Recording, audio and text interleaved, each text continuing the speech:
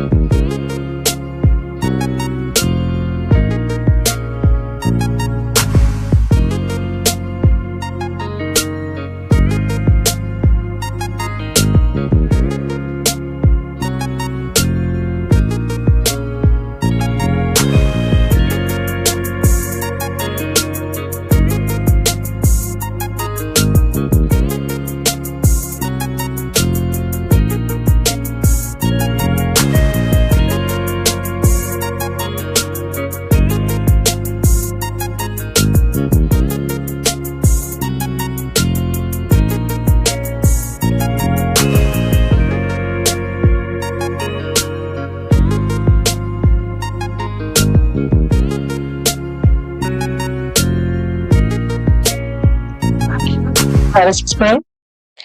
Almighty and eternal God, who through Jesus Christ has revealed his glory to all nations, please protect and preserve Belize, our beloved country. God of might, wisdom, and justice, please assist our Belizean government and people with your Holy Spirit of counsel and fortitude. Let the light of your divine wisdom direct their plans and endeavors so that with your help we may attain our just objectives. With your guidance, may endeavors tend to peace, social justice, liberty, national happiness, the increase of industry, sobriety, and useful knowledge. We pray, O God of mercy, for all of us, that we may be blessed in the knowledge and sanctified in the observance of your holy law, that we may be preserved in union and in the peace which the world itself cannot give. And after enjoying the blessings of this life, please admit us, dear Lord, to that eternal reward that you have prepared for those who love you. Amen. Amen.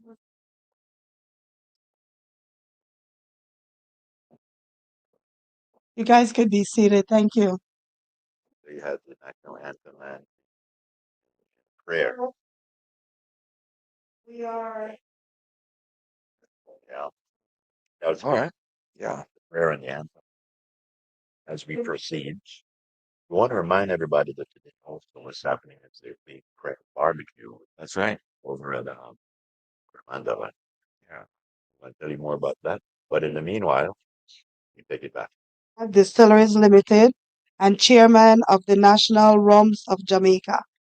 So welcome, Mr. Samaru. Please give him a hand.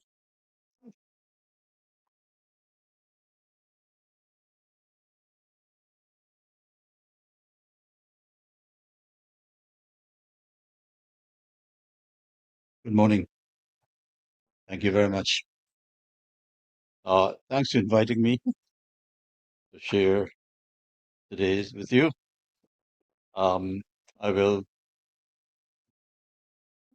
today. I thought I should make 8 points since I think you gave me 10 minutes.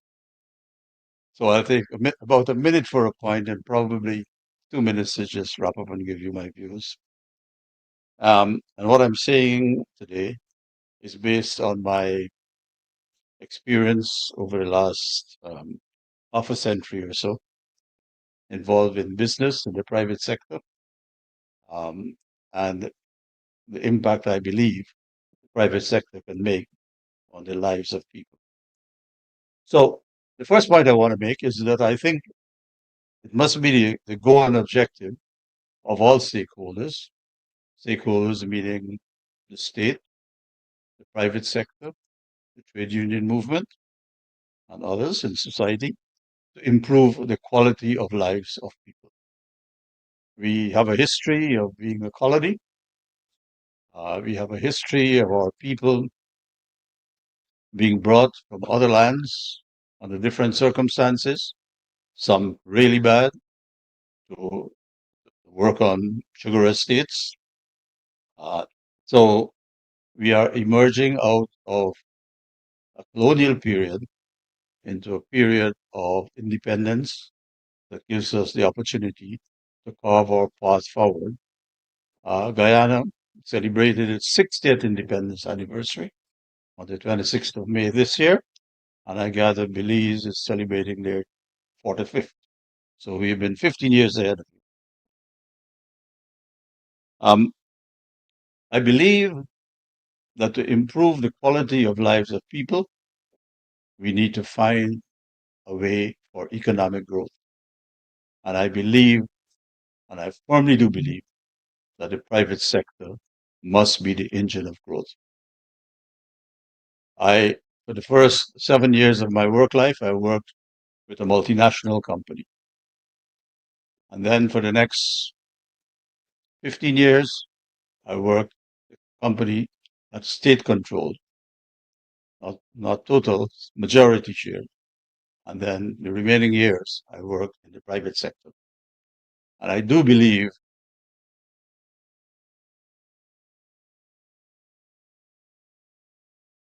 people. I firmly do believe in that. And I believe that for the private sector to play the role, we must work towards what I call widening the private sector. Private sector cannot be a narrow uh, group of economic players. I think we need to work to widen the private sector as much as possible. And that could be achieved through the capital market development that allows a larger number of persons to have a say, to have a stake in the national economy through the economic actors, that is the private sector. The company I worked with um, at the early stage, we embarked on employee share purchase plan, where we allow every employee to own a little piece of it. And at the time when we did it, we worked a very creative approach with a local insurance company who funded the shares, and they issued an endowment life insurance policy for each employee with the value of the shares they had. And the dividends on that investment over the next 10 years paid the interest on the loan and the premium on the insurance policy. And in 10 years' time, Employees had their shares without laying a cent in their pocket. And the result of that was a broadening of the base of the shareholding of the company, which today has about 8,500 shareholders, including many employees. So I believe that widening the ownership of business or the private sector is an important part. It's also related to the concept of separation of ownership and management. Every owner do not need to be a manager, but you can have a little piece and the management is left to professionals within a legal framework, obviously. I believe that growth must be market led. You have to understand your market. It cannot be production led. It has to be market led. And an understanding of the market in which you're operating is a key component. Because if you do not understand the market, you're making investments that may not succeed to the extent that you hope. And to the extent that the return on those investments are low, to that extent, your growth becomes lower. I believe that in the Caribbean, where we are a number of small states, we do have a particular disadvantage in building economies of scale. And therefore, I believe because of that disadvantage that we as individual states have, I believe the move towards a CARICOM single market and economy is the right move, and it's a move that needs to be further improved so that as producers, as private sector operators, we have a larger home market, so to speak, particularly important in today's world of uncertainty. Only yesterday, the United States issued tariff again, 12.5% on 60 countries. Right? The world that we are in is not a predictable one. And if you don't have a base market on the basis of which you can be sure that your investment will pay for itself, I believe that it will be very risky. So I believe that the CARICOM single market and economy is a very important strategic move for this region to build sustainability and build a market that allows us the economies of scale to make our businesses successful. And I believe to be successful in the marketplace, we need to have a competitiveness strategy.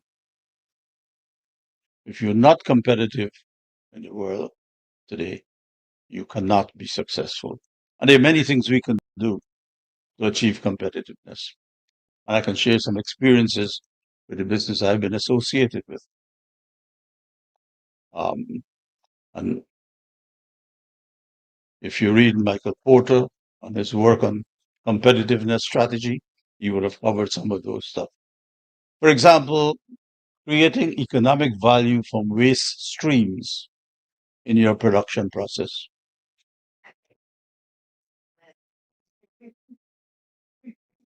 Somebody's following me.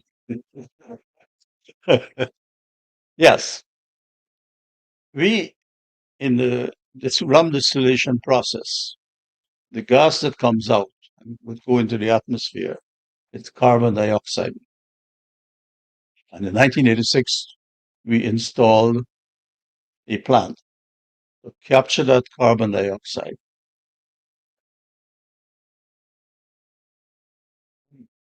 purify it,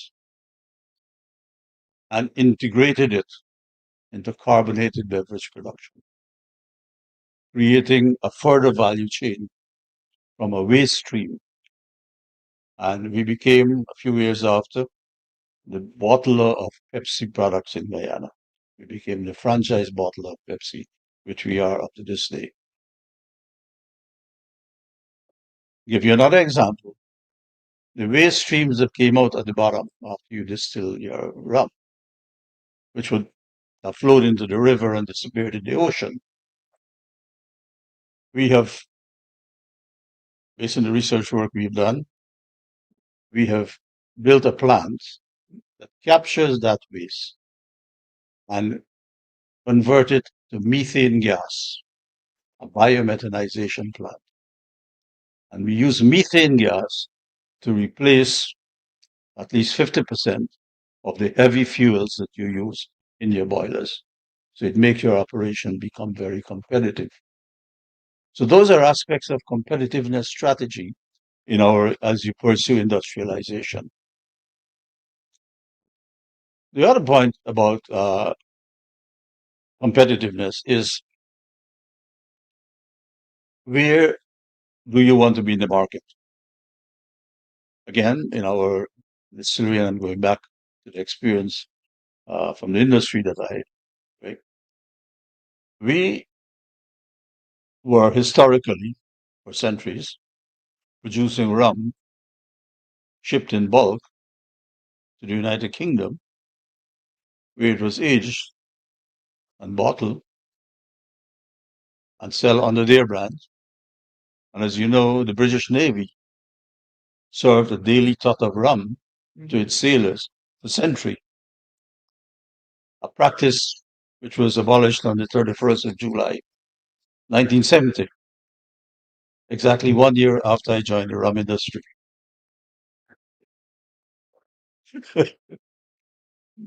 So, but that practice continued. But I got involved as part of my responsibility into the negotiations that were taking place under the Uruguay round of trade negotiations that took place between, I think, 1986 and 1993. 1994, the WTO was signed, arising out of that. And in that conversation, we realized that these markets, which were protected under quota and tariff-free arrangement and so on, would have come to an end. And so we decided that we are going to transition our business from being a bulk commodity supplier to being a branded supplier.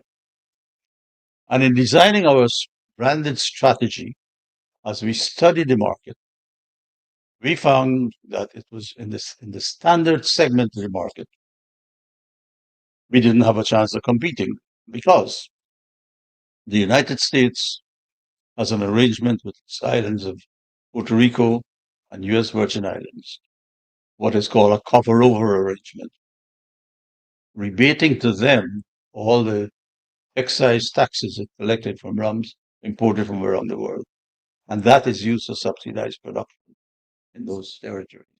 It was not a free and left market. And so we realized this is not a segment for us. So we decided, at the same time, the growth in the single malt whiskey market was growing at a very fast rate. And we thought that maybe the time has come for introduce premium age rums in the global marketplace. Completely new concept from scratch. And so our first was an Eldorado 15-year-old rum. And we conceptualized the approach of a sipping rum, the way you sip a cognac or a single malt whiskey. And of course, it was a very new concept. The market didn't accept it readily. We couldn't find an import in the United States because they said too expensive. It wouldn't work. And so what we did, we established a subsidiary in the United States, incorporated it, had it applied, had it certified as a licensed importer of wines and spirits. Right? In the U.S. market, this wine and spirit market is a three-tier market: an importer, a wholesaler, and a retailer. It's the most regulated market in the world. In the freest, but it's supposed to be the freest country, it is the most regulated market. And I can tell you stories about that, but I don't want to bore you with that. So we established our own company. We have an office in Florida, and they manage the distribution across the United States. And we have built that market over the years. And I was actually posted to be based in Toronto for 10 years, from 2004 to 2013, to build the brand globally. And I will go later, another experience before I move on this point. When I first, in Canada, each province had a liquor board, and they controlled the importation and distribution of wines and spirits. And my first meeting with the spirits director on the Liquor Control Board of Ontario, a guy named Chris Robertson, he said to me, no rum beyond $30 will go on this board. And of course, I fought him and big heated argument went on for a good half an hour or so. And then he said, I will give you a chance. But if it doesn't work, you're out of the market. And I said, fine. And so we got our first listing for El Dorado 12-year-old, retailing at $35 a bottle. And the first order was, I think, 300 cases. And after it arrived, I reached out to some students going to York University, some young ladies who was looking to make some money, paid them $15 an hour on a Friday and Saturday night to visit some of the bars and do some promotion. And before you know it, it became a hit. And we participated in the whiskey show, the Ontario whiskey shows. We were the only rum there. And whiskey consumers, for the first time, was experiencing drinking a rum, which historically was viewed as a cheap spirit that the lower class drink. We have premiumized. And I say it in a way, I may say I brag about it, that we have pioneered the premiumization of rum in the world. That's a project that I had a hand in. So, as part of the competitiveness strategy, you need to find your space. And what we have done, just to complete that story, El Dorado, aged premium rums, Diamond Reserve, a value brand, spiced rum, coconut rum, white gold dark. The back bar like to do that in cocktail. And in the last 3 months, we have now introduced a range of packaged cocktail called RTDs, which is the fastest growing segment in the international spirits market. These are packaged in cans, a single serve, pre-mixed cocktail, your rum punch, your mojito, or whatever, you buy it in a can and you drink it. So we are in 3 segments in the market at the moment. In doing all of this, the key thing is about people and people development.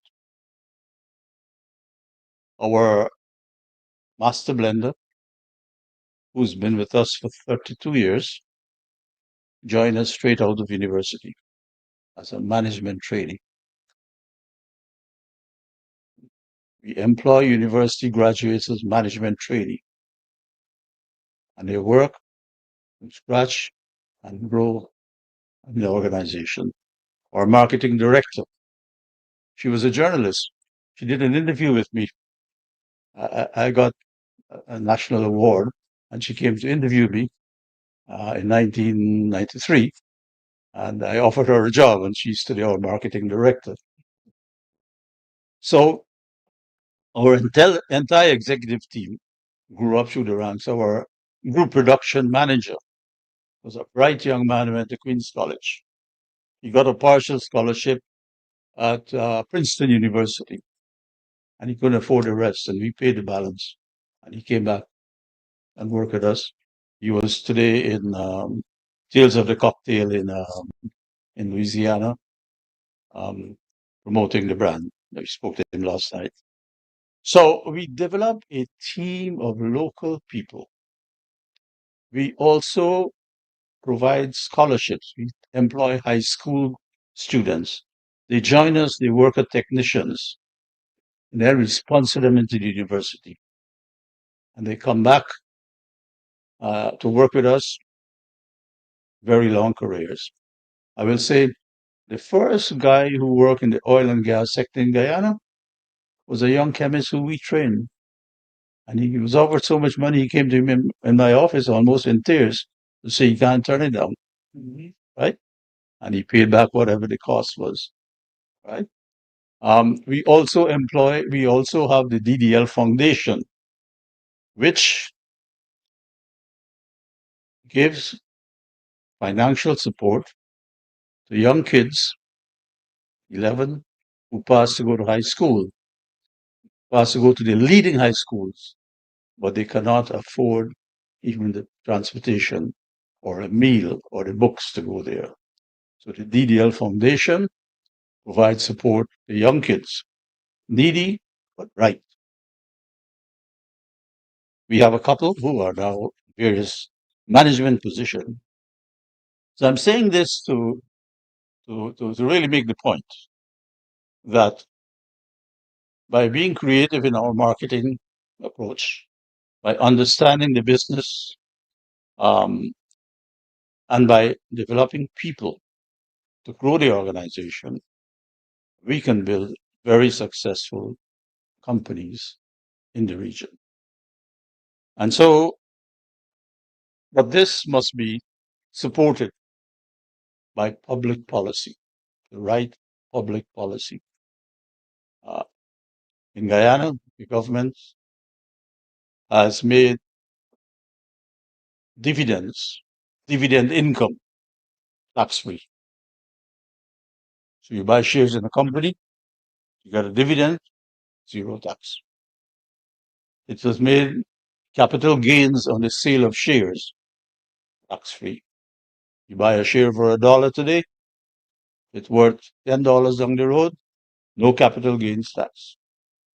I know in Canada, for example, capital gains is taxed at 50% of your marginal income tax, which can be pretty high in Canada, right?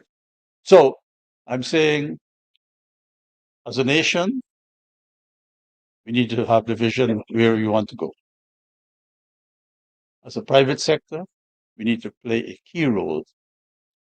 And together, by having the relevant and right regulations, the private sector can drive the engine of growth, bring about improvement of quality of lives, and improve the nation for the benefit of all. Thank you very much.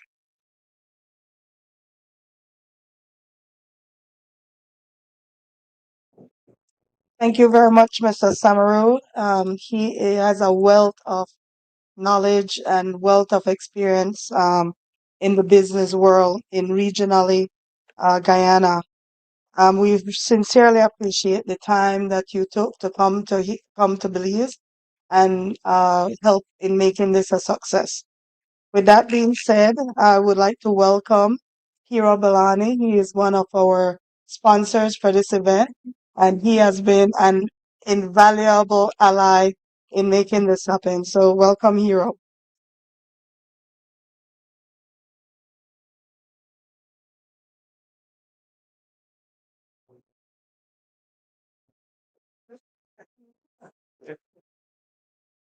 All right. Pleasant good morning, and apologies, I didn't expect I'll be saying a few words. I know we have an exciting panel coming up, but again, good morning. My name is Hiro Balani. I'm the CEO of Finance Belize. I think I met most of you yesterday. I haven't met everyone, but looking forward to connect with much more of you in the diaspora. I think we've had some engaging conversations over the past day, and this being day two and the business day. I think it's a very critical day. We have several key stakeholders here with us today from the Central Bank of Belize. We have the Belize Bankers Association, the Financial Services Commission, Beltrade is here. So we're very excited to meet with you and share the opportunities that we have in Belize. So again, but from my side, I know that this afternoon we also have some business pitches from all of the marketplace. So I'll be sharing a bit more about who Finance Belize is and what are the opportunities in the financial services sector. But in terms of the partnership with the Diaspora Summit, this has been our third year partnering with the Diaspora Summit because I want to reiterate a message that I gave at the morning show is that the diaspora is really a key group for us to engage with. You all are Belizeans living abroad. You have connections for us that we can make and opportunities that we can leverage. So in a sense, you are our boots on the ground. You are our ambassadors as well. And so we want you to leave this Diaspora Summit with a sense of what the opportunities are, what are the avenues for you to do business and to connect back home. So that's really our goal today. So I'm very happy to be here and to partner with Aria, Verlene, and Rishma. But please, can we give them a big round of applause because they've done a great job. So thank you very much. That's all from my side. Thank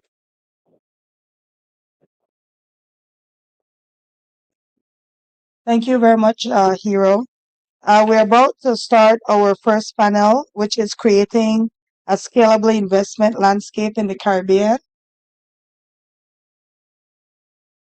And with that, our participants is Kamal Samaru, Brian Wesley Curtin, Clarence Holtz, Dr. Andrew Trumbach, Jonathan Lohr, and it's moderated by Monique Usher.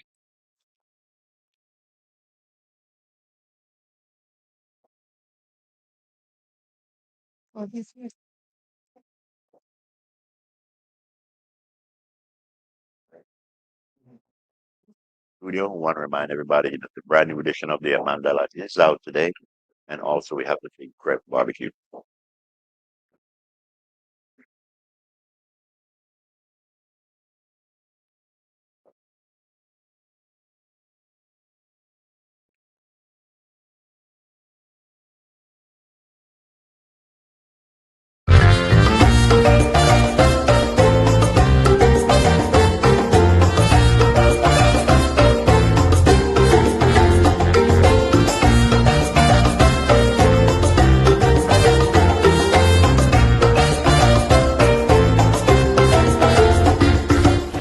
When the power goes out, life is disrupted. Be prepared and keep your home powered up with a generator from Benquip. We carry brands such as Honda, Kohler, and JCB. Schedule your installation, maintenance, and assessment to keep your generator ready and waiting to protect your family and home the next time the power fails. Stay in control of your power with a generator from Benquip. Equipment, parts, service. Money travels fast, so make sure you check it before you spend it. Here are 4 easy ways to know your money is real. Look, feel, tilt, and check. Look closely at your note by holding it to the light to see the watermark and the note value. Notice how the see-through image completes itself perfectly. Feel for authenticity. Run your fingers over the raised portrait and the bars on the edges. 1 bar for the $2 and up to 6 bars for the $100. Tilt the note to see the hidden value appear. Look for the moving images on the security thread and holographic shimmer on higher denominations. Check closely. Use UV light or a magnifying glass to find hidden images and microtext. Remember, handling counterfeit money is illegal. If you spot a fake, report it to the police immediately. Look, feel, tilt, and check. Know your money. Check it before you spend it. A message from the Central Bank of Belize.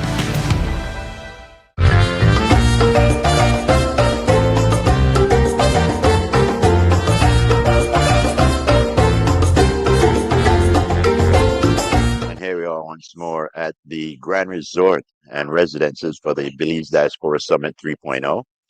We have our first panel getting underway shortly, and this is going to be about diaspora and talking about how we could work together.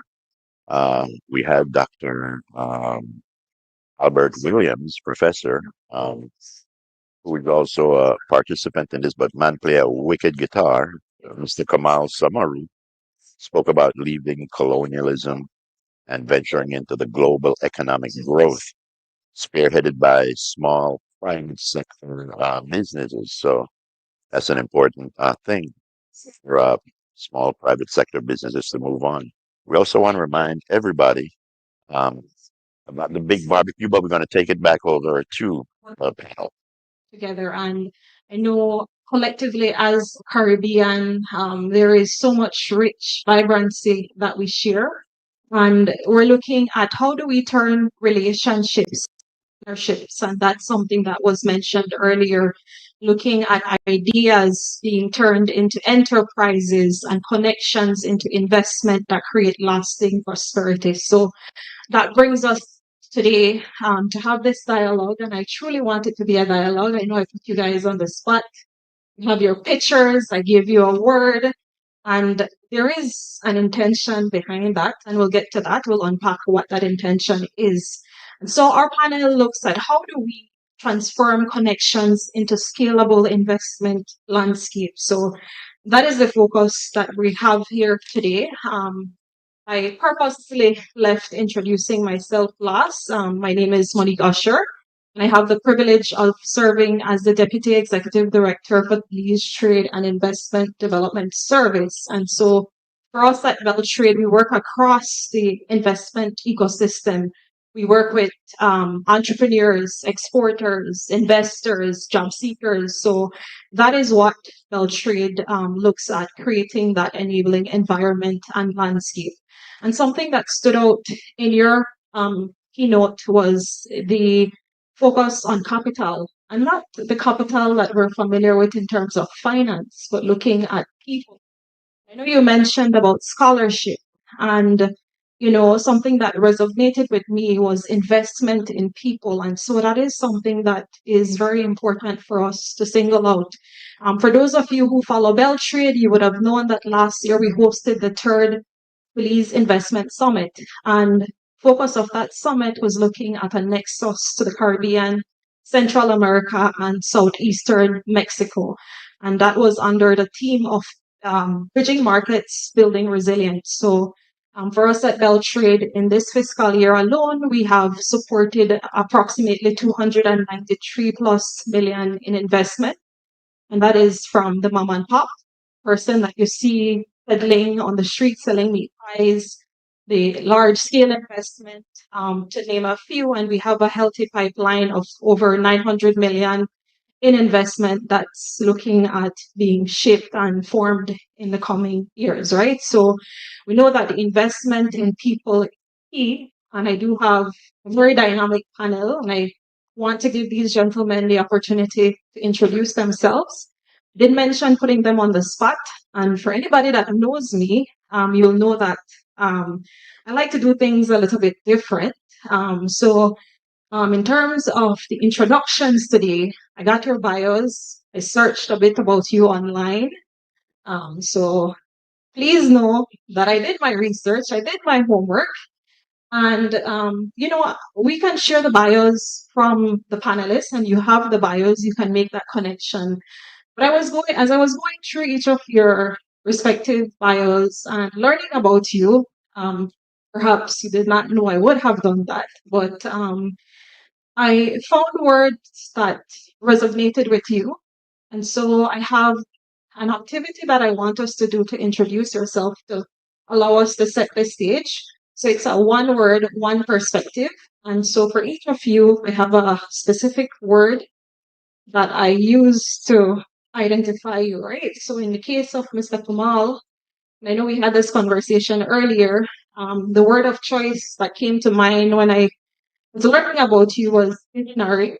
And I'm certain in his keynote, you could have sensed visionary. So I'd like for you to introduce yourself to the audience and anchor the word of visionary and why that word resonates with you, what you do, why you're here today, and why today's dialogue is important. So I'll start off with you, Mr. Kumar. Well, thank you very much. And good morning again, everybody. I think I would like to start by giving you an insight of my beginning. I was one of 8 siblings in a working class family. And the one thing that I had was I was a natural math student. I did natural sciences in school. And despite the poverty, as I got a little opportunity on my first job and I excelled, I realized that everything is within me. And if I apply myself, I could achieve expectations way beyond what my parents expected. And so I developed the mindset that nothing is impossible and it's all within our minds. And once we aspire and work hard, we can achieve everything. Thank you.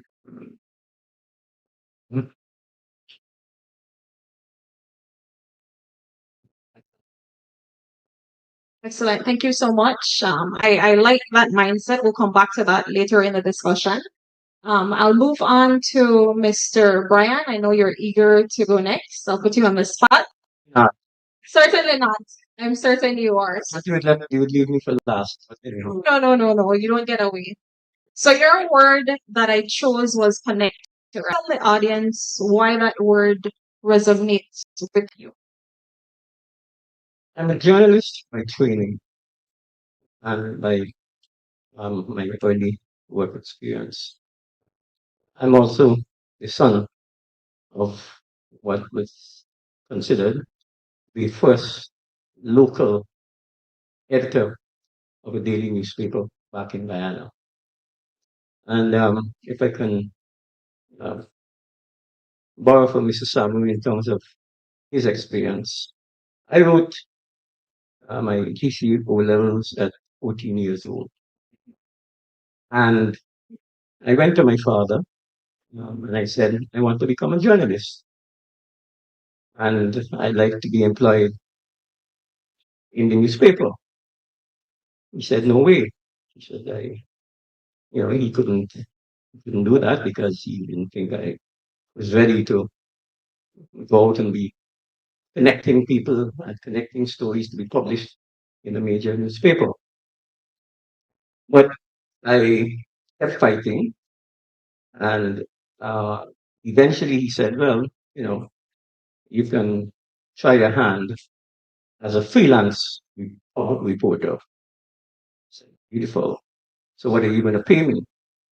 He says, no, it's freelance. You get paid for what you write. Okay, no problem. I said, so what is the freelance pay? He says, a penny a line. I said, a penny a line? And that is for what I publish. What is published, not what I write. So if you decide not to publish my work, I don't get paid. But I said, look. I said, Dad, okay, I'll take it. And he said, son, I don't give bouquets, only wreaths. I said, okay. And that launched my professional life as a club reporter. And I excelled my way up and actually became a senior reporter before I actually left to formally study mass communications at Howard University. In the interim, I did before studying. I again connected connector. This designation that you chose for me, I think, is apt because I also way back at the age of when I was 18, no? I joined the very company that Mr. Samuel was part of as the public relations officer. So I think I enjoy my journalism background and so on has propelled me into being a connector, and hence liaising with chambers of commerce and so on, people like Wishma, who has helped to connect Belize and Guyana quite well in that Belize has come to Guyana for the opening of our World Trade Center, and we are here for this event. And so that's the kind of connection that I think I have to facilitate. Excellent. So we see from a very young age connecting the dots. So I'll move on to Dr. Andrew. And I know when I met him earlier this morning, he said, can I choose another word? And I'm like, no. I am going to have you introduce yourself as an innovator. And I truly believe that word describes you. But again, I leave you to surprise us. Sometimes the opposite is what it seems. I may seem like an innovator. I am a firefighter.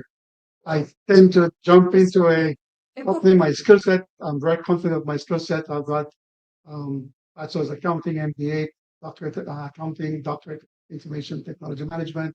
I've done the 9 years academically. I've published quite a bit. But my true skill set is finding solutions. Working in the US, I have a consulting firm that takes middle market companies and I either exit or we scale them to a different level. I have brought that process to Belize and numerous businesses.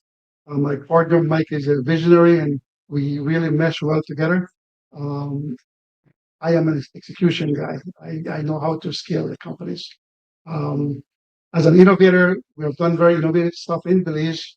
From 2000, I've been involved with building businesses in Belize. I became a capital market, I don't want to say expert, but I've been hands-on. I've gone through the process. I've worked in CPA firms in New York where I learned the trade. So I bring it all to the current processes that we have. I believe that I can give a lot back to my country because we don't have a capital market per se. We aren't mature enough. And we really need to make our companies locally investable. And there's a process to do that. Thank you so much, Dr. Andrew. Do you guys agree with him being an innovator? And it's interesting that you mentioned Mr. Singh. I know he's in the back of the room, but when I started off at Beltrade as an intern, he was our CEO at the time. And we always looked forward to his visits in the office because it was inspirational. So I'm certain your partnership with him is very dynamic and fruitful. I'd like to turn our attention to Mr. Clarence Hulse. And yesterday he reached out and we had a quick convo. And the word that I chose for you, catalyst. So I'd like for you to share the audience how that word connects with you. For you to share about what you are looking forward in today's discussions. Morning. Excited to be here. Good morning. Born in San Ignacio and raised for most of my life in Mascala, the village of Mascala is home. I was glad to be back. Moved to the United States a long time ago. Worked in Florida, North Carolina, and now in Indiana. And have worked both in the public and private sector, both for city and county governments, being a city manager, county manager, but now being a private CEO for a small nonprofit where we do economic development. And so for me, my dad was a minister of religion, my mom, my educator, a teacher.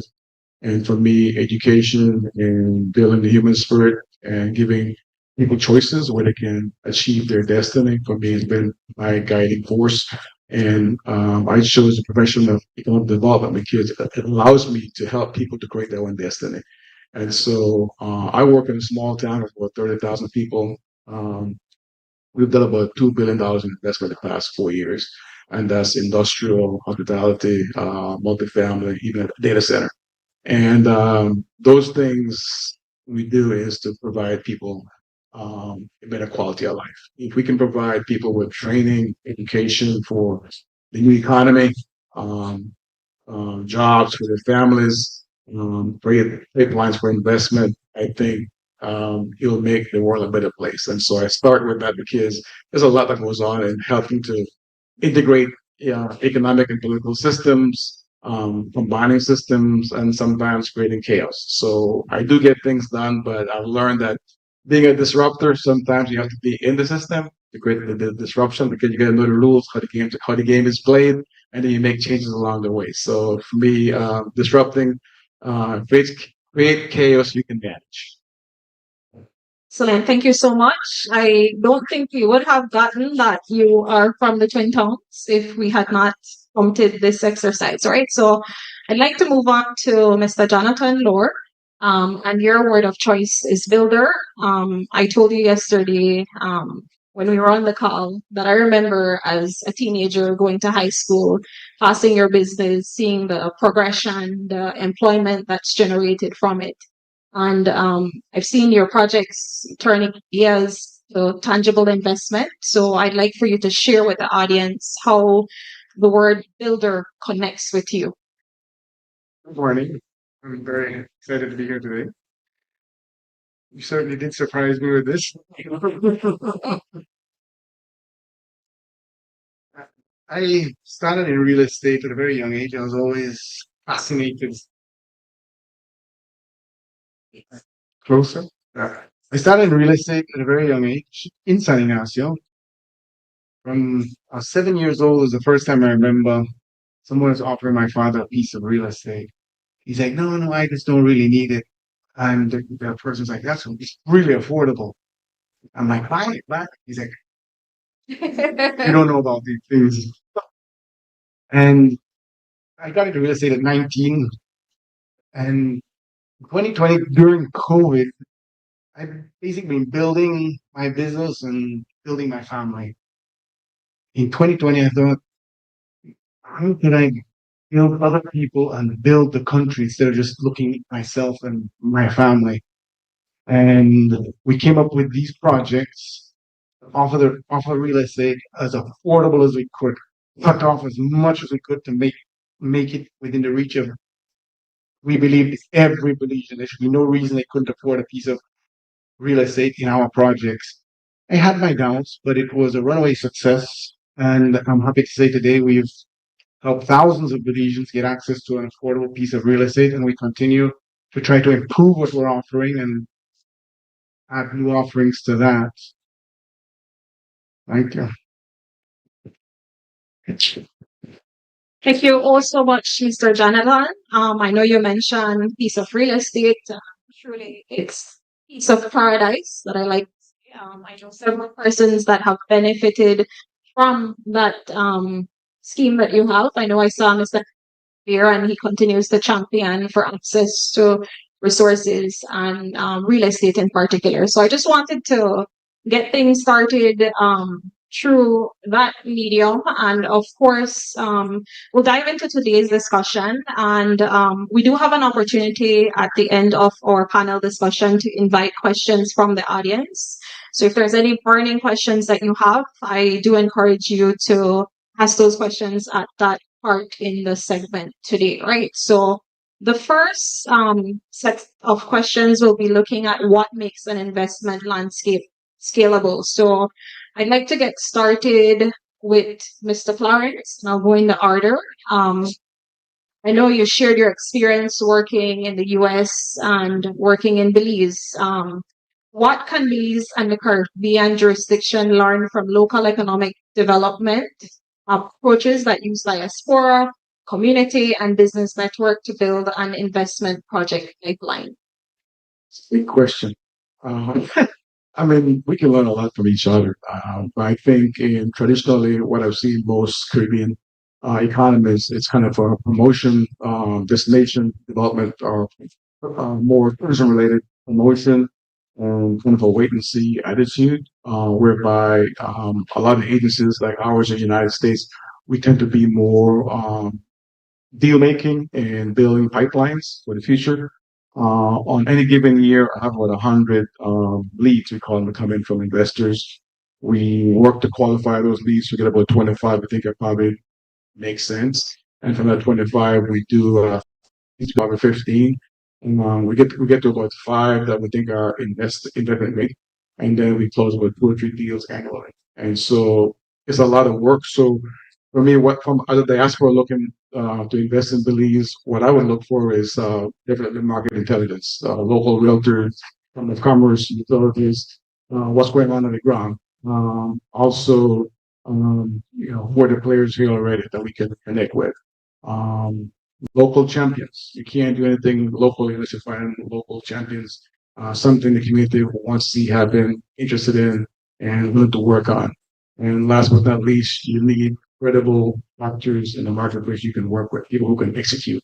You can talk a good game, you can have pretty pictures, If you can't find people who have capital or who can make things happen, it's not going to happen. You can talk all in long. So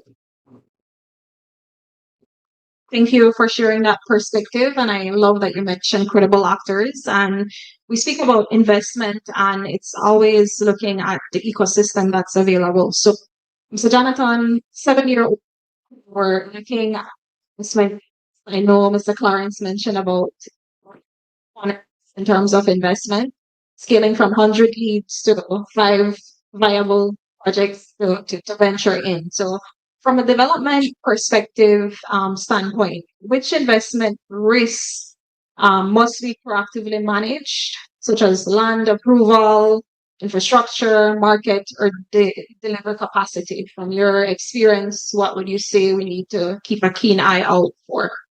So when we're looking at piece of real estate for a possible project, I'm always very careful to pick something that I would be willing to live on myself. Because usually, if you like it, most other people will also. The problem comes when you want to develop something that you don't like, but try to convince other people that like it. That's hard.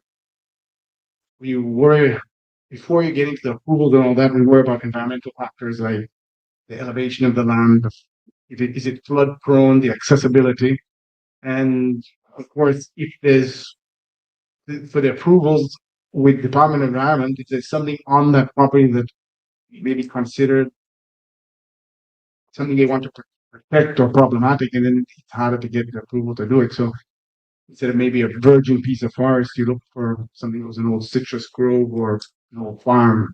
It's not you're not destroying jungle, and also to get the approvals and the subdivisions done in a timely fashion. Because the longer it takes, people start wondering, is this really going to happen, or did they just take my money? But it's a slow process, but just have to constantly stay behind it. Otherwise, in Belize, we have to keep following up on all these approvals and also the control the expenditure for the development. That can easily get out of control, and then you can't offer it at the price point you intended to. That would be about all. Thank you for sharing. And I know your company, Siva Reality, has years of experience in real estate development. Pointed out that's key, ensuring that you have your knowledge of it, the desire for that investment that are looking to an investment an opportunity for yourself would be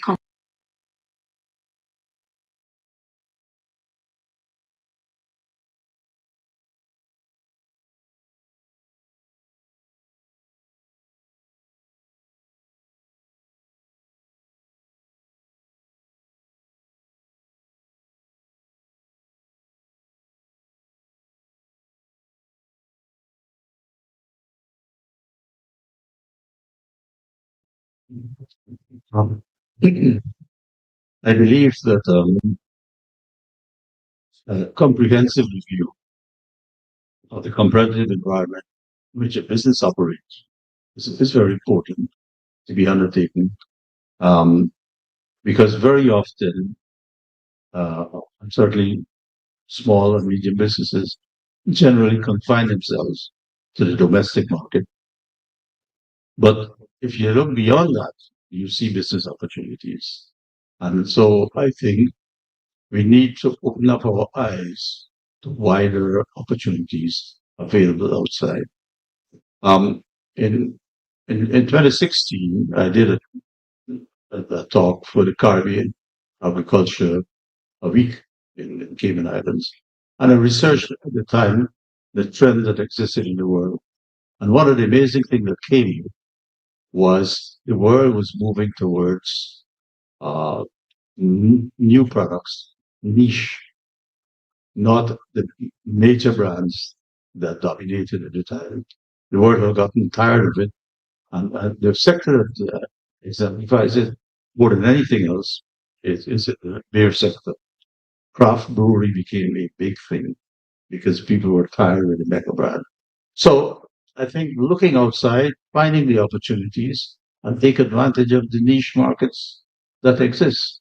That is why I believe very firmly that the development and growth of micro and small businesses is a very important prerequisite to grow the economy and lift everybody up, improve the quality of life. Thank you for sharing nugget, and I appreciated that you mentioned niche because sometimes when we're looking at scaling our businesses, we always look at volume. But as you rightfully said, we have to look at creating premium products and ensuring that we market it in that way that it's competitive. It tells a story. And I'm always about telling a story because people don't truly buy products and service. They buy convenience. They look at what suits their specific needs, right? So I appreciated you mentioning that. Moving on to Mr. Brian, I loved your introduction. From your work with the World Trade Center in Georgetown, what practical support helps Caribbean businesses reach new markets and become more investment ready? You chose the word connector for me, and one of the objectives of the World Trade Center Georgetown is to connect businesses globally. In the context of this discussion about investment in the Caribbean, I also would want to point out that investors, particularly investors from within the Caribbean, ought not to see ourselves as a collection of individual countries. Instead, they should begin by viewing us as a connected region that are full of opportunities. If we were only to put aside, the rampant nationalism of just wanting to do in your country.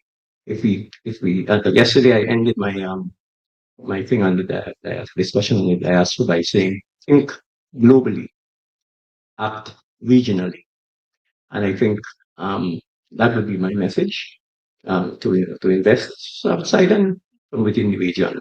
For those of us in the region, we must think globally. We must understand the dynamics of international markets. We must understand the dynamics of the ever changing geopolitical landscape, but at the same time, act regionally. I think a key message that stood out for me with your response is the ability to retool. The old antiquated way of doing business has worked well, but if we're looking at the landscape that we're in, we have to pivot, we have to change, we have to be agile in our approaches. And so I definitely can understand what you shared. I'd like to go to Andrew and looking at what makes an investment landscape scalable. Building on that question, what opportunities are attractive for diaspora investors? What must be in place before asking the diaspora to invest rather than simply to support a business venture? Let me take a step. I like Mr. Kamal's idea that you need to have competitive strategies, you need to have core competence. Belize is a small country.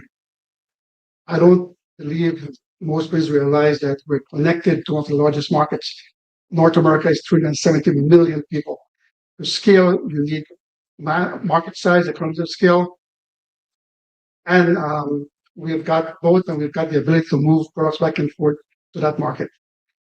Regionally, we've got the Caribbean, but in terms of having a market size, we need to go to North America. We've got that core competence in location, geographic location, in English speaking, and we know the system. We do business with that system. So I would say that's number one criteria. What people don't realize also is that our diaspora population is in North America and Canada, which means that they have a network, they have the ability for us to scale from Belize.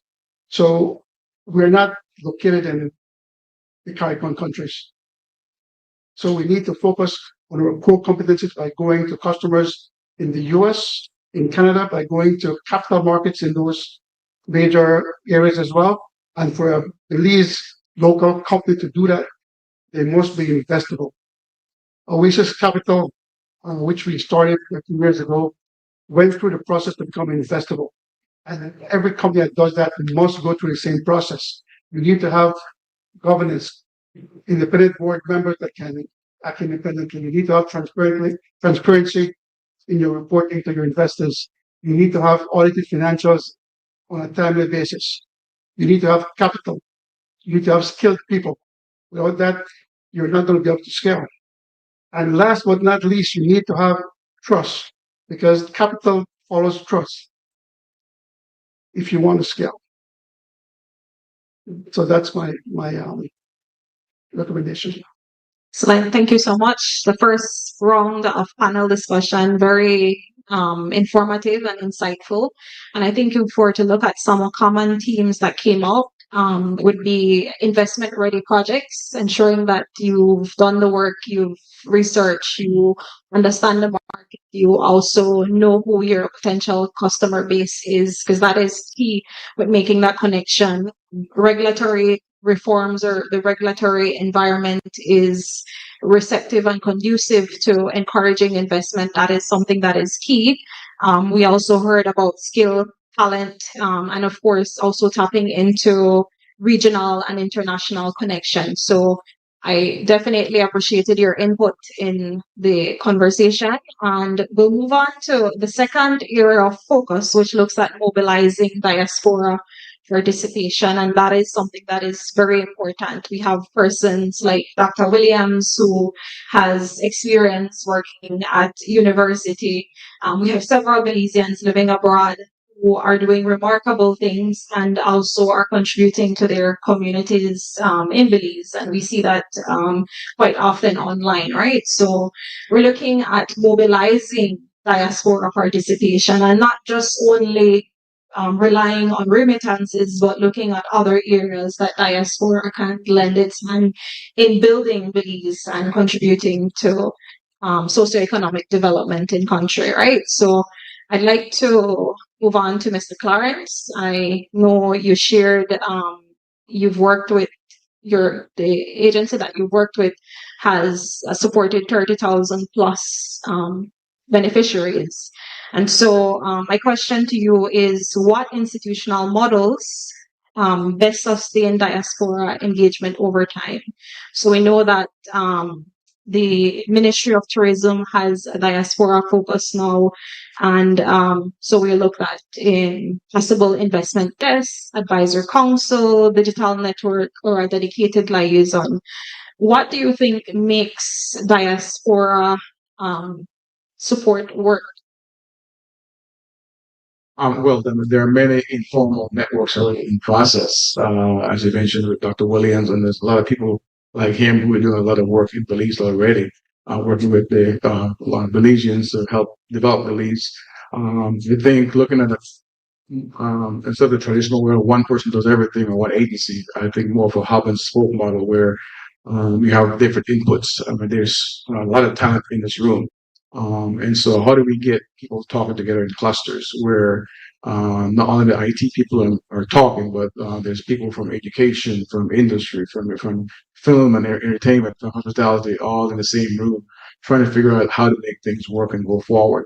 I think traditionally, we think about just having one person or one agency doing all that, but there are multiple agencies I believe that can help in terms of, Bell Trade, of course, the Chamber of Commerce, Foreign Affairs, education sector, labor. I mean, it takes a lot of agencies to make this happen, to build that platform. And today, because of technology, we can have those virtual meetings, where it's quarterly or, because back in the day, you had to fly home or fly to New York.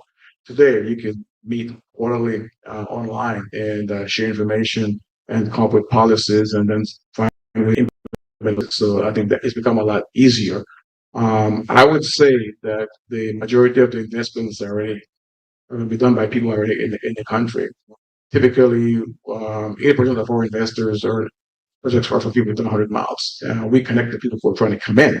And so I think that's the role that diaspora plays in trying to connect local Belizeans to investors. But The know-how is already here. The people who know the markets is already here. So how do we integrate that approach and make it where it's a win-win for everybody? Thank you. I know. Apologies. Yesterday, when I was tuning into the news and I was watching the segment that was featuring the Belize Diaspora Summit 3.0, I heard Deputy Mayor Mr. Miller share that the Belize City Council does have a focus on diaspora. And so these types of initiatives are live examples of how we're looking at creating that nurturing environment and network, as you mentioned, for us to be able to tap into. I'm happy to hear, Dr. Andrew, he's still invested, and likewise you, Mr. Clarence, invested in developing Belize. And so that investment appetite is there, and I'm certain it's how do we package that opportunity to diaspora. And we've seen, looking in the news, reading people's social media posts, you see that people living abroad do have that keen interest in wanting to invest in Belize. And I know, Jennifer, I know you mentioned about that opportunity that has been availed to 1,000 plus persons that are benefiting from, first time owner. Built on that conversation, as a developer, how can businesses make due diligence easier for diaspora investors abroad? I mean, if you were listening to the news a couple weeks back, you would have heard about a story about someone having an unfortunate experience when it came to investment. So, what information or tools most effectively reduce uncertainty and build investor confidence? I think I would use the words of Dr. Andrew. I like that. Capital follows trust. And in Belize, trust is one of the greatest things you can offer someone, because we don't have as many systems as maybe in some other places to make sure that people get what they're paying for, what they're promised. Typically, you try to manage that by making it very clear for the buyer. So there's no uncertainty, so they have confidence going forward. What they're getting, the contracts are clear, not 10 pages. You try to make them concise and provide the documentation or the information they need readily. That builds trust. When you ask somebody a question, they're hesitant or they don't want to give you the information, it makes you doubtful. So when we're dealing with our customers, to give them that confidence and trust in our projects, especially since a lot of them are buying it on a payment plan, with the trust that in 2 or 3 years, when they finish paying, we're going to deliver them the title. So there's a lot of trust in our business model. And when people lose that trust or they get doubtful, in many cases, we refund them. If you don't like the way we're doing business, they don't trust us, it's better we give you your money back, because we don't want to create that conflict between the developer and the customer. Trust is a very intangible asset. We cannot see it, we cannot touch it, but we certainly feel it, right? So that is something that I wanted to emphasize, and I appreciate your response and sharing with us the importance. I know the government of Belize is making reforms to digitize its services. You can register your business online. There's talks to have the land service. I know there's a code that you can type in and you can see the status. I am not certain if it's still functional, but it shows that we're making strides to ensure that the investment landscape is transparent and there is opportunity for you to do business. I know from our standpoint at L-Trade, we're looking at a single investment window. Oftentimes you have to interact with tax, the Social Security Board, etc. We're trying to see how do we streamline that to make it more conducive to an investor. So I'd like to invite Mr. Kumal to the conversation. And I know you've mentioned you were living in Canada and you traveled back home. Where can diaspora partners add value beyond capital, including market access, mentorship, supply chain, partnership, or export networks? Can you give us a practical example? And I know you shared a couple earlier, but if you can maybe hone in on one specific example. Yes, I believe that the diaspora benefit from world trading, particularly in the area of technology. For example, right now as we speak, there has been one member of the Guyanese diaspora who worked in the fintech industry in Canada, and she's back setting up a business in Guyana, partnering with Demerara Bank to provide point of sale infrastructure for small retail persons in Guyana. That's a business that we are facilitating. Her brand name is Flope. Flope. We've got other instances like that. The diaspora who have benefited from the education in the first world are coming back to use that experience, that knowledge, to help contribute to the growth of Guyanese business. I have to say, one of my sons who has gotten into cybersecurity in Toronto, for example, has informed me that he is now setting up an operation in Guyana to provide cybersecurity services to businesses and governments and so on in Guyana. And then we have the diaspora who are living overseas. We have several in New York, Toronto, who are importing products and distributing it, starting out in the ethnic markets and then widening that distribution into the other supermarkets. So they are vibrant businesses. In fact, dealt with a case where two Guyanese members of the diaspora were competing for the same market, which we had to sort out. So there is a lot of dynamic and vibrant interaction taking place with growth and expansion of production in Guyana. Our diaspora is seeing opportunities in the market in which they live, and they have been reaching out to build that trade link. Is an excellent example. It spurred my thought process, and I'm appealing to the diaspora listening abroad to lend your expertise. We appreciate the remittances. We love the MoneyGram. We love what's the other in San Barret? We appreciate it. Western Union, yes. So if you have any experience and you can mentor a small business in Belize, we do invite you. We may have experience, as Mr. Kamal mentioned, cybersecurity is something we take for granted. How many of you in the audience have the same password for every email account, social media handle? Ms. Arya, you're guilty as charged?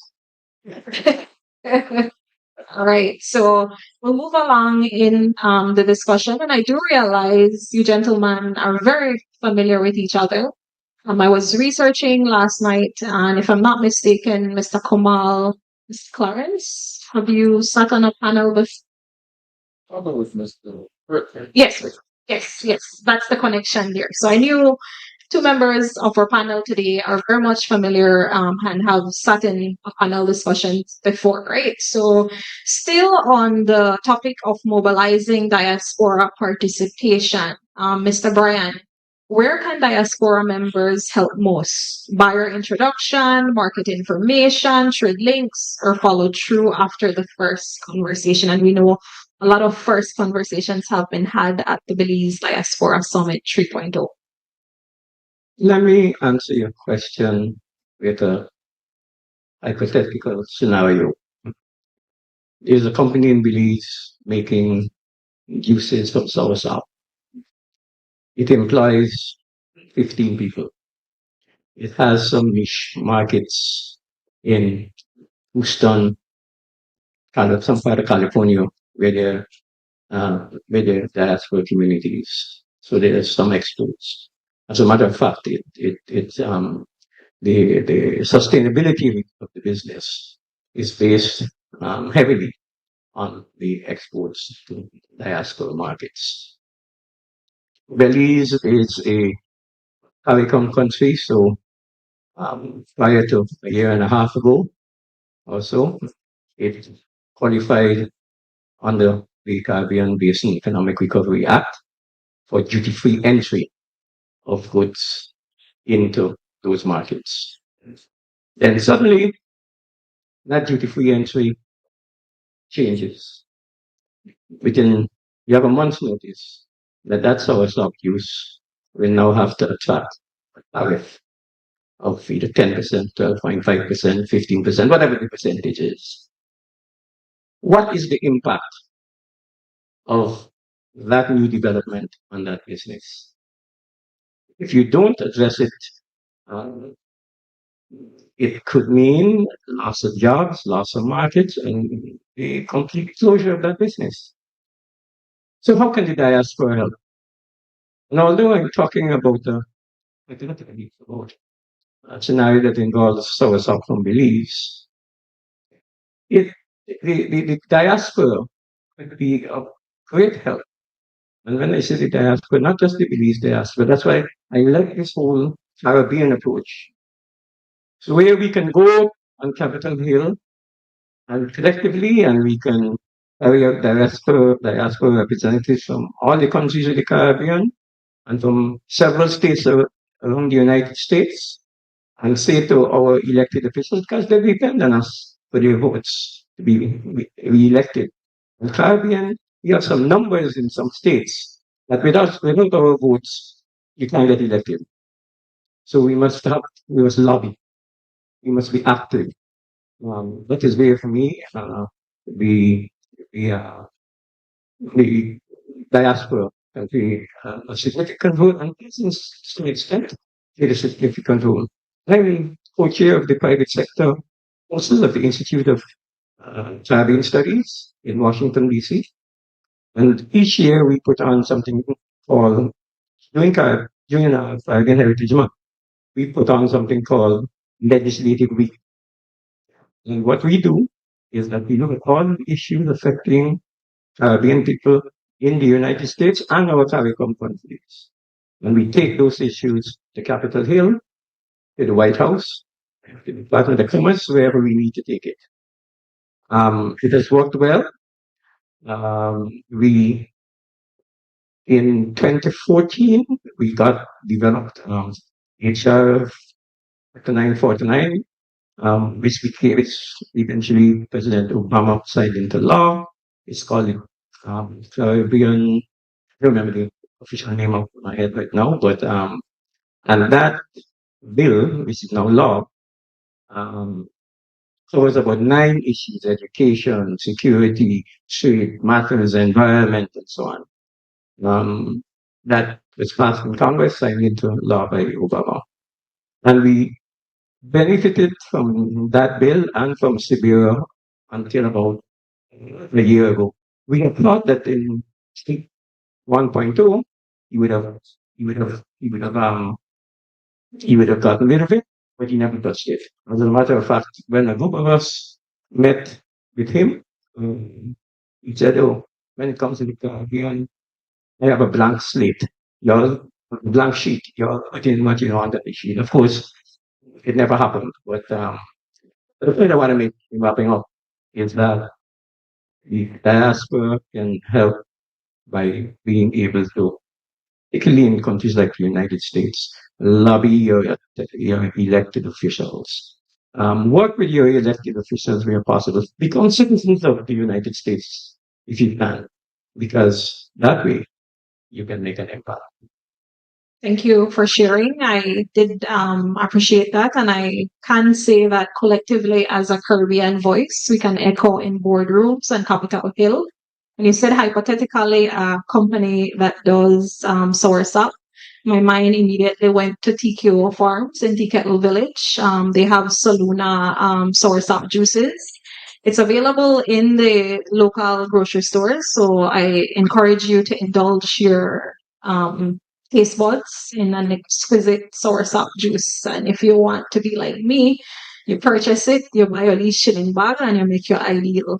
That reminds you of your childhood heritage. So, Dr. Andrew, I definitely want to invite you back to the conversation and to have us wrap up this second segment, and then, of course, extend invitation to the audience to pose questions to our esteemed panelists. So my question to you, and I know I've been speaking about remittances, which investment mechanism could be viable for diaspora participation? And we know that remittance is the money We appreciate it. We welcome it. I know the bank is here. We welcome the foreign direct investment. But beyond that, what are some other mechanisms that we can tap into from the diaspora? Remittances are a consumption vehicle. It doesn't go into saving, it doesn't go into investment. And we're at the stage where we need to create investment opportunities for the diaspora. It's really non-existent. To my knowledge, we're the only public company that you can go in if you have a trading account and buy a share of stock in the US, which is very unusual. I have been working with Finance Belize to do innovative products that we can attract capital, we can attract investors. And it has worked tremendously because we're giving opportunities to the diaspora as well as to foreign individuals.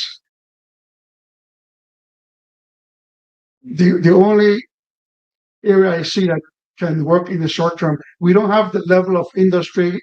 We're dependent on tourism to be able to have a lobbyist for each association. We don't have that. It's non-existent. So we have to depend on individuals. How do we collectively get them to pool their resources? How do we get them to do joint ventures? How do we get them to participate in private placements to do a project? That has to happen. We have to train and educate the diaspora population. They need to build that trust that there's transparency, they get reporting, there's what I call predictive regulatory environment. You made a mention of it, which means that, for example, in the real estate, we need to have regulation. We can't have just anybody just become a real estate agent, and then it's not predictable. We have a lot of fraud, we don't have investor confidence. So we need to look at every industry, create that confidence level and the trust, and I believe that that's where will come and they'll be attracted to those investments. Can I ask follow up to that? You mentioned government, public-private dialogue is very important. What governance safeguards are essential for trust from your perspective? What's essential is transparency. The ability of the project to have management in place that have executed properly in prior projects and they can be trusted to do the same. We're investing to look for a return, and that guarantees a better or a mitigation risk. We're looking at the predictive environment where you know that dynamics aren't going to change, you know there's not going to be fraud. We've seen Sanctuary Bay, we've seen a bunch of fraud in the real estate, and it affected the customer base. People are now very skeptical about coming to Belize and investing. For the diaspora, and I'm a diaspora as well. So for me to invest in a company in Belize, I have to know the management team. I have to know the project. I need to vet it. So I need full transparency. I want them to have audited financials. So I know that somebody else is looking at their information and I want to be given a timely reporting on what they're doing. That would attract me to invest in Belize. That confidence we can see definitely building into trust at this point in time. I believe it's 10. We have 10 minutes for question and answer. When you come up to the microphone, I ask you to please share your name, the business you're representing, your interests, and of course, who you would like to direct your respective questions. Yes, Mr. Singh. I mean, I have to tell you my name. I only gave your last name, so you have to tell us your first name. Yeah, thanks, Mons. Michael Singh, president of the Association of Real Estate Brokers of Belize, and in the process of becoming the consolidated association between Belize National Association of Realtors and Arab is now consolidated to become the Belize Real Estate Association, the single association, and also Andrew's business partner, which is not what I'm here for. I wanted to touch on something that both Jonathan and Andrew said, which is about trust and wealth. In Belize, our wealth is measured in real estate. We have to face it. Every single thing we touch is real estate associated. And the trust factor in real estate has been where we've gotten the black eyes and we have gotten the successes. Every single hotel that's been built in Belize was built because of a real estate deal. Every single farm, every single cruise port, every single investment by a diaspora member has been in a house where the family member took the lumber and built something else, or God knows what. I mean, we have a million stories like that. The only way to build a trust in that is to create, as Andrew said, institutions that people can invest in that are not necessarily where they know they have a recourse. My question to the panel is and particularly the guys in Guyana. Unfortunately, we don't have the oil, so we don't have people flooding back. So congratulations on that. So the only thing we have is our natural resources and our land, our beautiful reef, and all those things. So people have to come back on a real estate based investment. How do we build systems in Belize we're trying at our level. Andrew mentioned making sure that people are licensed, and the new association is lobbying with the government for a real estate bill. We're working on putting in best practices in real estate. We're looking at making sure there's proper training, trust, systems at the lands department. It's an uphill battle, but I just want to hear from you guys on that one particular topic, and I think Jonathan's a good person here to start with. Is what are the things that we need to do as practitioners to give that comfort to the diaspora and to get our government to really get on board to say, look, this is something that we really have to address because it's really killing us. Just that's my input. I think a really big support for getting the trust of the diaspora, was to kind of get the government on board with the private sector, especially when it comes to real estate, and to kind of have some regulations. I'm all for the regulating the industry, because today basically wake up tomorrow and you're a realtor.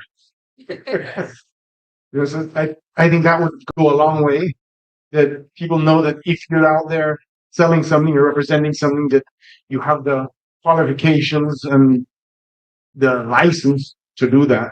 That would be very big. I think that's one of the big things we're missing in the industry.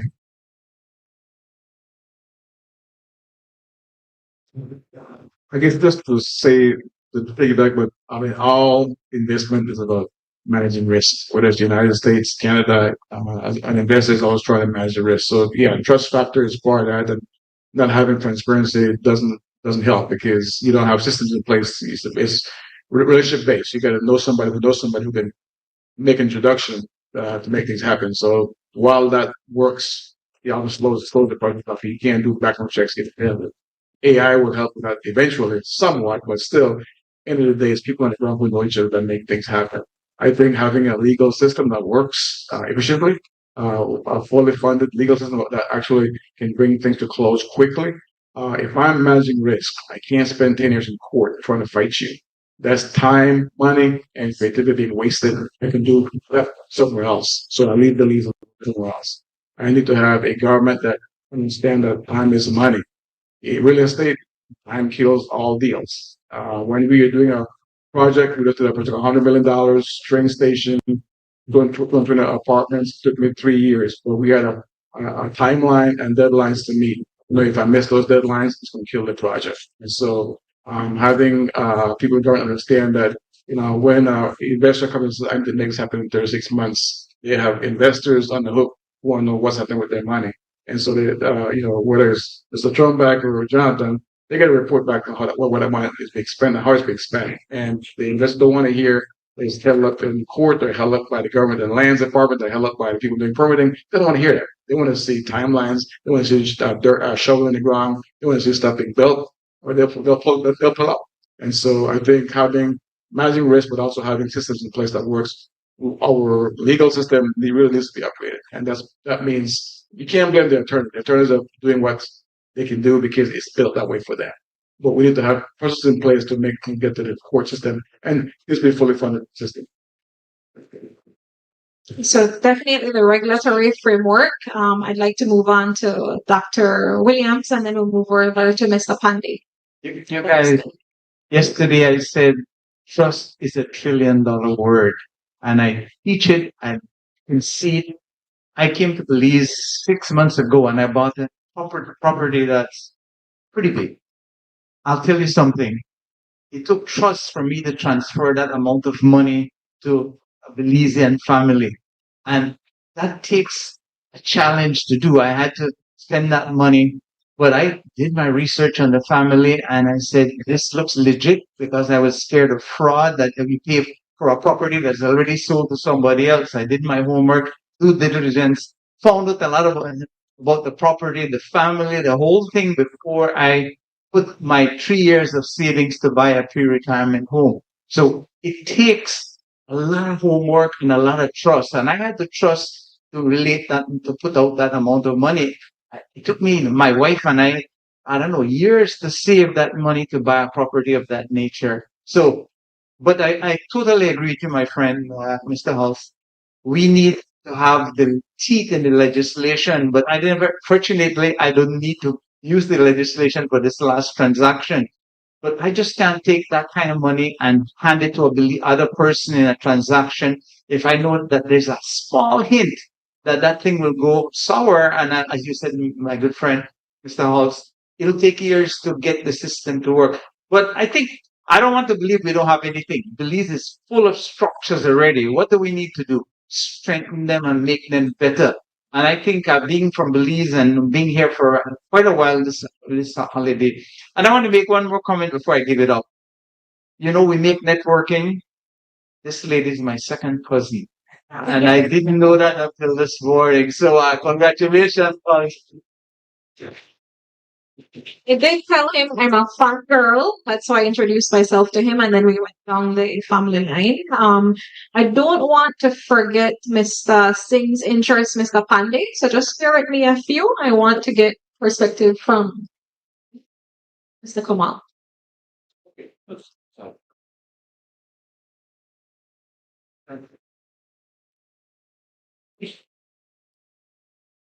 Well, I have to plead ignorance when it comes to the real estate market. I can talk a little bit about regulatory framework in the financial sector. I chair 3 licensed financial institutions in Guyana: a bank, an insurance company, and a trust company. And the regulatory framework is so rigid. Each institution has to employ a compliance officer. And everything is very rigidly regulated with full compliance, periodic audit, including the auditor coming to a board meeting to find out how the board operates. So I think the regulatory framework and the compliance with the regulation is moving forward. Thank you for that input. Mr. Singh, did we satisfy your appetite? Perfect. I can live with that. Before I move to Mr. Koi, apologies. Mr. Pandey? I get to you, Mr. Koi. Hello, my name is Joshua Pandy. I run an AI and marketing growth studio that's US based. And so there's been a lot of talk about trust and scalability. So I guess my question would go to you, Dr. Andrew.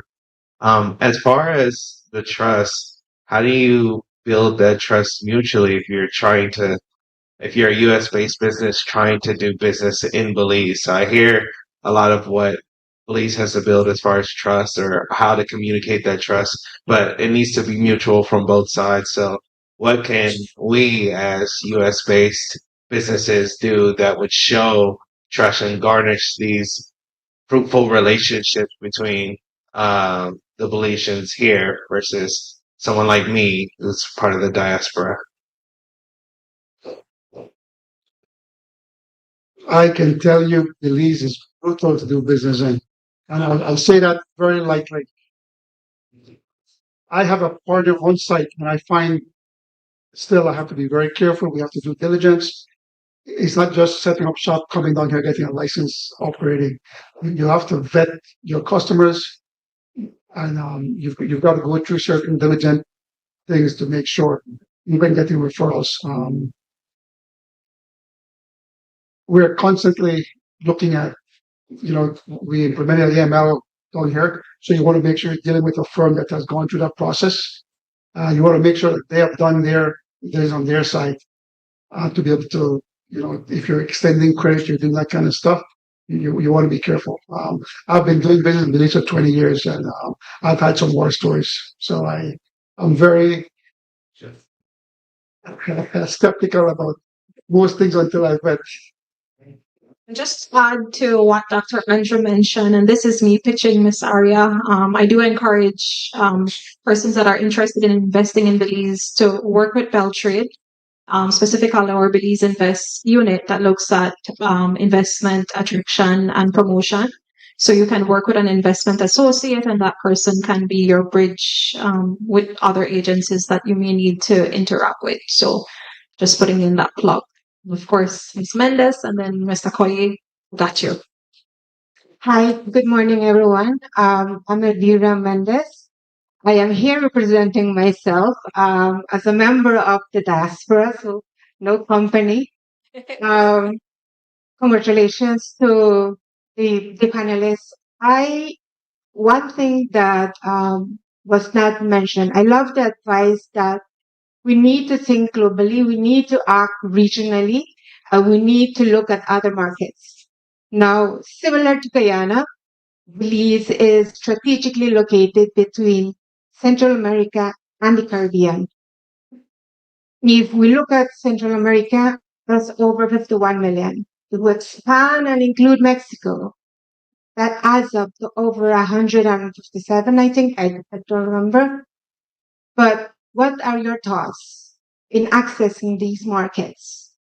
They are adjacent to Belize, so the proximity is very close. Thanks.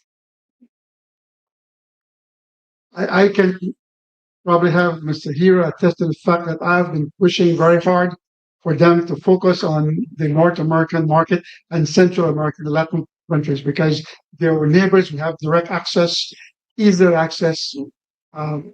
So you're preaching to the choir. I believe that we should focus our global footprint to do it because that's our core competence. We do need to be a part of CARICOM, and we do need to focus on those markets, but I believe the low-hanging fruits will be going to those countries that are connected to us. I do believe Mr. Brian would like to chime in. Yes, thank you. Within CARICOM, there are a number of trade agreements or partial scope agreements that allow for access to markets in Central America, markets in South America, and beyond that, you spoke of Mexico and Central America, but those agreements, there are also agreements in place in Latin America. There's CARIBCAN, which is Canada. So, and I think if you have more information, and if you seek out more information on the possibilities and the opportunities that are available through those agreements, you can access those markets for products that they may need. The important thing is the knowledge. You should know what exists. You should know what products qualify for entry into those markets, either duty free or on some kind of concessionary basis. My friend here says it's doing business in Belize is brutal, but he's still here after 20 years. He's still here after 20 years. So what he does, I mean, of course, I suppose it begins with a love of Belize, but it goes to the fact that he invests time, effort in research, in finding out, in doing analysis, and so on. And there's no easy path. If you're serious about business, then I think you need to, invest the time in the research and being able to understand what is out there for you to benefit from. I also want to, as we're talking about adjacent countries, Guyana has a border with Brazil. And on the Latam region, you can actually drive across to Brazil, and there increased economic cooperation in relation to border towns. I believe that importation or consumption in the Latam region is on a duty-free basis from Brazil. And I believe the collaboration with Brazil is actually expanding because it will be easier and quicker to access deep water harboring Guyana than coming through the Amazon River. So there's discussion going on now about building a rail or a highway from the Boa Vista to new deep water harbor that is being contemplated in Georgia at the moment. So Guyana also has a partial scope agreement with Brazil. I think it was the two of us who went to the ambassador a couple of months ago, and then finally the partial scope agreement was in some drawer somewhere. But they've since dusted it off, and we're looking at debating it and harvest some of the benefits in that agreement. Thank you. Excellent. And just before I move on to Mr. Koye, who will be your last person posing a question to the panel today, I also want to make mention of Export Belize, a unit in Beltrade that looks at providing support to businesses that have that interest to either export products or services. We can provide you market intelligence support, and I know that's something that Mr. Clarence introduced in one of his responses. So an opportunity is there for you to work with a member of the Beltrade team. Mr. Koye? Yes. I'm Jose Koye, and I'm member of the Koye and Associates accounting firm, auditing accounting consultancy. We are chartered accountants. We have a mix of Canadian and American. But we also in the hospitality industry, and I would like to take advantage of this out here. We own the Sea Spray Hotel in the Passenger Peninsula. It's one of the first hotels on that 14-mile strip. But I also had a time too when I was in government. I was a very cabinet. But there was a very good friend of mine. He was a distinguished economist, and he was a member of the Inter-American Development Bank. And one day we were having a chat. And he reminded me of something that PJ Patterson had told me. But what the guy said to me, he said, Mr. Koye, you know, when he called me Joe, he said, I remember one member of the cabinet. They asked me one time if I could have a session on entrepreneurship to the cabinet. He said, but I told him, no, I don't need to do that. He said, you have to see entrepreneurs like roaches. He said, just create the environment and they will come.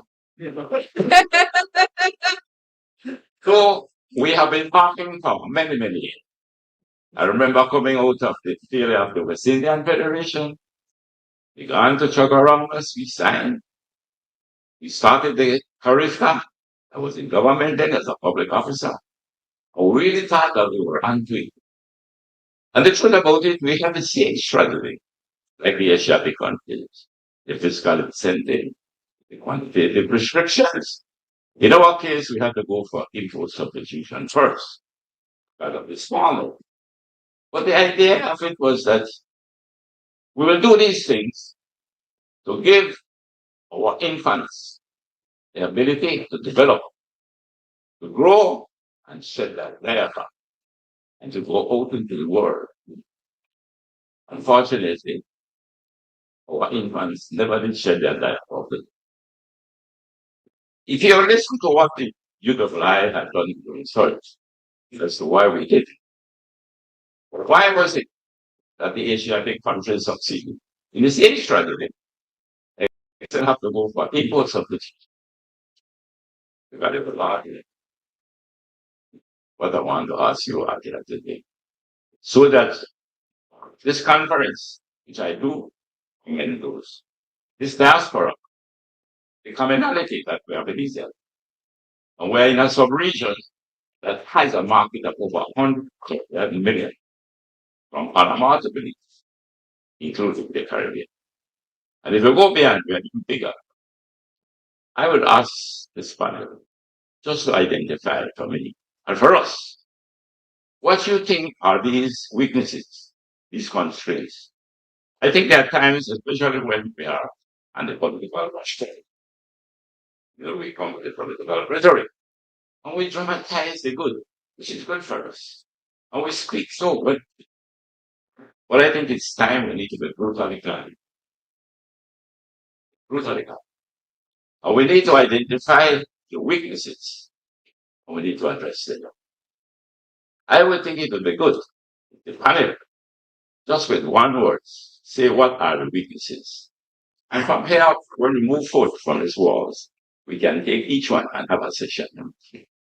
Excellent. I love that you're playing devil's advocate and feeding into the theme of the Diaspora Summit 4.0. Just remember one thing: the devil was one time an angel. So of course, one word. One word: unification between the different sectors in government. Bell trade, income tax, the banking system. As of today, I still cannot open a bank account for my public company. This is the where we're in. That's why I said it was brutal. That's what I mean by brutal. You cannot do business in Belize. They make it difficult. And there's not one agency you can go to can take the ownership and help you. So we need to unite. So the one word I would have is a unification of our government services to be able to fast path investors into the country.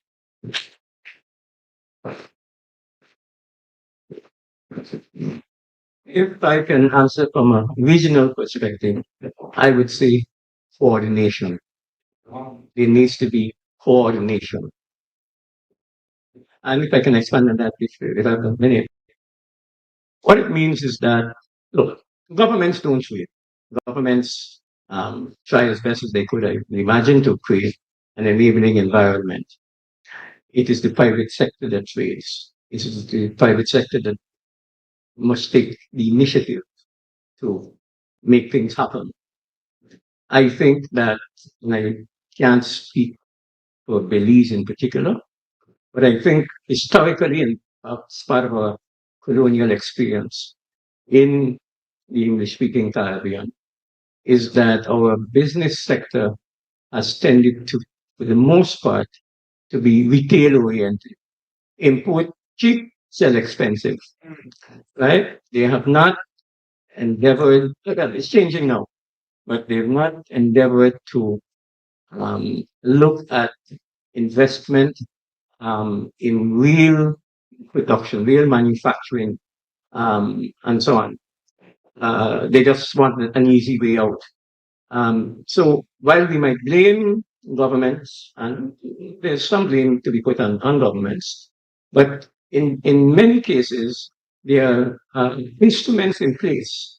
And if the private sector were to take the time to and invest in looking at those agreements and examining them to see what they can produce to meet the demands in those countries with which we have these agreements, I think we'll be doing much better.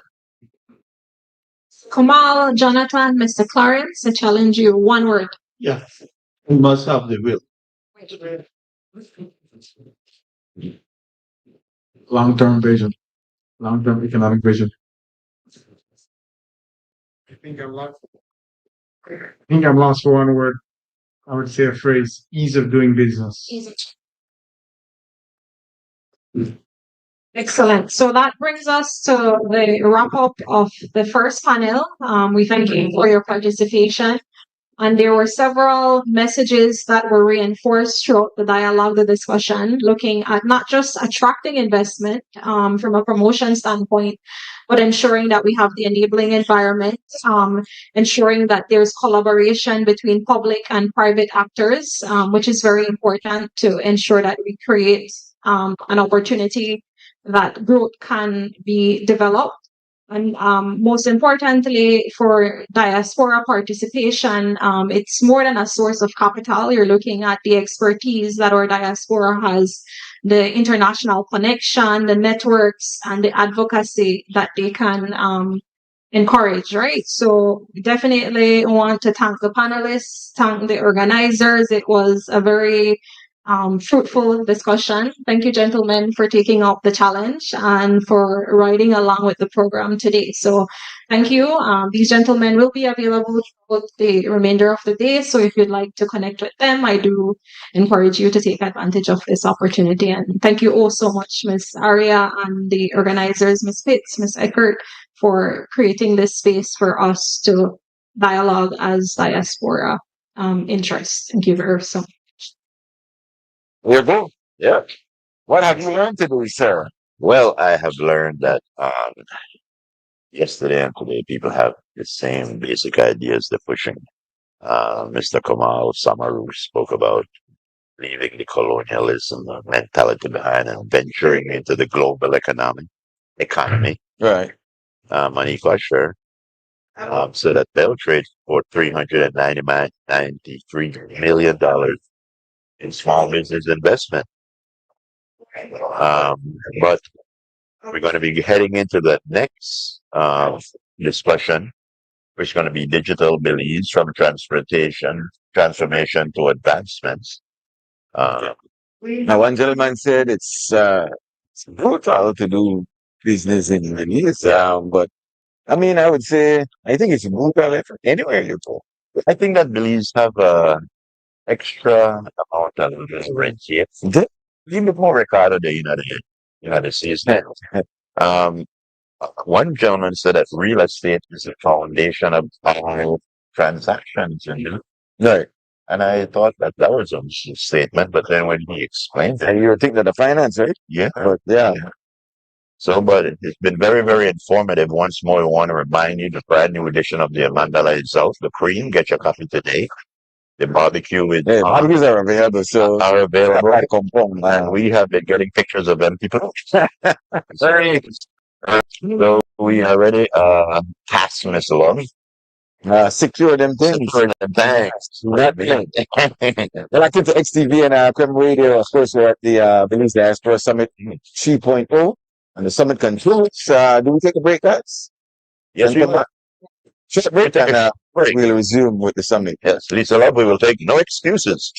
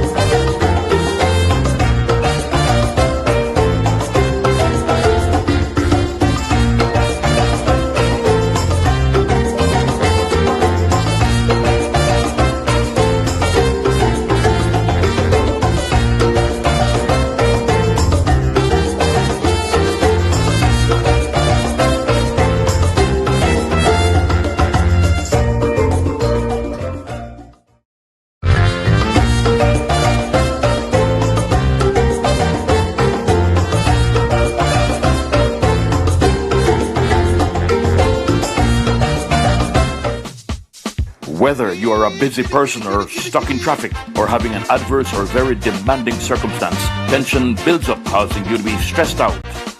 Stress attacks everyone, anytime, any age. And stress is a killer. Palm City? It's best to be alive than dead. So visit Freetown Drugstore to get options to relieve stress and to relax your mind. Yes, sir. What can I do for you today? I'm so stressed out. Okay, I'm saying I help you right now. When I this daily, for 10 days, I am going after that, okay? Okay. Freetown Drugstore, 28 Freetown Road, where you are better off alive than dead. Freetown Drugstore, telephone 223-2876.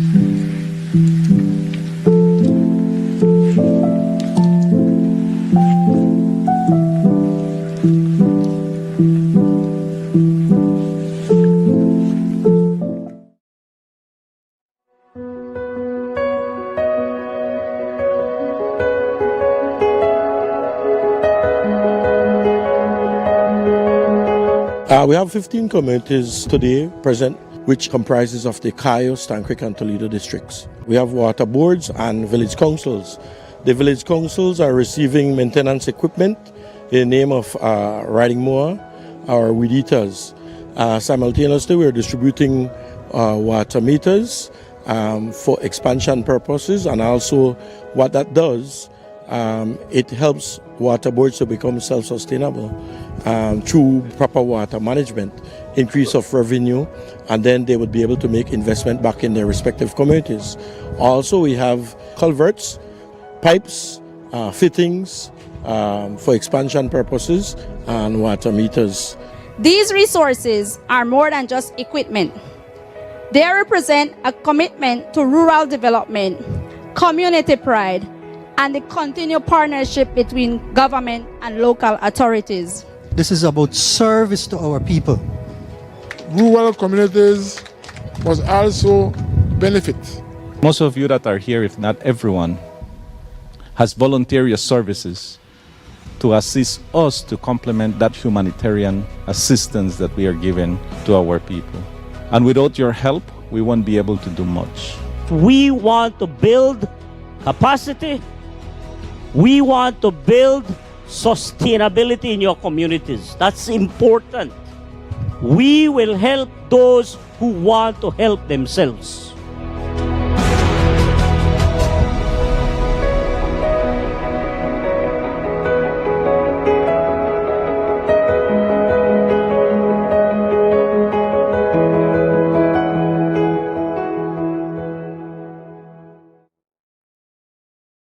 Electronic invoicing, e-invoicing, is bringing a secure digital upgrade to GST-registered businesses in Belize. Here is how the process works. Your business generates an electronic tax document, ETD, like your everyday invoice or receipt electronically. The ETD is securely transmitted to the Belize Tax Service through Vertex Belize, the national digital platform for e-invoicing. The Belize Tax Service validates it instantly and returns the verified ETD to your business, ready to share with your customer, all in seconds. There are 3 ways to get started. Connect your existing accounting software to Vertex Belize, work with a local or international solution provider, or access the free web-based tool to be provided by the Belize Tax Service. Getting started is flexible. For more information, contact the Belize Tax Service at 613-2508 or email etdinfo@bts.gov.bz. Electronic invoicing, simplifying tax compliance through digital innovation.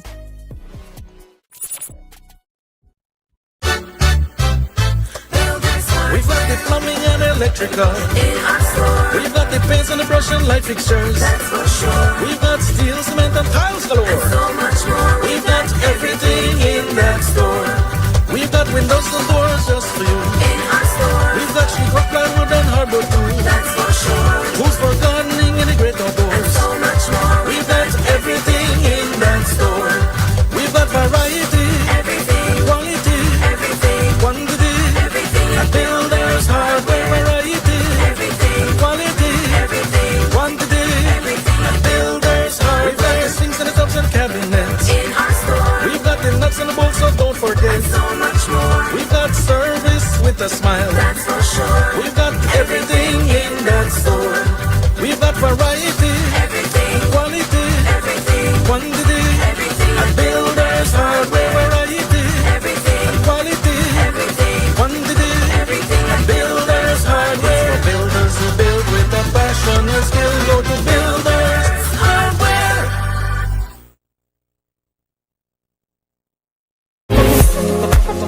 Ready to take your business to the next level? Stop wasting time with outdated systems. The BLD Restaurant POS system is designed to help restaurants, bars, cafes, food trucks and other businesses to run smoother, faster and smarter.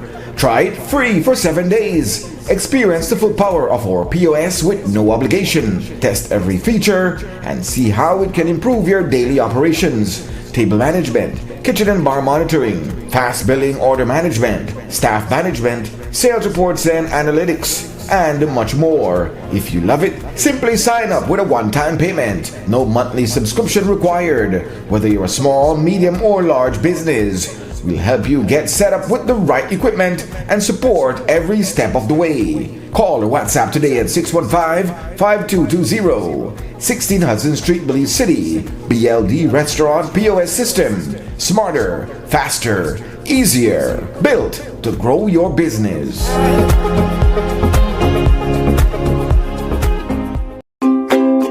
For the tastiest and most delicious meat pies, visit Dario's Meat Pies. We are conveniently located at number 33 Hydes Lane in Belize City. For all your wholesale or retail meat pies, visit or call us at 203-5197 or 605-0570. Dario's Meat Pies, proudly catering to Belizeans since 1976. If it's not Dario's Meat Pies, then you're not tasting the best. Savor a Dario's Meat Pies today.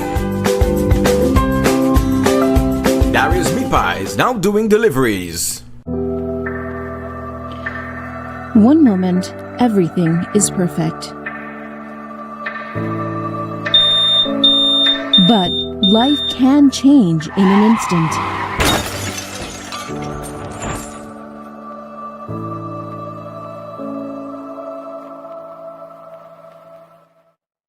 When the unexpected happens, being insured with ICB changes everything. ICB is here to guide you every step of the way. Life happens fast. Protect yourself with the Insurance Corporation of Belize. For more information, call 224-5328 or 224-5329 or visit icbinsurance.com. I've always been fascinated with gemstones. It's all about taking nature's beauty and creating something uniquely beautiful. I've had inspiration from the Belize Blue Bull, the beaches, the jaguar. I've launched a new product called Co-Design with Deb, and Atlantic Bank's e-commerce system has opened the door to my international customers so I can receive payments so they can have their custom pieces shipped to them. Atlantic Bank, building the future together.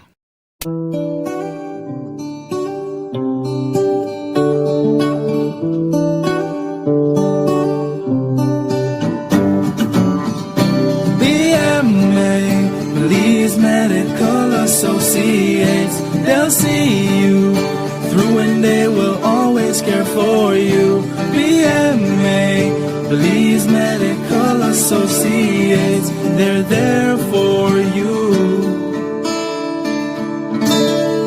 Forever and always. For over 3 decades, we've been Belize's most trusted medical institution, combining modern technology, experienced professionals, and a commitment to compassionate service. At Belize Medical Associates, we continue to raise the bar for healthcare in Belize, because at Belize Medical Associates, we do care. BMA, Belize Medical Associates. Welcome to Bird's Eye with the Bird's Eye Restaurant, your ultimate dining destination in the heart of the city. Come enjoy the variety of our regular menu items and our daily specials, providing you the best in Belizean cuisine from Monday to Saturday. At our Thursday night karaoke, come dine and unwind with the best in cocktails and local drinks. Have an event coming up? Bird's Eye Court is perfect for hosting sporting events as well as social events like weddings, dances, concerts, pageants, conventions, and more. We've got you covered. Join us on Saturdays for family time with exciting kids activities including bouncy house and trampolines. Fun for the whole family. Then Saturday night, enjoy our 80s and 90s Saturday night experience, bringing you the best hits from 2 unforgettable decades. Come walk our memory lane as we showcase historical events at Bird's Eye over the years, celebrating the memories that have made us special. For a cozy, unique getaway and Belizean stay, come experience the plush accommodations of Bird's Eye Cabanas, offering a stunning view of the Caribbean Sea with all the amenities you need. Strengthen your immune system and improve your overall health with our trusted herbal remedies. And treat yourself to relaxation and rejuvenation as your stress melts away with a soothing massage at Infinite Herbal Health and Spa, located right here at Bird's Isle. Bird's Isle, where amazing food, great events, and unforgettable memories come together. Visit us today or call 207-6500 or 610-9289. The rainforest of Belize. Nature in her most abundant and untamed state. A place of amazing wonder. So we bottled it with passion. The alchemy of pure rainwater. Fresh, pressed heirloom sugarcane grown in this rich soil, distilled by local artisans, always in harmony with nature, organically certified, sustainably committed, deeded to a trust that supports the communities of southern Belize. This is the relentless pursuit of craft without compromise. And now we share this part of the world with the world and you. We are Kopali Rum, the spirit of the rainforest.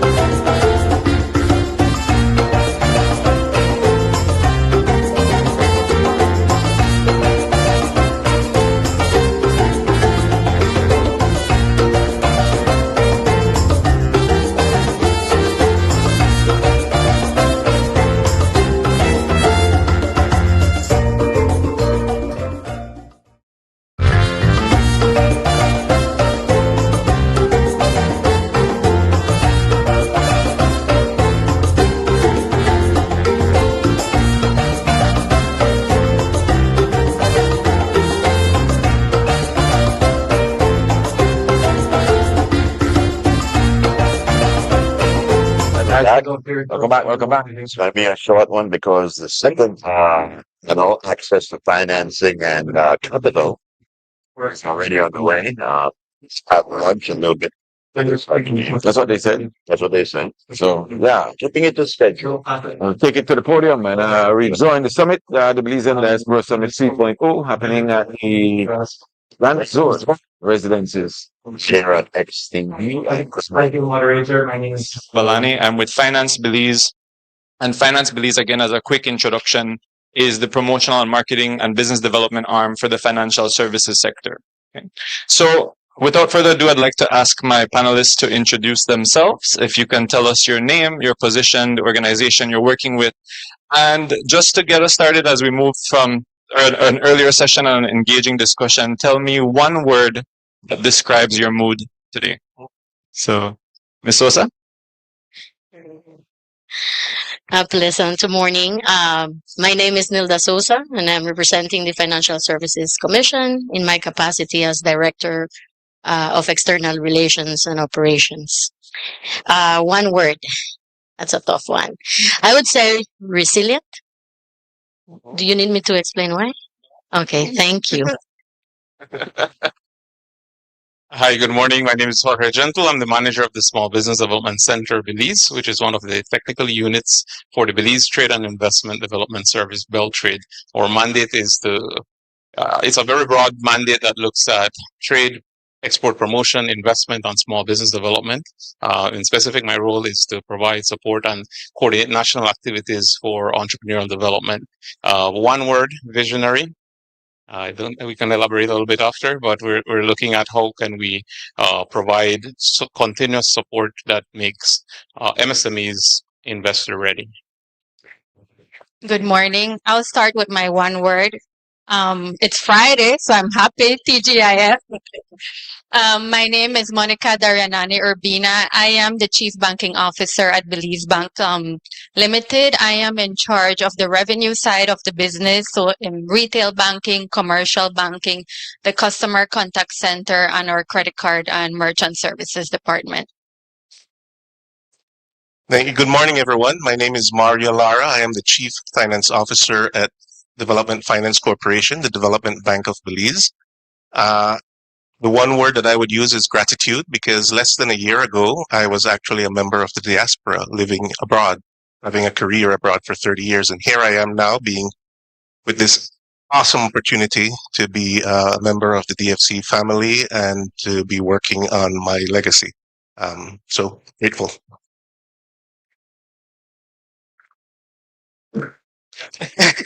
Good morning. I am Leticia Murillo. I'm the Deputy Governor at the Central Bank, one of two. I am responsible for the monetary and financial systems. And my word for today is necessary. And I'd just like to explain why, because it's important that the groups get together in the diaspora and the local businesses, because if we don't know what the issues are, then we can't address them. So to me, it's a very necessary forum.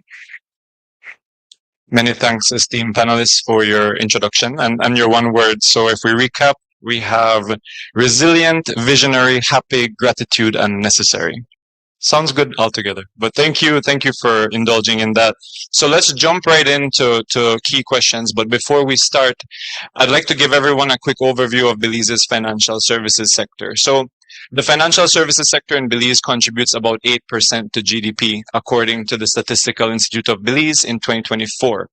That 8% shows us that if we continue to grow the financial services sector, it can become a key pillar of Belize's economy, next to tourism and, of course, agriculture, and now the ever-growing BPO services sector. So for us at Finance Belize, that's really our goal, is to see how we can continue to grow not only the banking, but also the non-bank financial sector. So in Belize, I'm sure the central bank will tell you more, but we have 3 international banks currently operating. We have 4 domestic banks. We have 8 credit unions and several money lenders across the country. We have about maybe 2 e-wallet payment systems. So again, there's quite a lot that has gone into the financial infrastructure in Belize, but there's still a lot more to do. So to get us started, my first question is for you, Ms. Murillo. From a macroeconomic perspective, Does Belize's financial infrastructure allow for opportunities for the Belizean diaspora to invest back home? And do you view foreign exchange as a challenge? Okay, thank you. Belize's financial system is well regulated. We have the central bank that regulates the banks, both domestic and international. The central bank also regulates the credit unions, remittance service providers, money lenders, and the central bank takes its responsibility very seriously when it comes to making sure that our financial system is working well. Hero took some of my notes. We have four domestic banks, 3 international banks. We have 8 credit unions, and we have a number of remittance service providers and money lenders. What we also have in place, and what is also important, is that we have a fixed exchange rate, and that is very, very important when it comes to people who are interested in investing in Belize. You would want to know as investors that what you bring in doesn't lose value, and that you are certain that the exchange rate is going to remain fixed. As a matter of fact, in May of this year, we celebrated 50 years, half a century, of having our fixed exchange rate, which has really worked well for Belize. And so we think that that bodes very well for people who are looking at investing in Belize. We also have an enabling foreign exchange framework. And I'm touching on the second question at this point, in that framework is really a pathway to investment. Once you use the formal system, we don't think that it should be too difficult, or that there should be any difficulty when it comes to repatriation time. If you want to repatriate profits or dividends, whatever the case may be, or you want to do something new with your business, you already have a record in the formal system. What is also important for us at the central bank is the modernization of the system. Over the past, I would say, couple decades, the central bank has really taken a lead in modernizing Belize's financial system. In 2017, we introduced apps, which people in Belize would be very familiar with. It has given people so many opportunities to transfer funds within the domestic system. It presents efficiency, the cost is not high, and so that has been working really well. It has laid the foundation for electronic money transfers in Belize. But what we are working on now is what we refer to as the instant payment system, which is going to make transfers even more efficient, even faster, and there will be more options for people to choose to do their transfers. So we not only in terms of what happens or how money is transferred in the financial system, but also the legislation that the central bank is responsible for. We are also looking at modernizing those pieces of legislation. For one, we have the credit union, which we are hoping that the new bill that has been drafted will be passed into law before the end of this year. We also have our exchange control regulations law that is being looked at, that we intend for that to address some of the difficulties that we may face now, and also bring that piece of legislation into today's world. So those are a few things that the central bank is doing, but just to recap, we have our fixed exchange rate, which we think is very important. We have a well-regulated financial system, and we have the exchange control framework.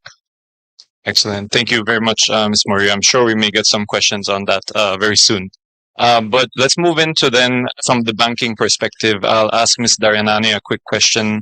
So from the perspective of the Bankers Association, what services can the diaspora readily access through both the domestic and the international? So we know Belize Bank has Belize Bank, the domestic arm, but also you have an international arm, right? And do you have any recent examples of the diaspora accessing these services? Sure. When it comes to the Belize Diaspora, we have seen the relationship evolved, right? Historically, we would see that The relationship was primarily seen through the lens of remittances, and while remittances represent such an important part of our economy, today the story is much more than that. More and more Belizeans don't only look at Belize as a place where they came from, but a place where they could build a future. For example, investment, buying a property, setting up a business, or even planning to come home to retire. And I mean, with our sunshine, the Caribbean Sea, and fried jacks waiting for you, retirement in Belize becomes such an easy sell, right? But going back to the question in what the banking sector offers, the domestic and international banks offer deposit accounts, savings accounts. We offer financing for businesses, financing for investments. And we also have our international banks in Belize. The international banks offer US dollars denominated term deposits, which you could use for retirement planning, wealth management, or even if just as a means of diversifying your investments elsewhere. International banks also offer multi-currency accounts in US dollars, pounds, euros, so that you could manage your transfer from any jurisdiction and manage expense while minimizing the currency conversion effects. And with technology now, there is so much you could do. First, you had to actually come in for a statement. Now you could manage your accounts online, transfer funds online. So technology has changed a lot for us. The next part of your question was the example. So yes, a recent example, and now I'll speak on behalf of Belize Bank, as that's how I would know the example. We did have a Belizean living abroad who had inherited property from her family in San Pedro, right? So she wanted to build passive income. So she decided to develop a vacation condo unit. And it was amazing how the entire process unfolded. She was assigned a relationship manager through the bank, and the entire process was done remotely. It wasn't until the very end that she had to come to Belize to sign the closing documents and sign off on the legal documentation.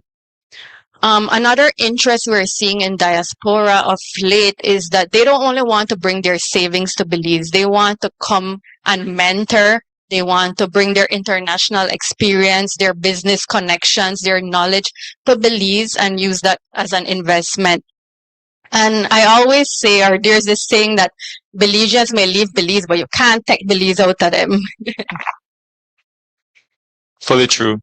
Thanks for that, Ms. Daranani. And so you've heard the full gamut, at least, of the services that the banking sector offers, but also the multi-currency side with the international banks.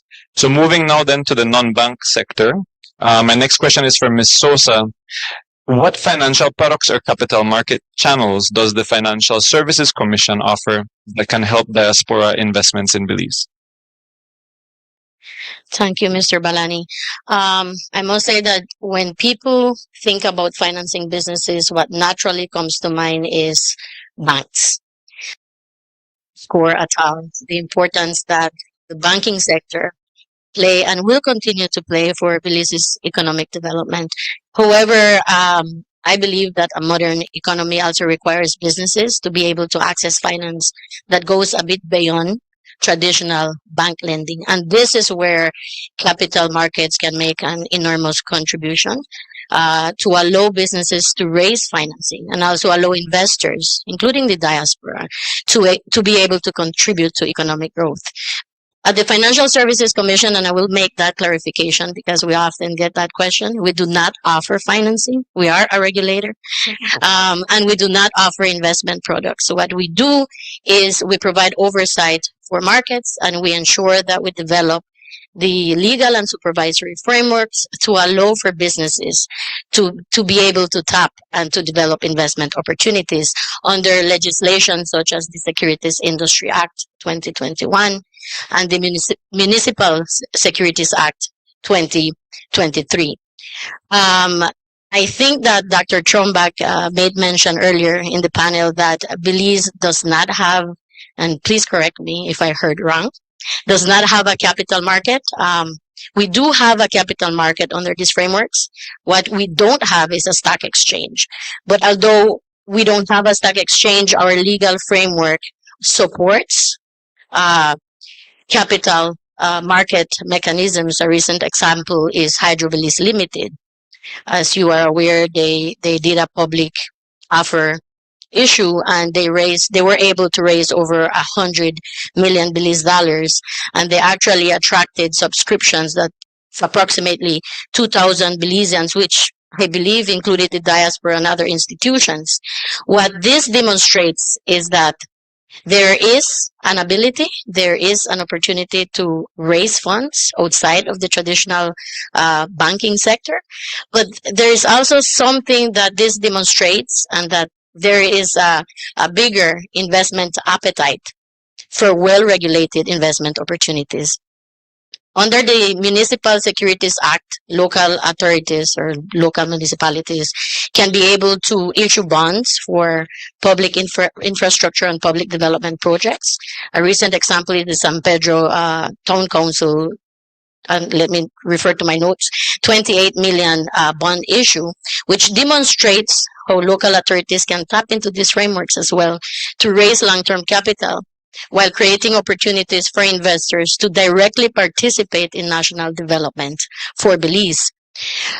Looking ahead, and I like to say that the FSC prides itself for being agile, and with that comes our innovative mindset. We are a regulator, but we also believe that facilitation is key for Belize's economic development. So in the upcoming months, we are going, and this is the first time we're making this public announcement. We're going to be working on what we refer to as a capital formation facilitation sandbox. I heard that word sandbox yesterday in one of the panels. And the reason why we are working on this framework is to be able to support innovative approaches to capital raising by eligible qualifying individuals and businesses. There are like 10 categories that we're focusing on under this framework, including MSMEs, women-owned businesses, and youth-led enterprises and green projects, to name a few.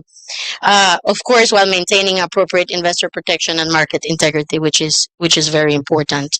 I would like to share as well that digital assets is an emerging capital formation tool.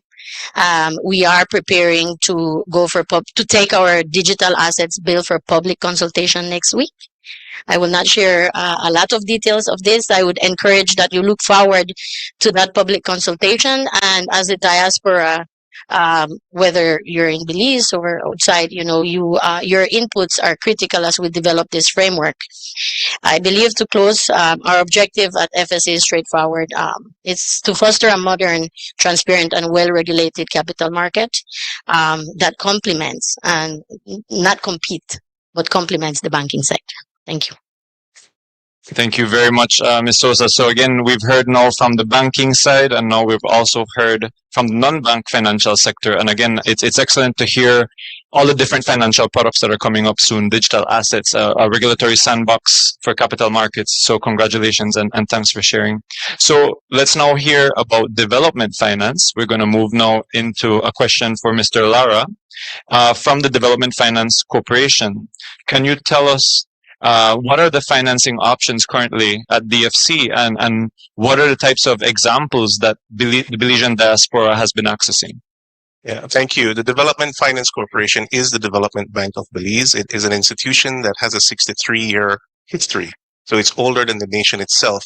The mandate has always been to promote economic development and to have impact in that regard. So we don't have private shareholders. The owners of the Development Bank of Belize is people of Belize.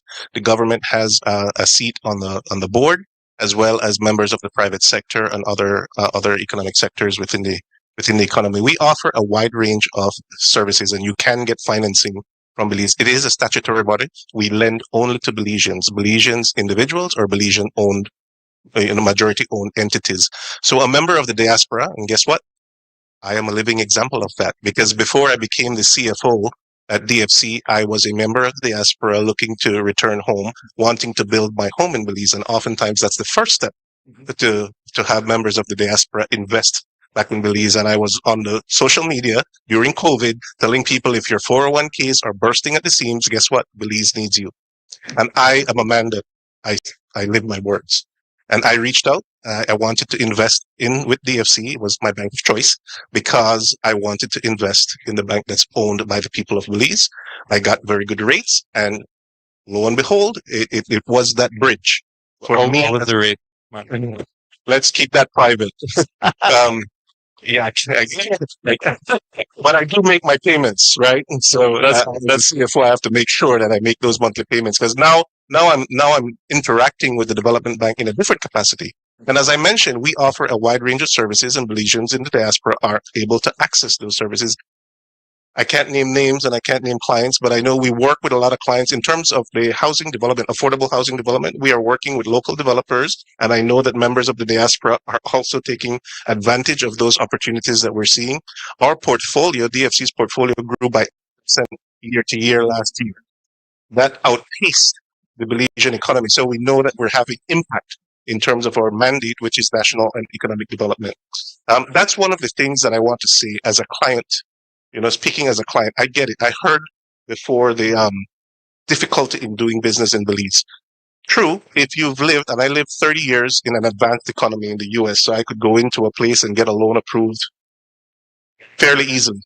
When I say fairly easily compared to the process that you would go through when you're working, I can't speak for the commercial banks, but when you're working with the institution, it does feel cumbersome for the person who is used to living in an advanced economy that can run a credit report and get that in minutes, right? We don't have that here in Belize, so the vetting process does take a little bit more effort, and it does feel a bit cumbersome. So if you are able to adjust to that, and we are working to modernize, and we are working because we understand we want to reach our diaspora citizens, and we want to offer them excellent service that they have become accustomed to.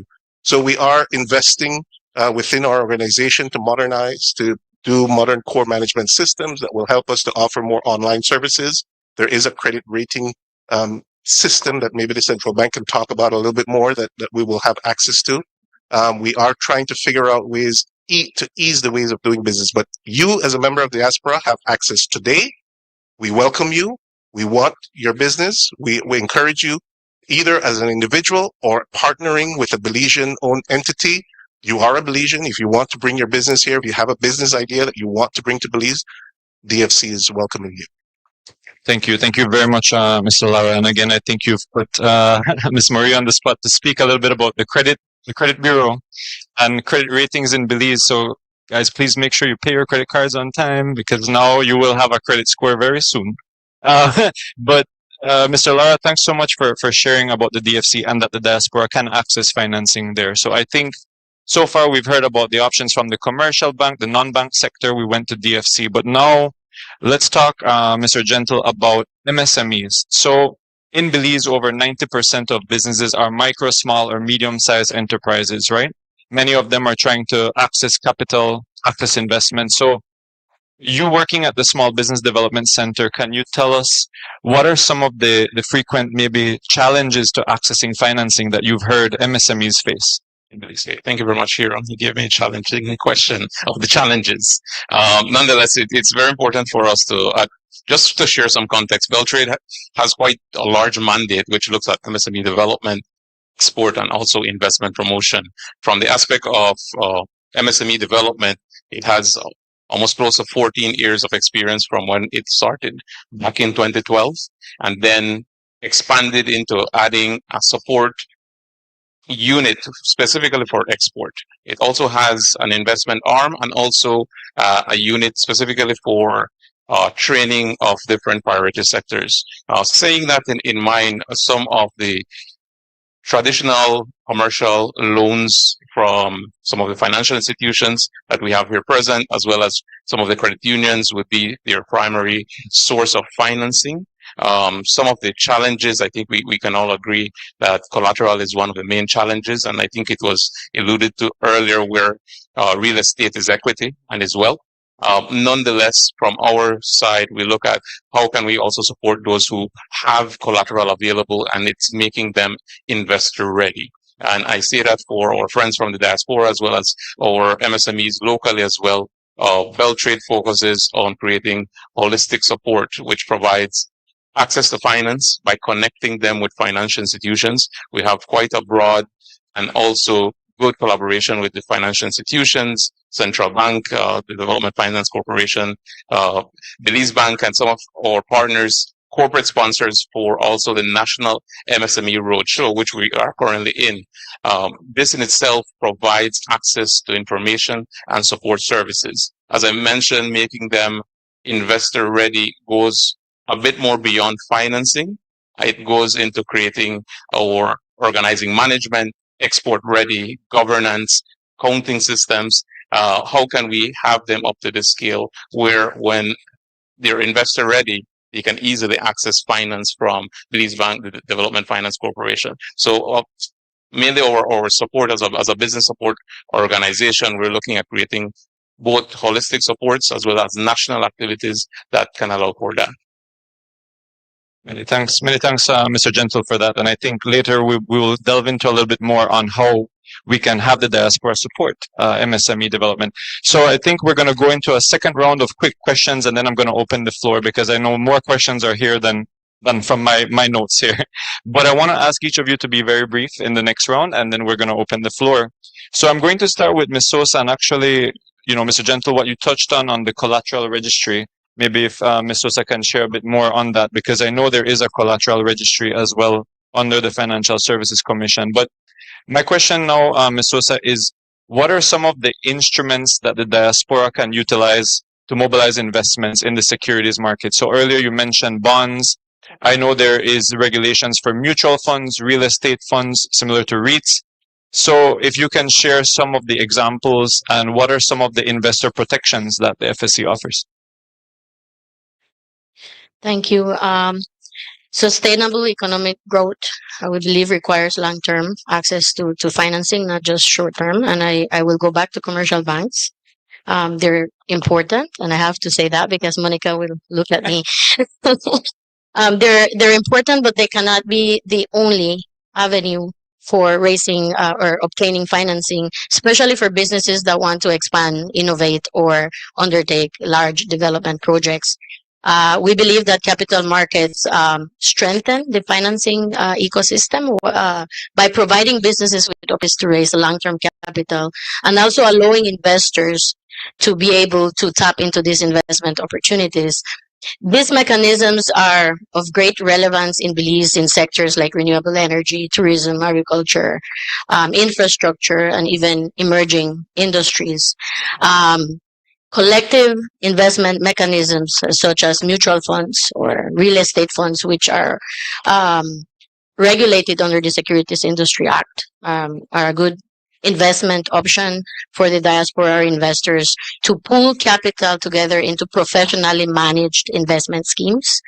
But none of these markets would be successful without investor confidence. And I think that is something that has been coming up in several of the discussions. This morning, we spent quite a bit discussing the trust issue. And I think that from the financial services perspective, our role and our objective within our mandate is to ensure that issuers have the proper disclosure requirements, that they have proper governance mechanisms within their institutions, and also that there is the adequate information or the information that readily available for investors to make informed decisions. I think that on the collateral, I think that that is a registry that is under the Belize Companies and Corporate Affairs Registry, and it's been quite successful. Many banks and individuals have been utilizing that mechanism to ensure that they register collateral and that there is a more transparent framework where especially when it comes to lending. I will not speak in detail on the collateral registry because that is under the BCCR scope, and I don't want to cross a limit here. But I'm always open to engage with you during lunch or afterwards. Thank you. Thank you very much, Ms. Sosa, for speaking about the other instruments available to the diaspora. So my next question will go back to the Central Bank of Belize. So we know globally there are several innovative financing models, such as angel investment networks, you have equity co-investments, you have blended financing, crowdfunding. And so my question to the central bank is what appetite are you seeing from the banks, credit unions, or money lenders to try to leverage these innovative financial instruments in Belize? Okay. We looked at the ideas that you gave there, and they're not necessarily the best, at least at this time for us.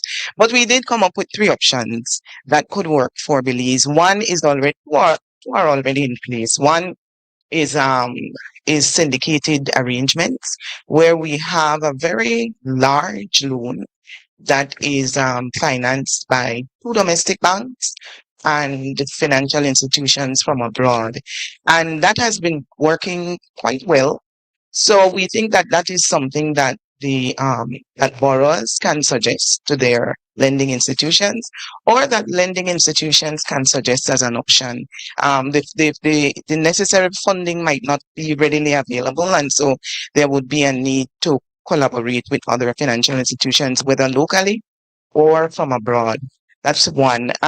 Also, you mentioned blended arrangements where multilateral development agencies could collaborate with domestic institutions. And we have seen that in Belize, where multilateral agencies, international financial institutions coordinate with banks and credit unions, particularly to meet the needs of qualifying persons or entities in agriculture.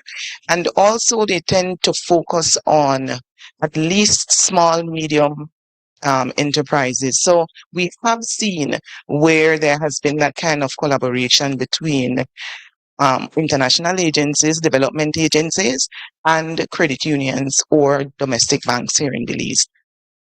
And then it was discussed in the earlier panel, not from necessarily an economic standpoint or money standpoint, but people in the diaspora have experience, they have expertise, they have technical knowledge, they have information regarding access to financing.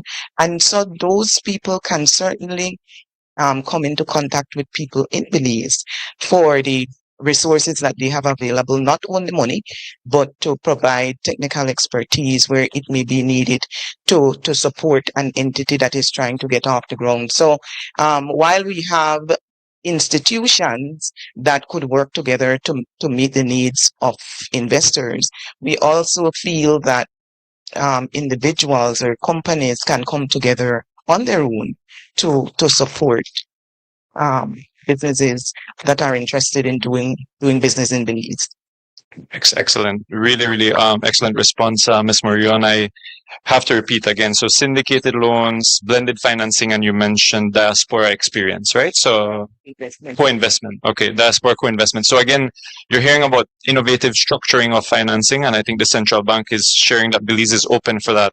So again, I'm asking my panelists to keep it short so we can open the floor for questions. But my next question is for you, Mr. Lara. What type of business expansion development projects are you most seeing from the diaspora? And if you can tell us, if someone is interested, where can they get investment or financing advice at the DFC? Thank you. Yeah. 40% of our portfolio is in the agri or agribusiness processing sector of the economy. And there's growth in that area. We see the cattle industry, the shrimp farming industry. Cane is always there and always a cyclical, counter-cyclical. We do financing for that.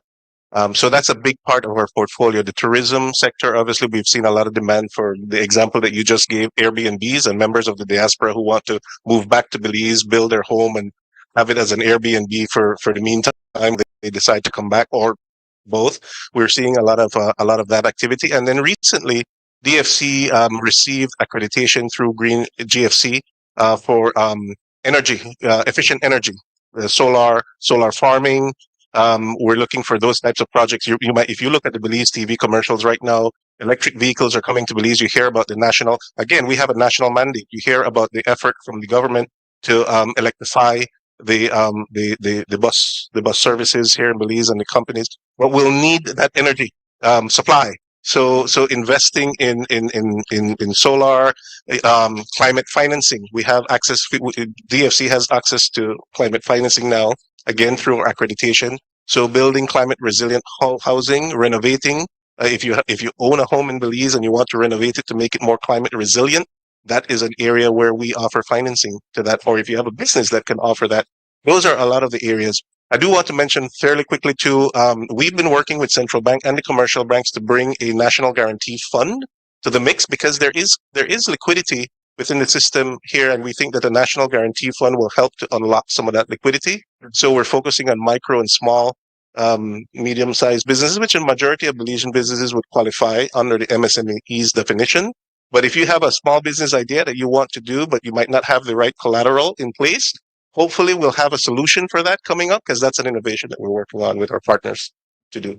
Excellent. So National Guarantee Fund, so much to look out for, and I'm glad that you mentioned you're collaborating already with the central bank and the commercial banks to look at that. But yes, Belize, again, the system has excess liquidity, and so we need to look at funding and access to finance, right?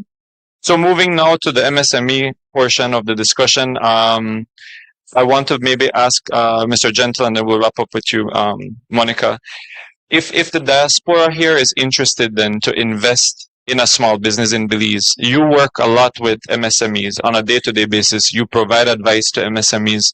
But do you have a database, let's say, of projects or entrepreneurs in Belize that are looking for capital? And let's say someone here in the room or online is interested. Can you connect the diaspora to a small business in Belize looking for capital or looking for co-investment?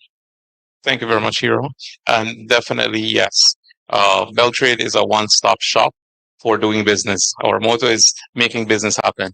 And we invite the public, our friends from the diaspora, to come to Beltrade. As I mentioned, we have quite a large mandate, but it's very interconnected, where you can start as an entrepreneur, you can progress into exporting, or you can also do local as well as foreign. We attract local and foreign investment. Additionally, we are considered as one of the hub agencies because we work very closely with our financial institutions, business support organizations, also the academia, and we're able to then connect MSMEs to where the need is depending on what the gaps are. Internally, we looked at in 2024, we're very much guided by the Belize Investment and Business Climate Action Plan, which is a amalgamation of 3 strategies: 1 for MSME development, 2 for export, and also for investment.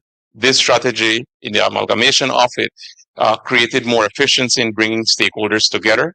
Instead of having different strategies, we're able to sit in one room and speak on all of these very connected areas. As I mentioned, we have different national programs that we run.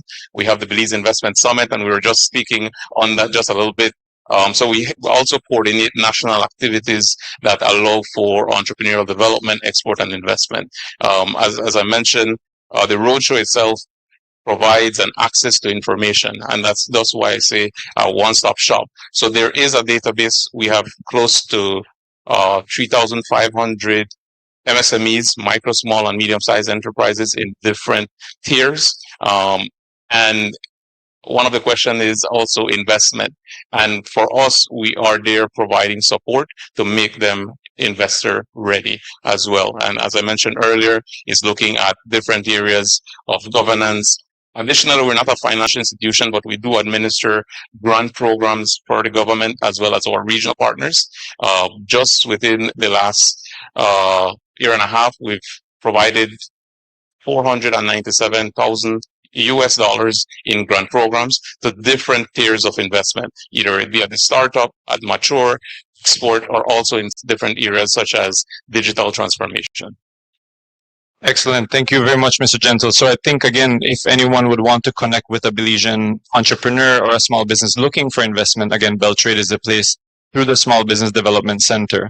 So to wrap up our questions, and then we're going to open the floor. And since, Monica, you're wearing orange, I'll put you on the hot seat. So earlier you heard that the diaspora has challenges in opening a bank account. We heard it can be brutal. But we don't want to look at the brutality. We want to look at the opportunity, right? And let's end with a positive note. But I would like to ask you, what are the challenges to accessing finance and accessing the banking services in Belize? Do you see challenges, or again, how can you address any major challenges or risks in that area? Sure. It was definitely not Belize Bank, by the way. I did check with Dr. Andrew. um, when it comes to the banking sector, banks already follow processes when it comes to assessing credit worthiness of customers, right? We look for things like employment verification, income tax returns, credit score reports, income tax returns. So the opportunity is not that the information is not there. The opportunity is that we need to make the process more streamlined and easier for customers and for financial institutions. So where we definitely see opportunity is enhancing the digital financial infrastructure. Speaking on behalf of the banking sector and Belize Bank International, we could definitely say that we are heavily investing in digital transformation, digital capabilities. So things like digital onboarding, why is that a thing of the past? That should be now. So we are heavily investing in that. Secure electronic document submission, digital identity verification. With all the fraud that's happening, that's very important. So we are heavily investing in that as well, and streamline verification processes. So I believe that's where the opportunity is, digital capabilities. And I hope that banks continue to invest, and not only the local bank, the commercial banks, but also the international banks. When it comes to the challenges, I think the main challenge is how do we validate employment verification across jurisdictions for the diaspora? How do we conduct proper due diligence to ensure that we're capturing the source of funds, source of wealth? But I feel like with the investment in the digital transformation and digital capabilities, this will help. And I definitely feel that as we continue investing in digital infrastructure, the need for robust digital capabilities is important, fraud protection, cybersecurity, so that we could maintain, it could be easier for customers and also maintain the integrity of financial institutions. So that's where we definitely see a lot of opportunity. Perfect. No, thank you so much, Ms. Daranani, for that. And I think you hit the nail on the head on streamlining processes. But I was having a discussion with the Deputy Governor of the Central Bank earlier, and I said, when you fly into Belize, you have two lines, right? You have the CARICOM Belizean National Line, and then, of course, the tourist line. So my thought was, can we create a diaspora line within the banking industry? Again, food for thought, putting it on the table. But again, I had some discussions yesterday, and I said, you're not a tourist as a diaspora. You have ties back home. You have family. You are a Belizean living abroad. So is there a possibility, like you said, to streamline a certain process that creates a diaspora line? I'll leave it there. But again, if anyone wants to, I will now open the floor for questions. So please, if you have a question, please let us know who you want to direct it to, or just the entire panel. So I see a question. Before I get to your question, actually work within the real estate finance space in the US. And I was speaking to the banks here, and I was told that the banks do not lend based on projecting a future income. They only lend based on credit reporting, past income, and stuff like that. San Pedro and Keycorker earn 70% of the tourist dollar, right? As an investor who wants to jump into the tourist environment, you're not going to lend me to project that earning 70%, even though the tourism is saying that this is the most profitable industry. The banks are not aligned with the tourism industry. And so what we're seeing in San Pedro, we're seeing foreign companies who are able to access DSCR loans, which is loans based on projections, that's not affordable to Belizeans or not available to Belizeans. So you're literally taking Belizeans at home and abroad completely out the tourist market. And I would love for you to comment on that. Sure. When it comes to financing for the diaspora, we do look at financial projections, but financial projections is looked at along with what you could pay right now. And why that happens is because there's still an interest portion of the financing that you need to cover monthly, and it might take 12-18 months to develop that project, right? Let's say it's a hotel or a vacation rental. So we currently look at if you could at least satisfy the monthly interest payments currently with your current income. And we as far as I know, at the banking sector, we do accept projections. It has to be reasonable and not overly optimistic. I mean, if you're looking at tourism, we look at occupancy rates in that area. You know, we look at the season that they're starting. We're looking at if the numbers are really realistic. So we're open to lending. I mean, I know the conversation has been about liquidity. We're very liquid. We want to lend, but we have a duty towards our depositors' money as well. So we have to ensure that we lend in a sustainable manner. Oh, my question is directed at Ms. Sosa. So, I was wondering, in what way have you felt it's been the most successful to balance accessibility, compliance, and accuracy?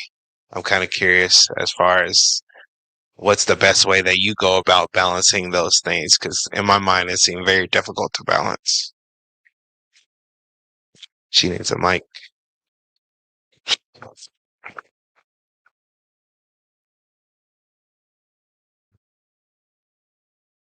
You can have mine.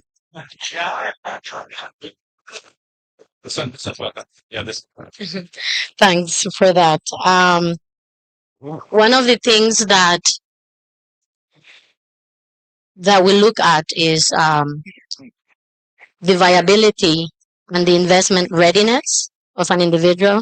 When we receive applications, and I will talk from a technical perspective here, within the Securities Industry Act or other legislation that is within our mandate, we are no different from a commercial bank when they're processing an application. We undertake a rigorous due diligence because you did hear me mention that facilitation is something that we want to do, but we also have to ensure that there is only fit and proper individuals and companies operating within our economy, because there is also a risk that we carry when we facilitate that investment. So we operate as a regulator under international standards as well. And we have to ensure that our frameworks facilitate, but we also have to ensure that there is an investment readiness in the individuals and companies that would like to do business from or within Belize.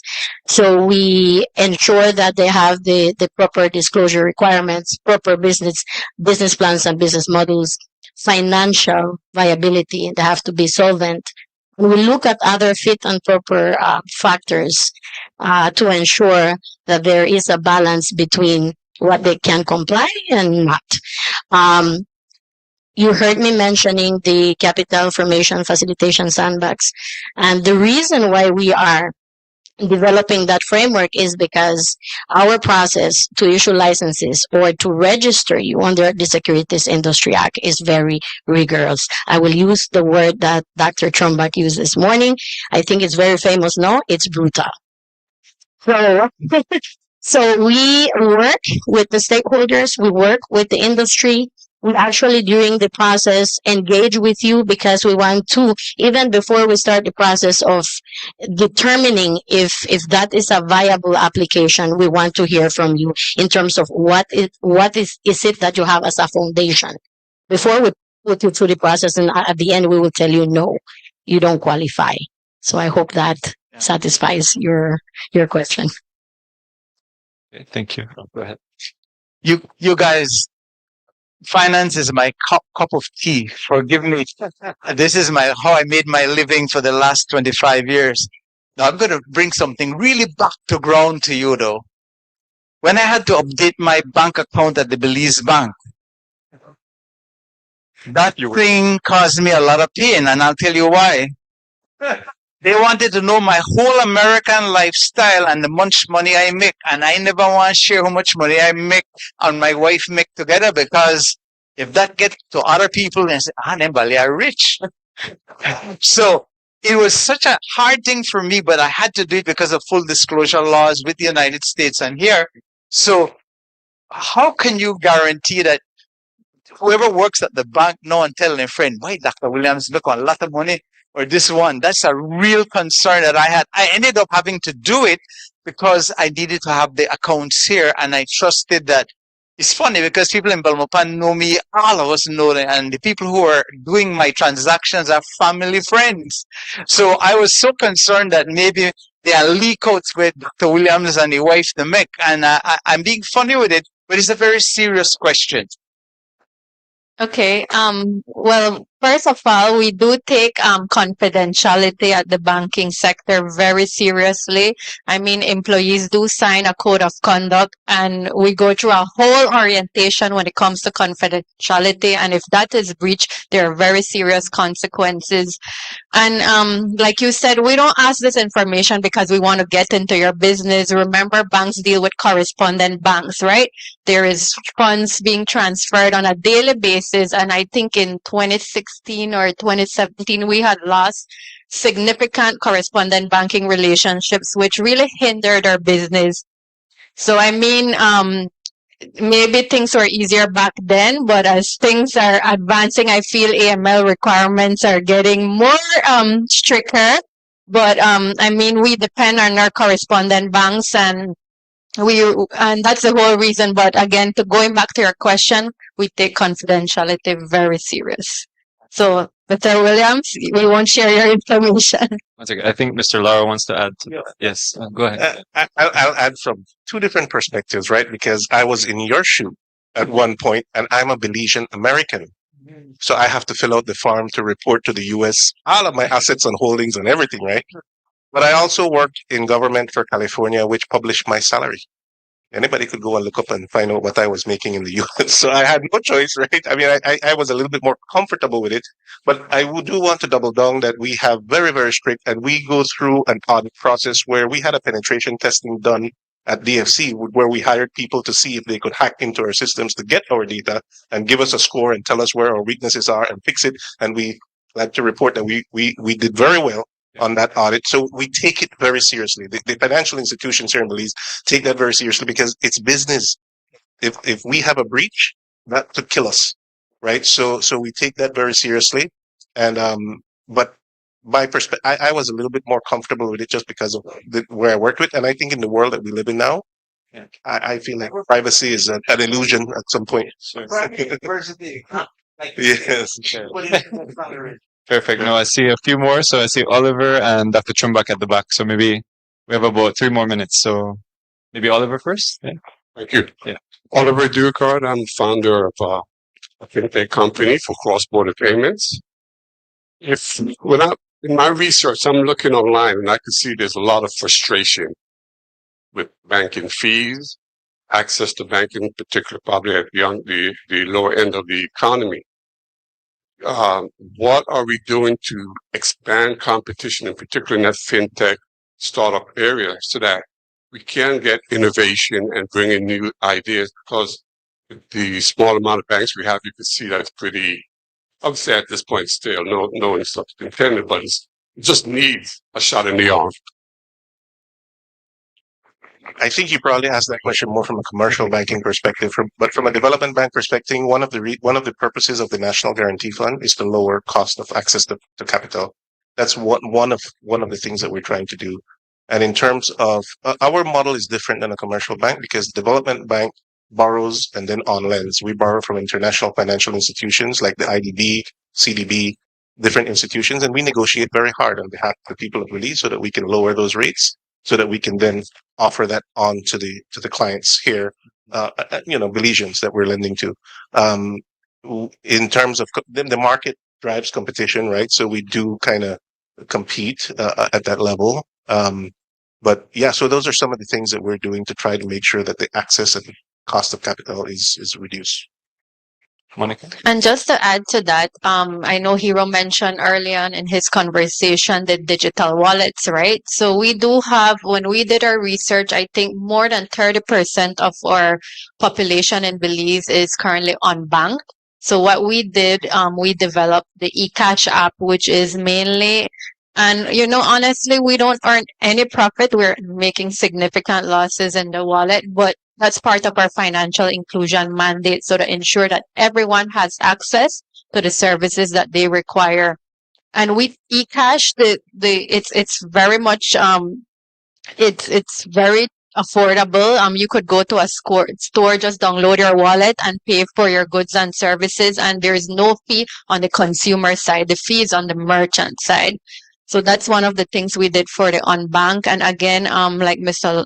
Marius mentioned, we are looking at innovative ways of reducing cost of funding, reducing risk. Ultimately, we have to look at risk as well. So we are partnering with like the development bank to look at guarantees for those, especially the MSMEs or the startup companies that may not have access to capital, and it might be too costly to pay that high interest rate monthly. So we're looking at innovative ways with different multinationals to see how they could guarantee those projects. Thank you, Monica. I think I'm seeing many more hands up, but we could take maybe 2 or 3 more questions. But Andrew, and be very brief if you can, please. Very brief. By the way, Dr. Williams, you're on national TV, and everybody knows you have a lot of money.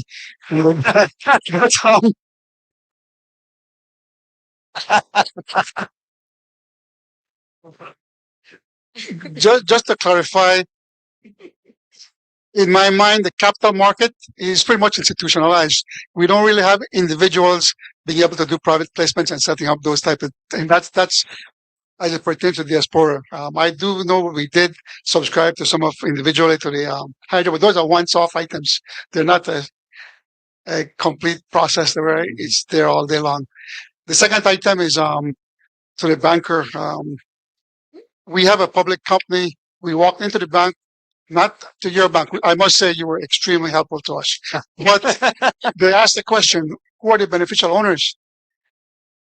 We don't know because it's a public company.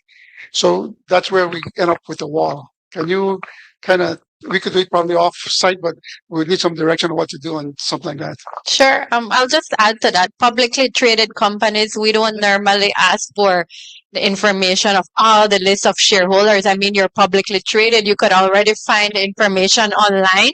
So it shouldn't be that difficult. So definitely, I know I spoke to Mr. Singh about it earlier, but we'll definitely help you. All right. I see a few more. Yeah, go ahead. Hi, I'm Delmarie Fairweather. I'm currently teaching a course for the Real Estate Institute of Belize, and we have currently almost 100 realtors who are now qualified, certified by us. Most of them are marketing to foreigners, not Belizeans, because the Belizeans cannot seem to be able to afford those homes that are listed. The prices are going out of skyrocketing. A lot of the local realtor developers like Saiba and Aria knows this. They're developing subdivisions with land lots, not homes. And the thing is, most of the Belizeans cannot afford to build a home on that lot. So I want to know what financing is available. Is there a national building society that could be formed? And for central bank, my father, Ray Fuller, who was at BNBS, Belize National Building Society, over 20 years ago, he was successful in building homes and financing those homes through a loan, if you recall the whole history of that. But I would like to see a national building society that build homes for Belizeans and foreigners if necessary, if they're willing to purchase them, on a mortgage situation. Is such a thing in the works, and how can we get such a thing started to help the Belizeans? Ms. Maria? I'm quite familiar with the BNBX, and it was a really necessary institution at that time. And as you say, it's something that could be very useful now. I know of people who live in BNBS houses still, and so it really played an important role at that time. As far as I'm aware, I don't know of any application or interest in instituting a building society, but I can agree with you that it is something that is really necessary at this point. Demand for mortgage loans is always high, and the rates are not necessarily something that the even the average person might be able to afford. And like you said earlier, unfortunately, many of the houses we are not able to afford, and so we need to put something in place indeed that would facilitate the construction of houses. The government has its program, but then there needs to be something that would complement that as well for, maybe for middle income people, because it's very difficult to get to buy the land and then to get financing to build a house. So I agree with you totally that there is a need for a building society. I'm hoping from the outcome of this conference that if there are any investors, international or local, that they would see that as a very strong opportunity for a country to develop our country, because by building those homes, we're giving employment to thousands of construction workers who can then lift themselves up. So that is a very needed industry that should be expanded. Also, there are factories that I would like to see brought into the country. One being, for example, sewing of shopping bags and school uniforms and bags for school students. Many opportunities like that, I think, exist. A factory, not necessarily a sewing factory for garments, but one for things that are practical, curtains, tablecloths, all that kind of stuff. So if there are any investors out here who looking for an opportunity, I think there's a strong need for that in the country. Just to add to the BNVS story, I'm not sure what happened there, but there was also BIMCO that built houses, and those houses are still standing. And I know people who had purchased BIMCO homes because they provided the financing and they also managed the construction of the home. And I think that is something that people would really appreciate. Why they didn't last, I'm not sure, but definitely a good idea. Thank you. So we're going to take our last two questions and close the panel so that you can always meet. But I think Mrs. Mendez and Mr. Koi, I believe. Yeah, the last two. But if you can be very brief, and then we're going to close off. So. All right. I just wanted to. I've lived in many parts of the diaspora you could mention already, and one thing I would say, since being back in Belize, I've found out that not a whole lot of land is left to be sold in Belize, and I was wondering, is there a cap, or should there be a cap on how much land is being sold to non-Belizeans? I don't mean that in a bad way at all. I really don't. But there's going to come a time when Belize is going to be owned by non-Belizeans, and Belizeans are going to be paying a lot of rent. Yeah, it's an interesting question, but I'm hearing from the panel that one seems to be more for the Ministry of Natural Resources or the Lands Department, really. But it's a very good point. Very good point. So we'll take the last two questions if we can do it together, and then I'll just ask any panel that wants to have a closing thought. Right? Go ahead. Hi, good morning. Just want to contribute on development financing. I did not fully introduce myself the last time. Obviously, I'm here as part of a member of the Belize Diaspora, but in my day work or my work that pays me, I have over 21 years in development here, and I have represented Belize on the board of directors of the Inter-American Development Bank, and I continue to do so at the World Bank. So I have a lot of knowledge in terms of development financing. It's very true what the gentleman from DFC said, in that our government, as a shareholder, have access to financing. And these institutions have private sector windows. So there's at the IDB, there's the IDB Invest, there's IDB Lab, there's Compete Caribbean. If there's a viable project, you had mentioned somebody can do housing. That is something that can be financed. The time, should I go further? Most of the time, they would require almost 40%, would give you the 60%. That is advisory services, technical assistance, and that involves the blended financing aspects for you to carry on your operation. Now, in the previous panel, also, Monique raised an important question about mobilizing capital and the diaspora. Yesterday, we heard about members of the diaspora being as seasoned. In the development sphere, that is called the silver economy.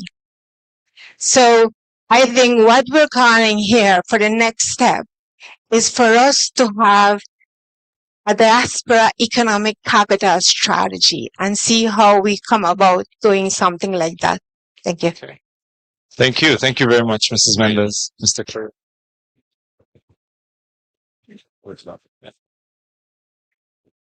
Gentlemen, I think we can all accept that Belize is highly vulnerable to external shocks, given the structure of the economy.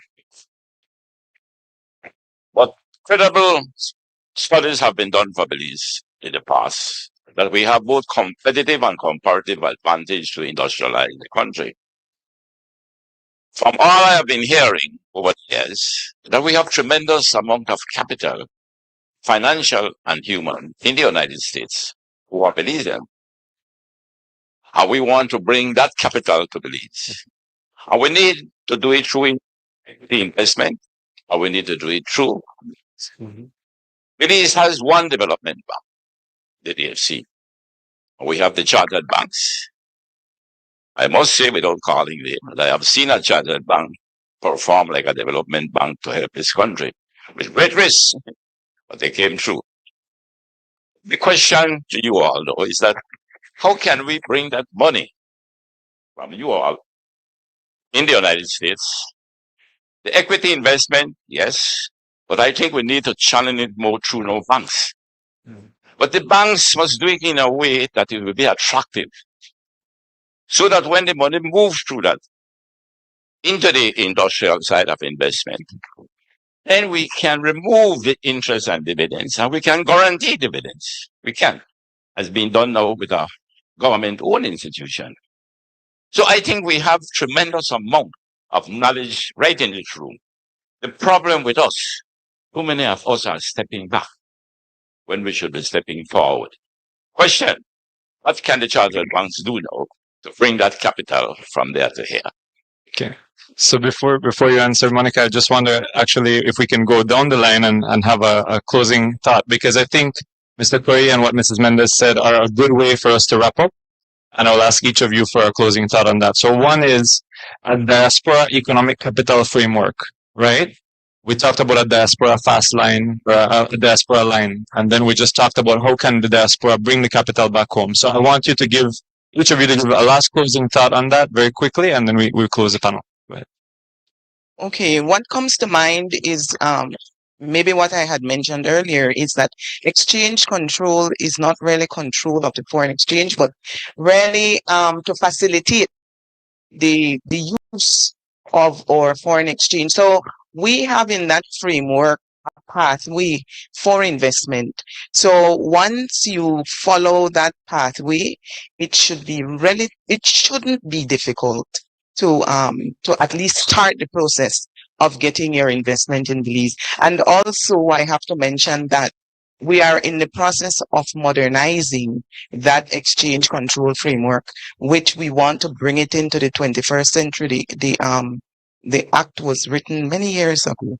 And so we want to make sure that it addresses the needs of the of people who may want to invest in Belize. And so the information, like I mentioned earlier, it's important for us to have information so that that information can be addressed in whatever we do. So for me, it's through our exchange control or pathway to investment. And we keep in mind that we are in a process of modernization. So all of those things we would want to take into consideration, how we can get that money home easily. Thank you, Deputy Governor. Mario, any comment, last comment? And yeah, very short, please. Yes, thank you. Well, at DFC, again, we're modernizing. We're trying to make sure that the access is much easier. We're bringing innovative, financial instruments such as the National Guarantee Fund to improve access to that. But I hear what you're saying.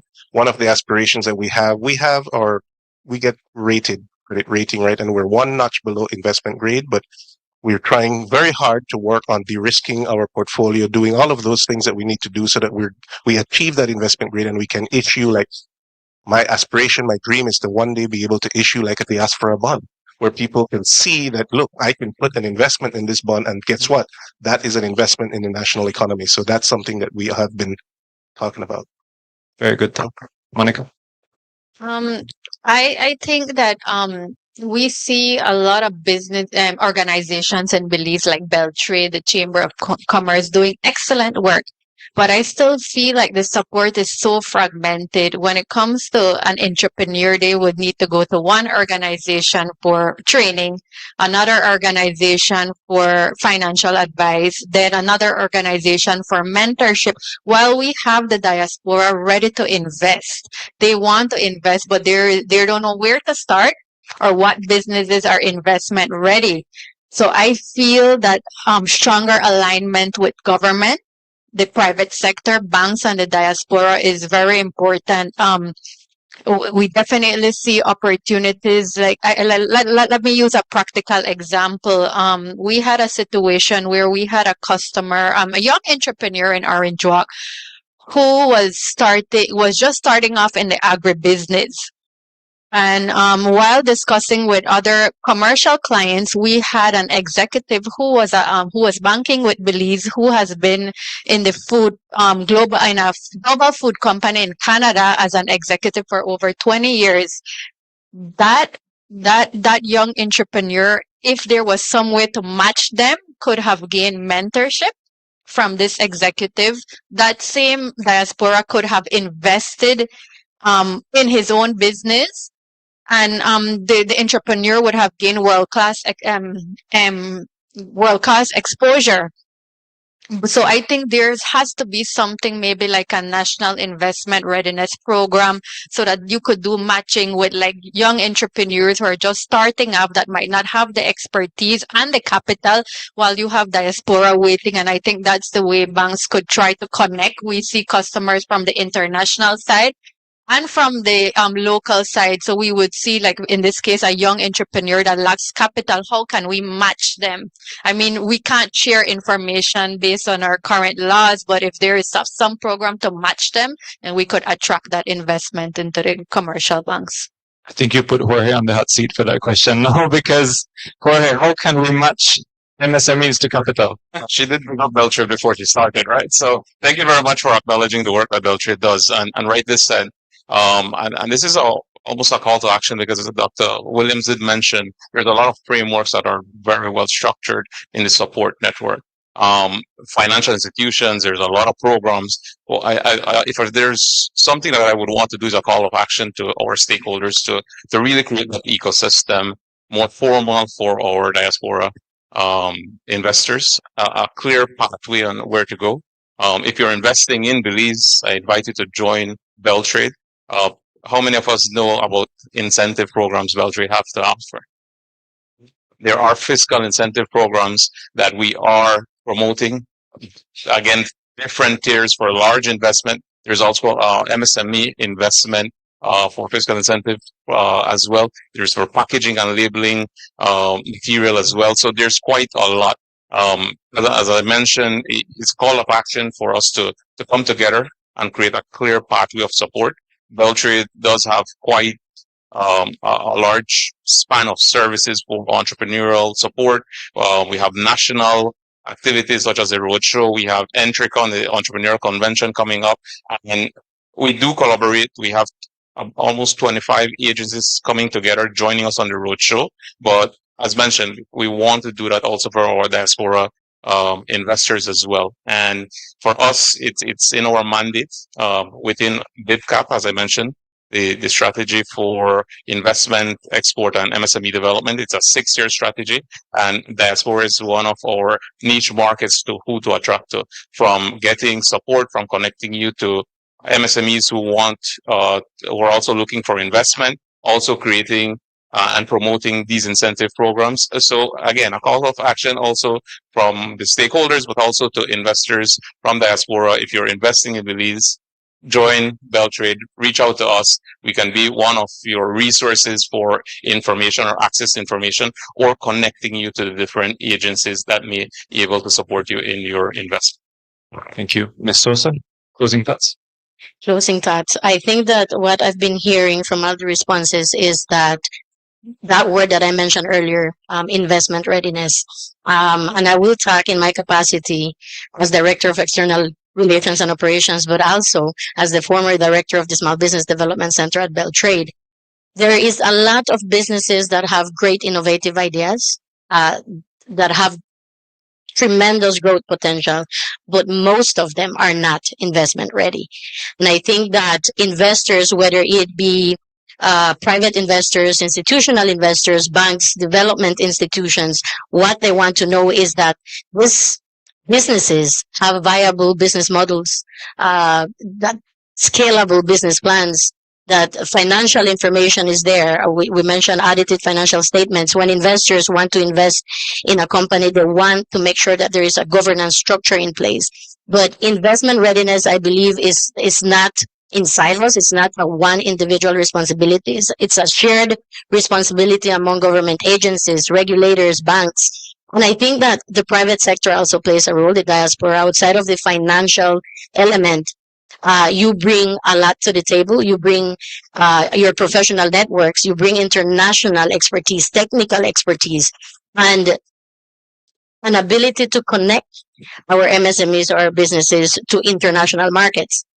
So I think that there is tremendous opportunities for more coordination, more collaboration. I think that we do have institutions and we can talk all day about what we can do, but I think that there has to be more coordination among the different institutions that are engaged in economic development. Thank you.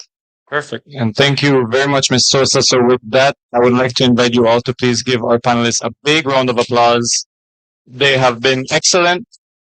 So please congratulate yourselves. And again, you know they will be here. So if you have additional questions, please feel free to reach out to them. And again, remember, Finance Belize is here to help you get connected to the financial services sector. So let us know. But again, big congrats and many thanks.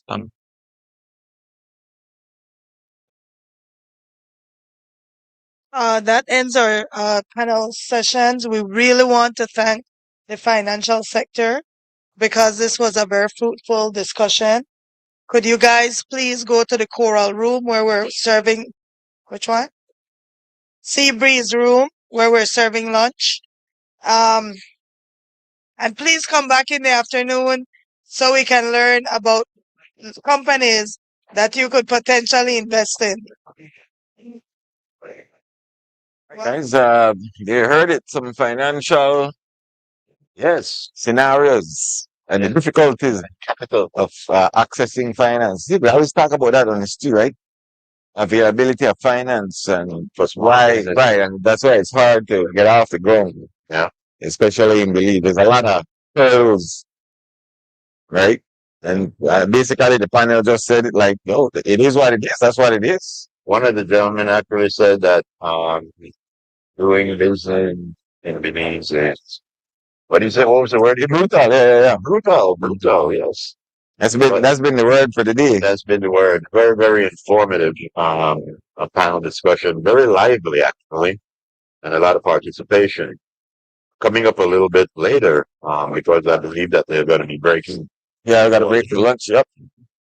Coming up after the lunch break, you see Candace Gibson is here. He's going to be, let me see, 1:35 to 2:35. He's going to be doing the Fire Hard Shot with Brian Wesley Kirkman, Kamal Samaru, and Dr. Andrew Trumba.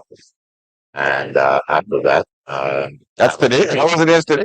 Yeah, but again today. Yes. All right. Panel 3, we're going to have the youth roundtable, the future of Belize, challenges, innovation, and opportunity. So it's very, very informative, and very well attended to, we must say.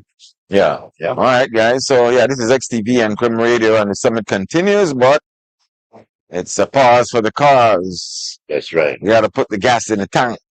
Exactly. Food, that is. That's food. So we'll take a break, and when we come back, it's for the afternoon session here at the Belize Diaspora Summit. There it is, at the Riverside. We'll be back.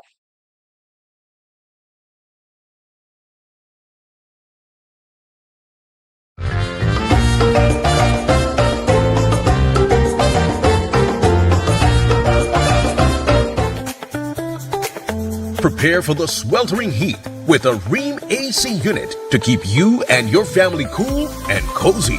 Get the recommended BTU for your bedroom or living room and enjoy complete comfort. You can also save some much needed cash with an inverter unit which provides superior energy efficiency. When the heat is on, stay cool with an affordable, dependable AC unit from Rheem. Available at Benny's. Quality and savings. Money travels fast, so make sure you check it before you spend it. Here are 4 easy ways to know your money is real. Look, feel, tilt, and check. Look closely at your note by holding it to the light to see the watermark and the note value. Notice how the see-through image completes itself perfectly. Feel for authenticity. Run your fingers over the raised portrait and the bars on the edges. 1 bar for the $2 and up to 6 bars for the $100. Tilt the note to see the hidden value appear. Look for the moving images on the security thread and holographic shimmer on higher denominations. Check closely. Use UV light or a magnifying glass to find hidden images and microtext. Remember, handling counterfeit money is illegal. If you spot a fake, report it to the police immediately. Look, feel, tilt, and check. Know your money. Check it before you spend it. A message from the Central Bank of Belize. Whether you are a busy person or stuck in traffic or having an adverse or very demanding circumstance, tension builds up, causing you to be stressed out. Stress attacks everyone, anytime, any age. And stress is a killer. Palm City? It's best to be alive than dead. So visit Freetown Drugstore to get options to relieve stress and to relax your mind. Yes, sir. What can I do for you today? I'm so stressed out. Okay, I'm saying I help you right now. When I this daily, for 10 days, I am good after that, okay? Okay. Freetown Drugstore, 28 Freetown Road, where you are better off alive than dead. Freetown Drugstore, telephone 223-2876.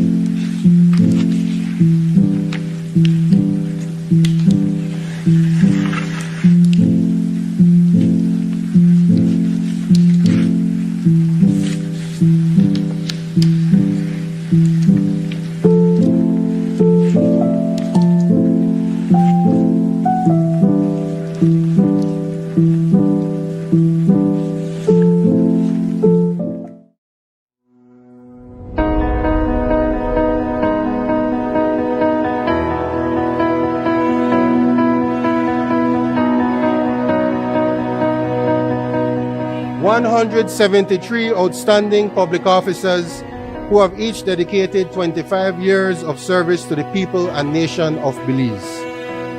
Let us pause and truly appreciate what that means. 25 years of showing up every day with a commitment to serve. 25 years of helping citizens navigate their challenges and aspirations. 25 years of contributing to the functioning of government, institutions, and the development of our country. 25 years of choosing service above self. Collectively, the women and men in this room, as we honor tonight, represent more than 4,000 years of combined service to Belize. That is an extraordinary legacy. Together, you carry decades of institutional knowledge, professional experience, and invaluable wisdom that have helped shape the Belize Public Service into what it is today. Every functioning school, every health center that opens its doors each morning, every farmer who receives support, every business that secures a license, every family that accesses social services, every community that receives assistance during times of crisis, and every citizen who turns to government for help benefits from the work of public officers. That I am toasting you all. May you continue working happily for the public service. I wish you a happy retirement for those who are going to be sailing off shortly. And for those of you who remain, keep up the good work. We see you, we hear you, we appreciate you.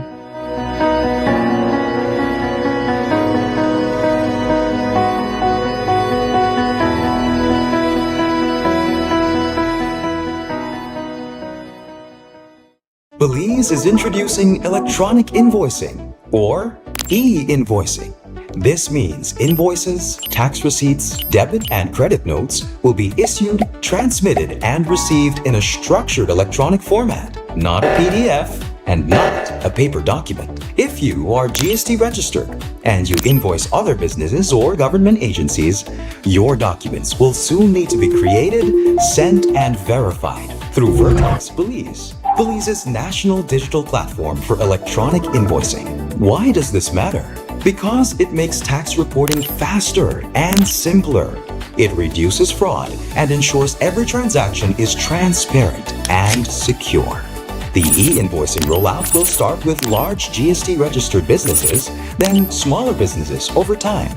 For more information, contact the Belize Tax Service at 613-2508 or email etdinfo@bts.gov.bz. Electronic invoicing, simplifying tax compliance through digital innovation. We've got the plumbing and electrical in our store. We've got the paints and the brush and light fixtures. That's for sure. We've got steel, cement, and tiles galore. And so much more. We've got everything in that store. We've got windows and doors just for you. In our store. We've got sheetrock, plywood, and hardwood too. That's for sure. Tools for gardening and the great outdoors. And so much more. We've got everything in that store. We've got variety. Everything. Quality. Everything. Quantity. Everything. And builders hardware variety. Everything. Quality. Everything. Quantity. Everything. And builders hardware. We've got the sinks and the tubs and cabinets. In our store. We've got the nuts and the bolts, so don't forget. And so much more. We've got service with a smile. That's for sure. We've got everything in that store. We've got variety. Everything. Quality. Everything. Quantity. Everything. And builders hardware variety. Everything. And quality. Everything. Quantity. Everything. And builders hardware. For builders who build with a passion and skill, go to builders hardware.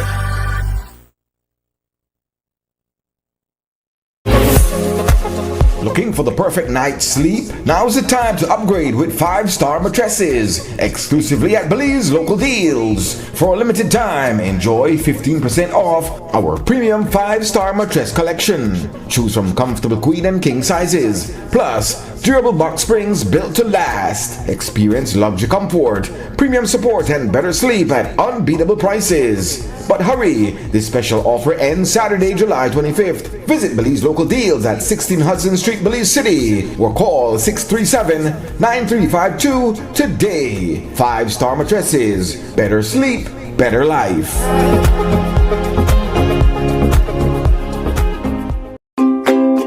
For For the tastiest and most delicious meat pies, visit Dario's Meat Pies. We are conveniently located at number 33 Hydes Lane in Belize City. For all your wholesale or retail meat pies, visit or call us at 203-5197 or 605-0570. Dario's Meat Pies, proudly catering to Belizeans since 1976. If it's not Dario's Meat Pies, then you're not tasting the best. Savor at Dario's Meat Pies today. Dario's Meat Pies, now doing deliveries. Un momento, todo es perfecto. Pero la vida puede cambiar inesperadamente.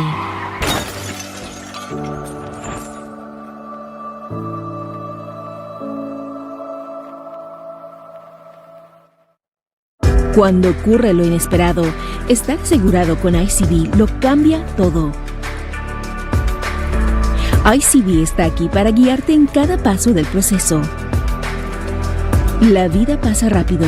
Protégete con la Insurance Corporation of Belize. Para más información, llama 224-5328 o 224-5329 o visita icbinsurance.com. Nokshe Adventure Park came about from the birth of COVID. Everything was on pause for tourism, so we decided, let's do something different. We got 10 bikes, 10 ATVs, and we were just doing ATV tours. Shortly after, we were approached by the cruise lines. We agreed to work with them, and from then it just started growing. We set up the chocolate tour first, and then from there we went into the culinary experience at the different Mayan cultures. We have like the gift shop, the cooking class, the shaman, and the healing, and it just all came together. When you reach a certain point, you need investors, you need partners to come into your business. Atlantic Bank just make it easy. Even my 7-year-old could do it. Atlantic Bank, building the future together.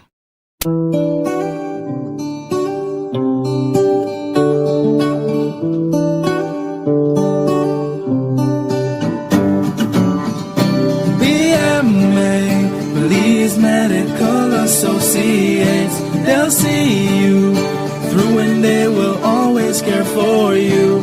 BMA, Belize Medical Associates, they're there for you.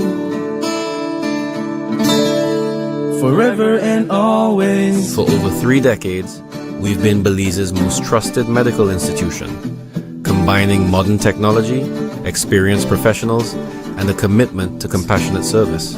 At Belize Medical Associates, we continue to raise the bar for healthcare in Belize, because at Belize Medical Associates, we do care.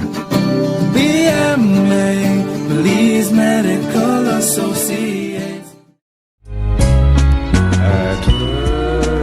Welcome to Bird's Eye with the Bird's Eye Restaurant, your ultimate dining destination in the heart of the city. Come enjoy the variety of our regular menu items and our daily specials, providing you the best in Belizean cuisine from Monday to Saturday. At our Thursday night karaoke, come dine and unwind with the best in cocktails and local drinks. Have an event coming up? Bird's Eye Court is perfect for hosting sporting events as well as social events like weddings, dances, concerts, pageants, conventions, and more. We've got you covered. Join us on Saturdays for family time with exciting kids activities including bouncy house and trampolines. Fun for the whole family. Then Saturday night, enjoy our 80s and 90s Saturday night experience, bringing you the best hits from 2 unforgettable decades. Come walk our memory lane as we showcase historical events at Bird's Eye over the years, celebrating the memories that have made us special. For a cozy, unique getaway and Belizean stay, come experience the plush accommodations of Bird's Eye Cabanas, offering a stunning view of the Caribbean Sea with all the amenities you need. Strengthen your immune system and improve your overall health with our trusted herbal remedies. And treat yourself to relaxation and rejuvenation as your stress melts away with a soothing massage at Infinite Herbal Health and Spa, located right here at Bird's Eye. Bird's Eye, where amazing food, great events, and unforgettable memories come together. Visit us today or call 207-6500 or 9289. The rainforest of Belize. Nature in her most abundant and untamed state. A place of amazing wonder. So we bottled it with passion. The alchemy of pure rainwater. Fresh pressed heirloom sugarcane grown in this rich soil, distilled by local artisans, always in harmony with nature, organically certified, sustainably committed, deeded to a trust that supports the communities of southern Belize. This is the relentless pursuit of craft without compromise. And now we share this part of the world with the world and you. We are Kopali Rum, the spirit of the rainforest.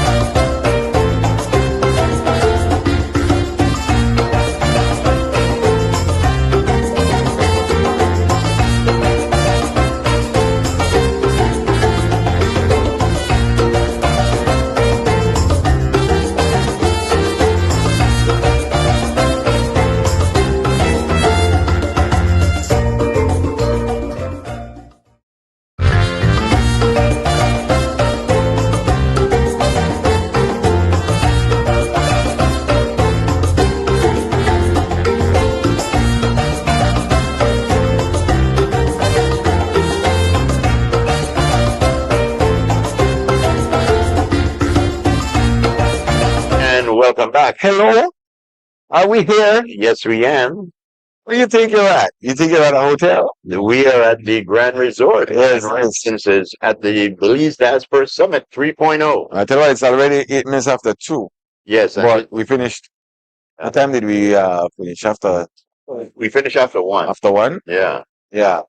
And we still have a couple more panel discussions to go. We have the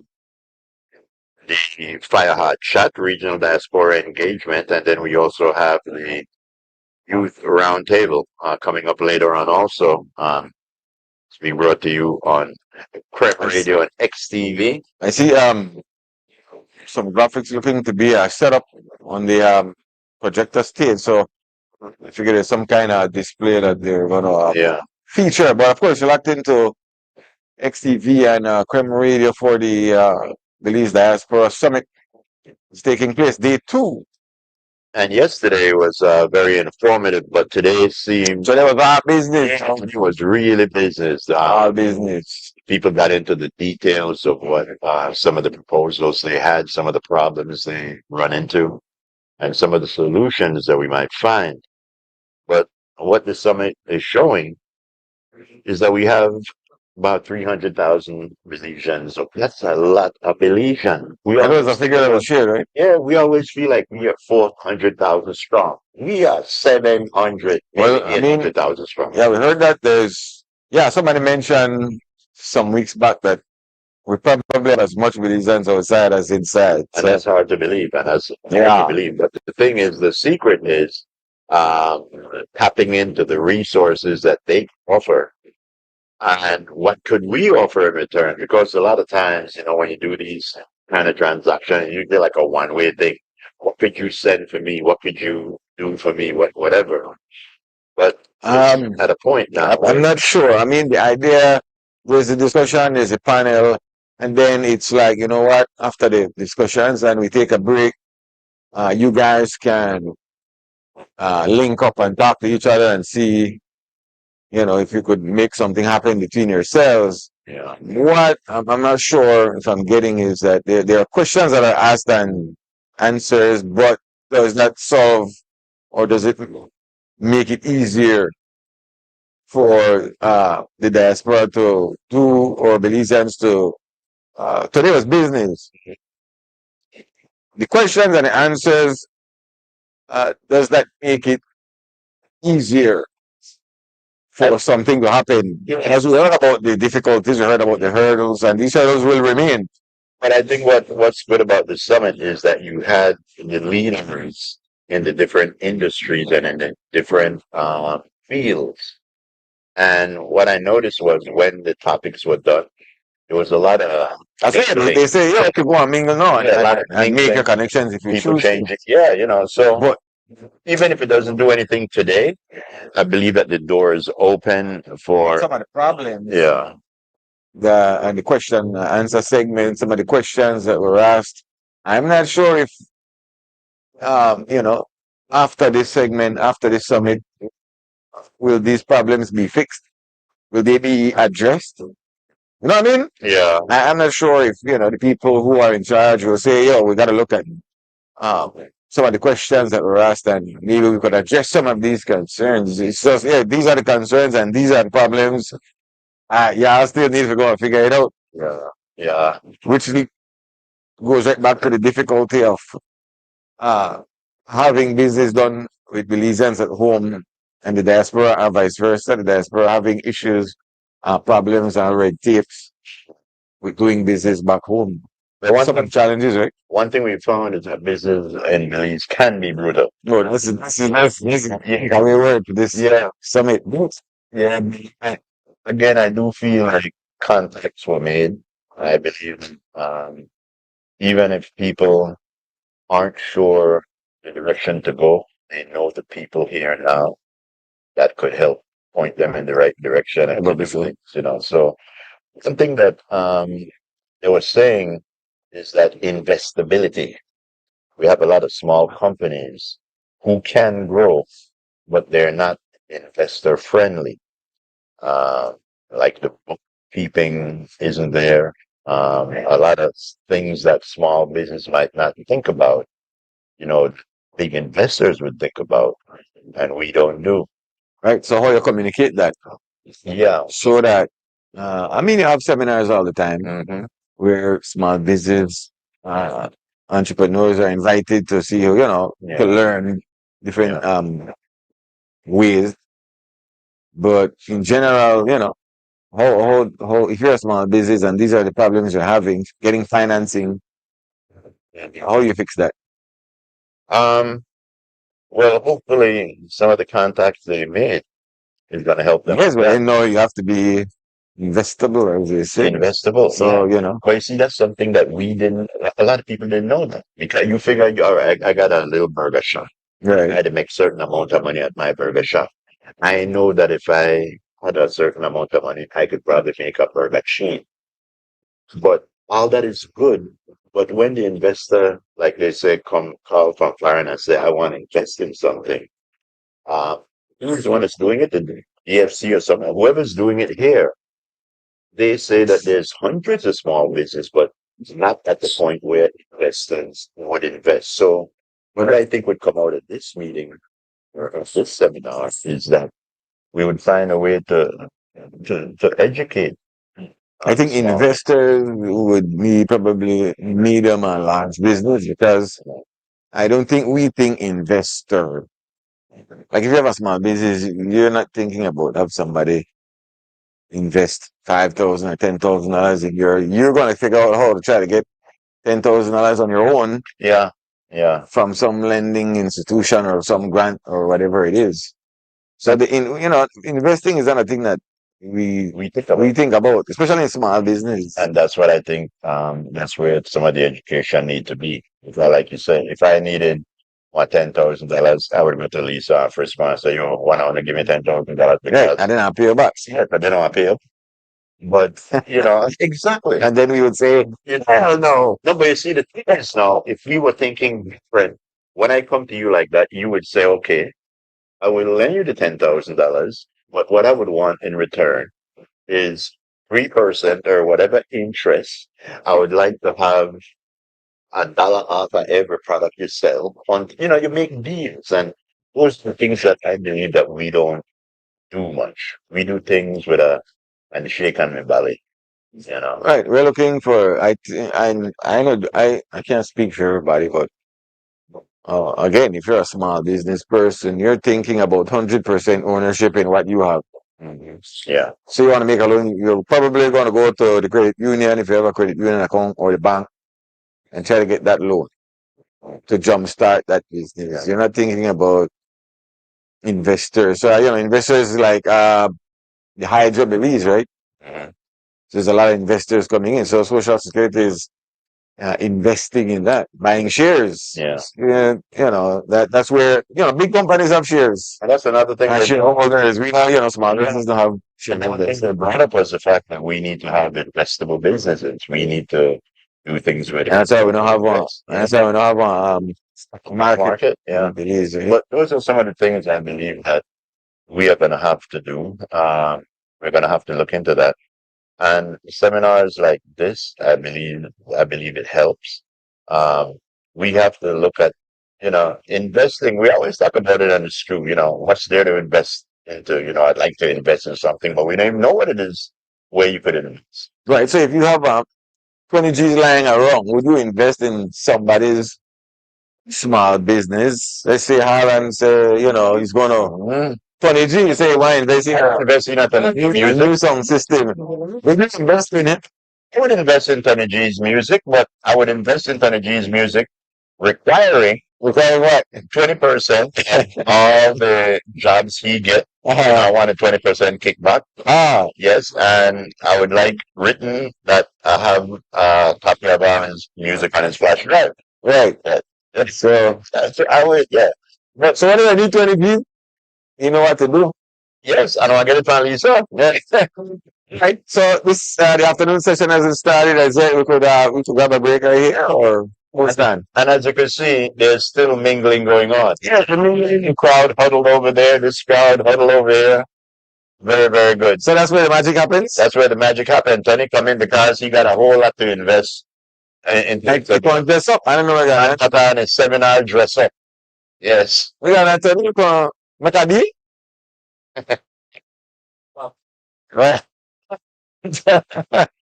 Stevie and Cremery, we're live at the summit, the Belize Diaspora Summit 3.0 happening in Belize, so that the links could be made in Belize. Right? So, quick break and then we'll come back for the afternoon session.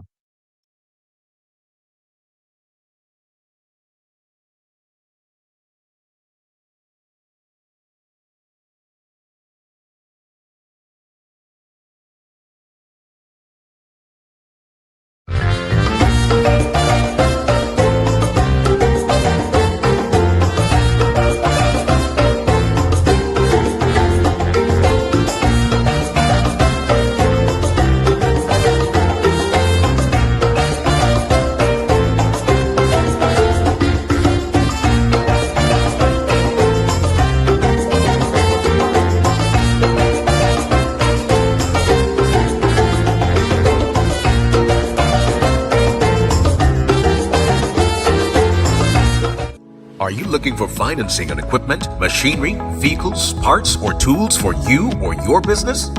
Benquip and Belize Bank have partnered to make purchasing easier than ever with Belize Bank's convenient online loan application platform. Simply apply online, get fast and secure financing, and access the equipment or vehicle you need to keep moving forward. Even better, use the promo code when applying and enjoy a special promotional interest rate exclusively for Benquip customers. Whether you're upgrading your fleet, investing in new machinery, or purchasing essential parts and equipment, now is the perfect time to make it happen. Visit Benquip today and ask about Belize Bank online loan financing. Whether you are a busy person or stuck in traffic or having an adverse or very demanding circumstance, tension builds up, causing you to be stressed out. Stress attacks everyone, anytime, any age. And stress is a killer. Palm City? It's best to be alive than dead. So visit Freetown Drugstore to get options to relieve stress and to relax your mind. Yes, sir. What can I do for you today? I'm so stressed out. Okay, I'll help you out right now. When I this daily, for 10 days, and I'm good after that, okay? Okay. Freetown Drugstore, 28 Freetown Road, where you are better off alive than dead. Freetown Drugstore, telephone 223-2876. Money travels fast.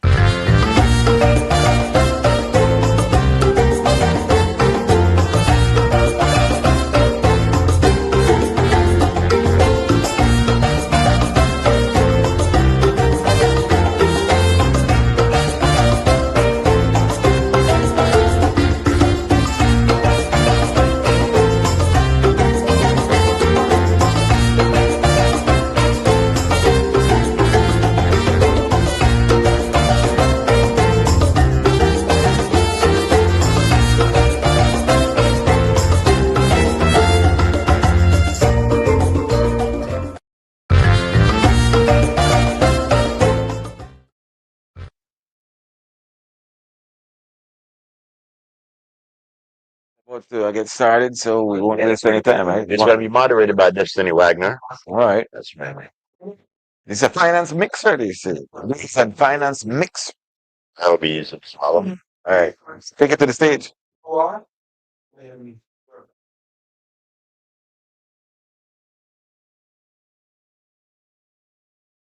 Youth, Sport and Diaspora Relations, the Honorable Anthony Mahler, and our CEO, Mrs. Nicole Solano Osher, who today are also ambassadors. They're out in a sports event representing Belize.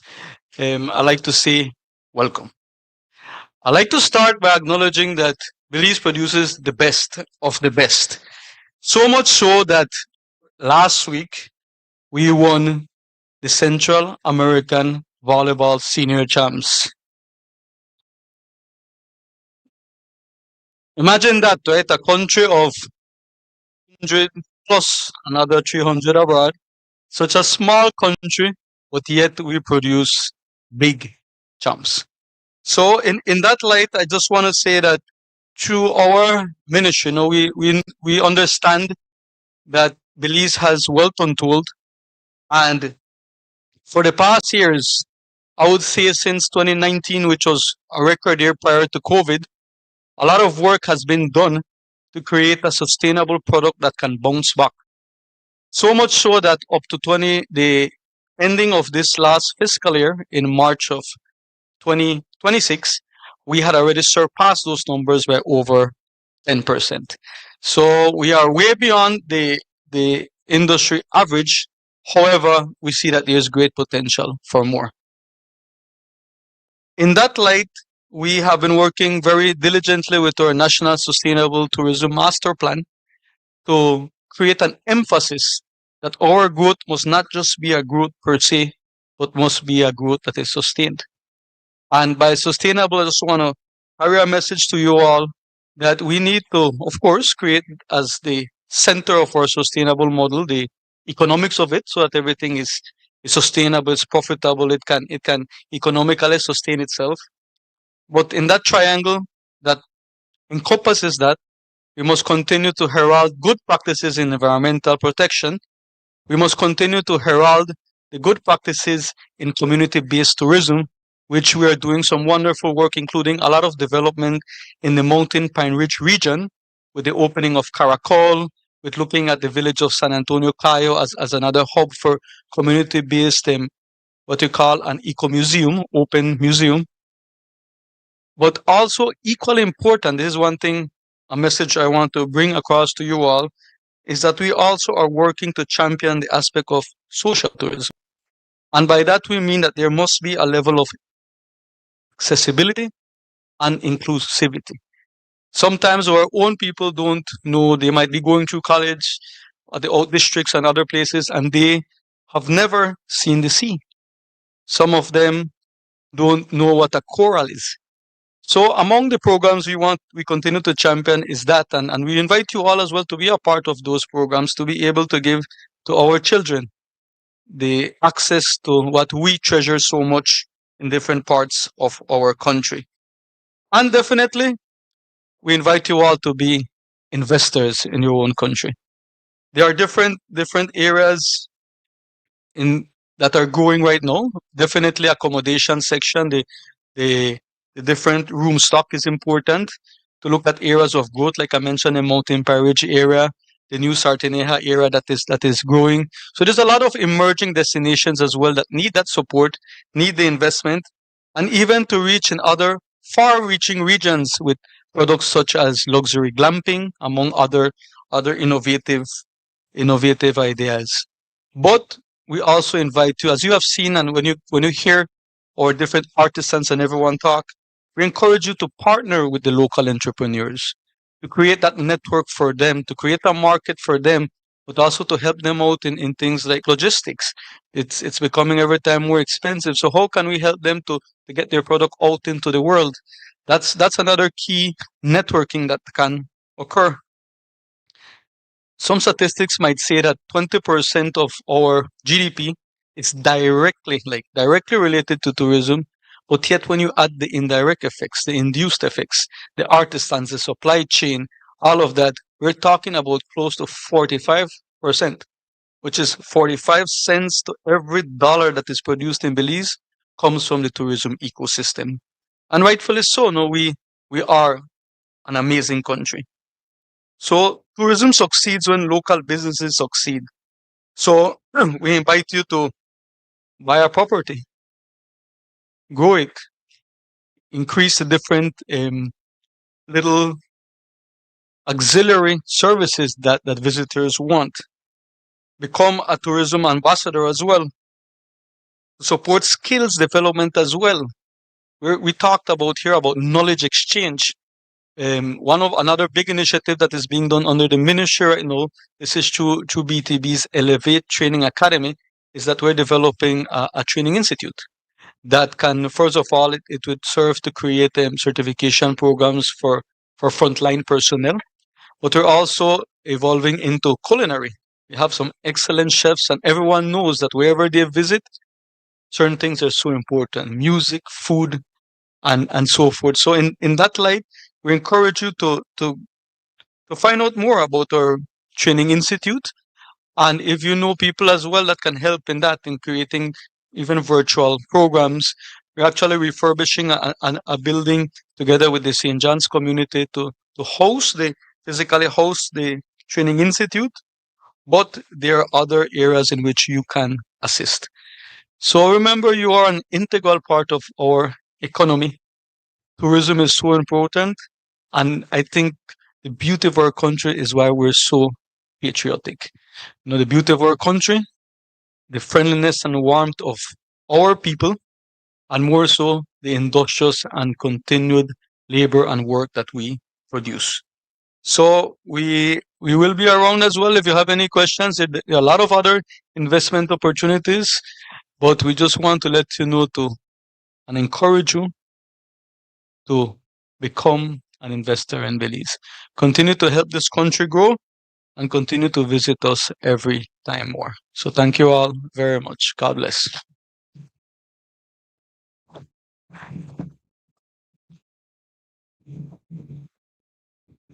Thank you so much for those opening remarks. Up next, we'll have Belize's ambassador for the Diaspora Relations, Miss Sanya Murphy.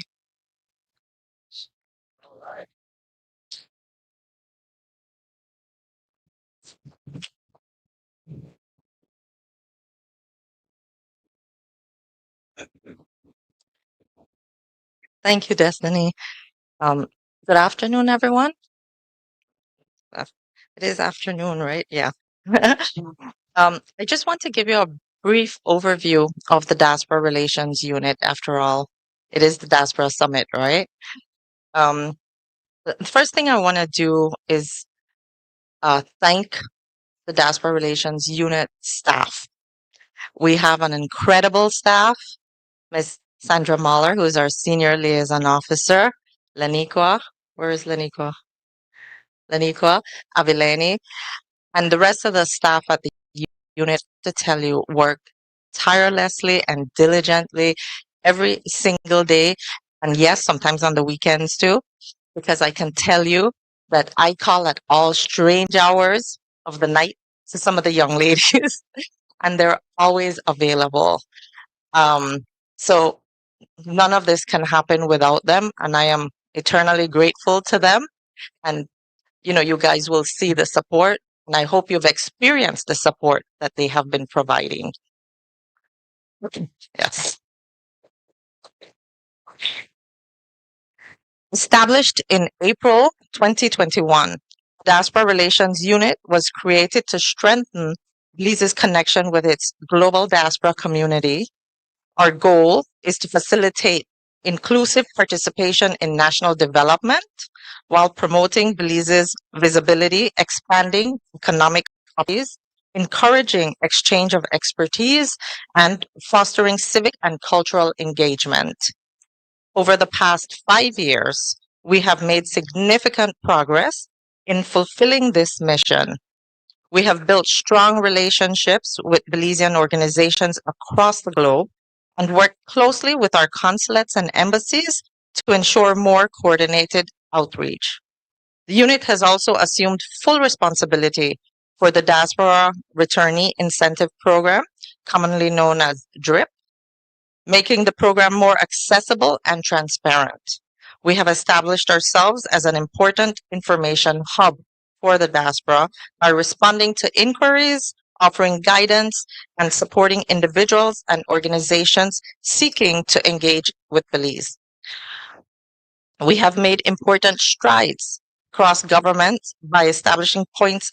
We have made important strides across the government by establishing points of contact within key ministries. This has helped us streamline diaspora-related concerns and resolve long-standing issues many Belizeans abroad have struggled with for years.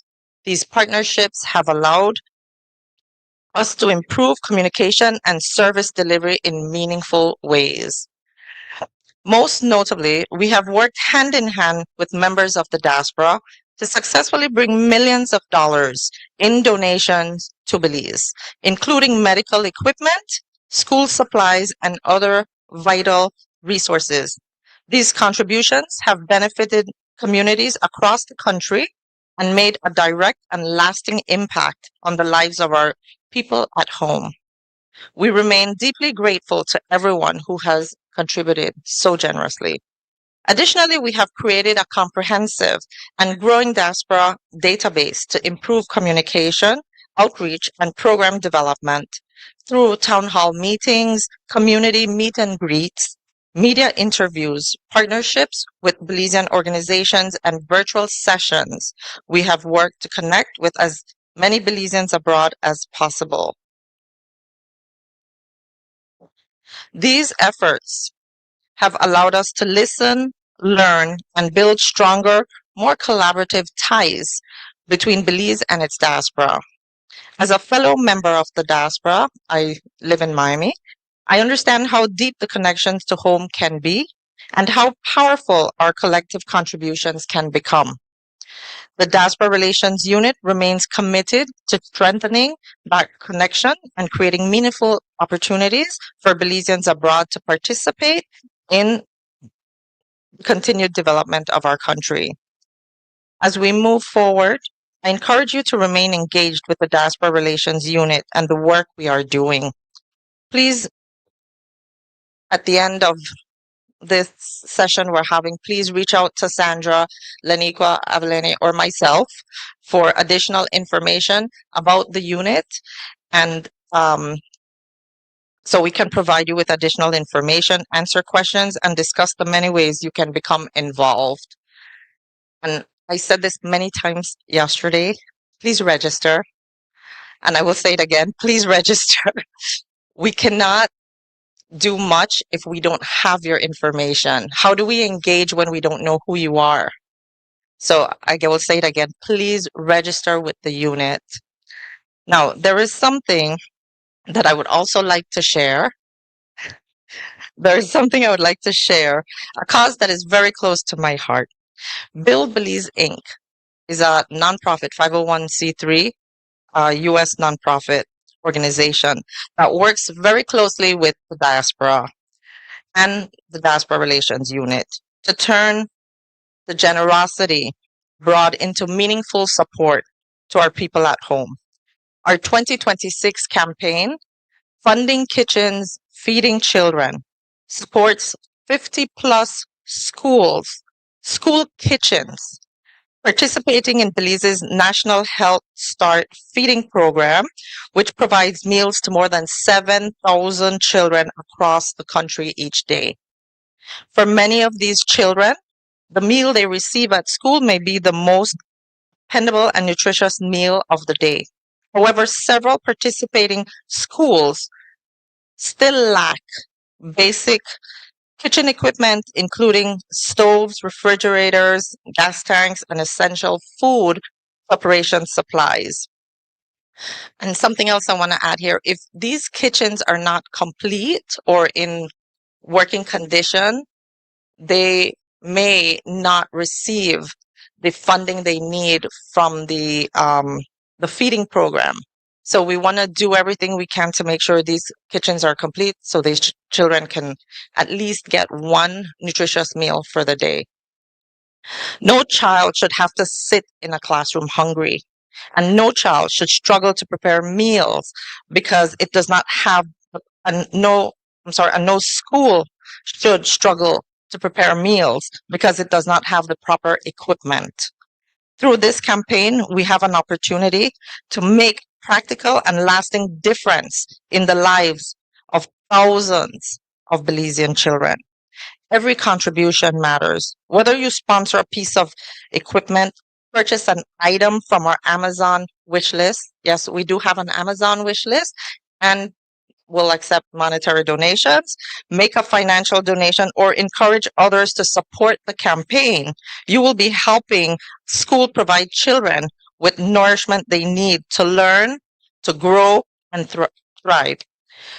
This is more than a campaign to equip kitchens. It is an investment in our children, their education, their health, and the future of Belize. I invite each of you to join us and help ensure that every participating school, to be exact, it's 56 schools, to help ensure that every participating school has the resources needed to serve its student with dignity and care. Please, again, reach out to myself. You can reach out to Sandra, to Laniqua, to Avelene. Reach out to any of us for additional information. You may also, use the website buildbelizeinc.org, and that will provide you with additional information. But please, I cannot stress enough how important this is. I really believe in this day and age, we should not still be struggling trying to feed children so that they can learn, grow, stay focused in school. There's no reason why. So I implore for you to please support the campaign, and we will all benefit from this. So thank you.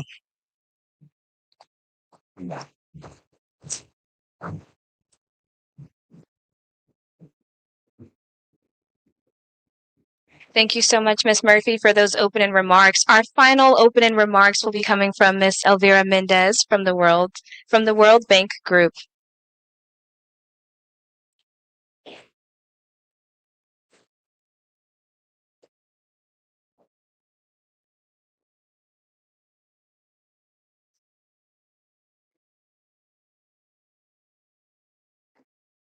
After two tall ladies.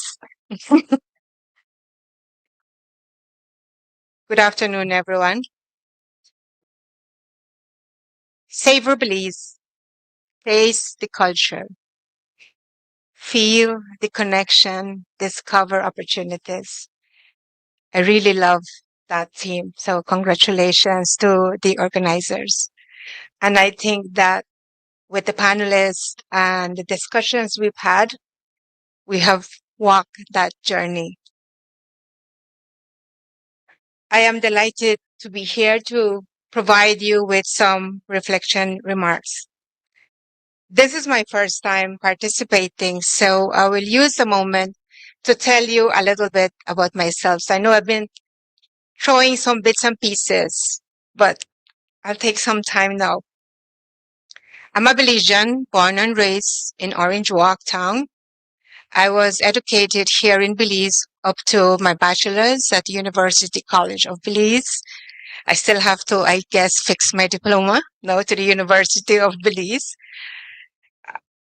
I represent Belize using two hats. The first one, I think both of them are important. One of them is through engagements like these. I have supported my husband in his diplomatic career for the last 26 years in Washington, D.C. I have met many of you, and this forum also allowed me to meet new people as well. We have just been in New York for the Diabetes Association Gala, and recently at the Belize Day at Miramar. So I know what it feels to be a diaspora in the sense when you move abroad with your family and what that all entails. But I also know what I need to do to support my country. And I've engaged with many Belizeans where they share their concerns and love for their country, but they also share their passion and what they want to give back to their country.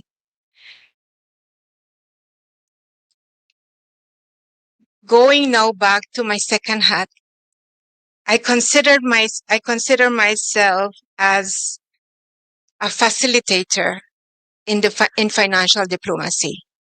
Yesterday, Minister Musa referred to giving thanks also to those international public servants. So I am one of those Belizeans that are in international public servants.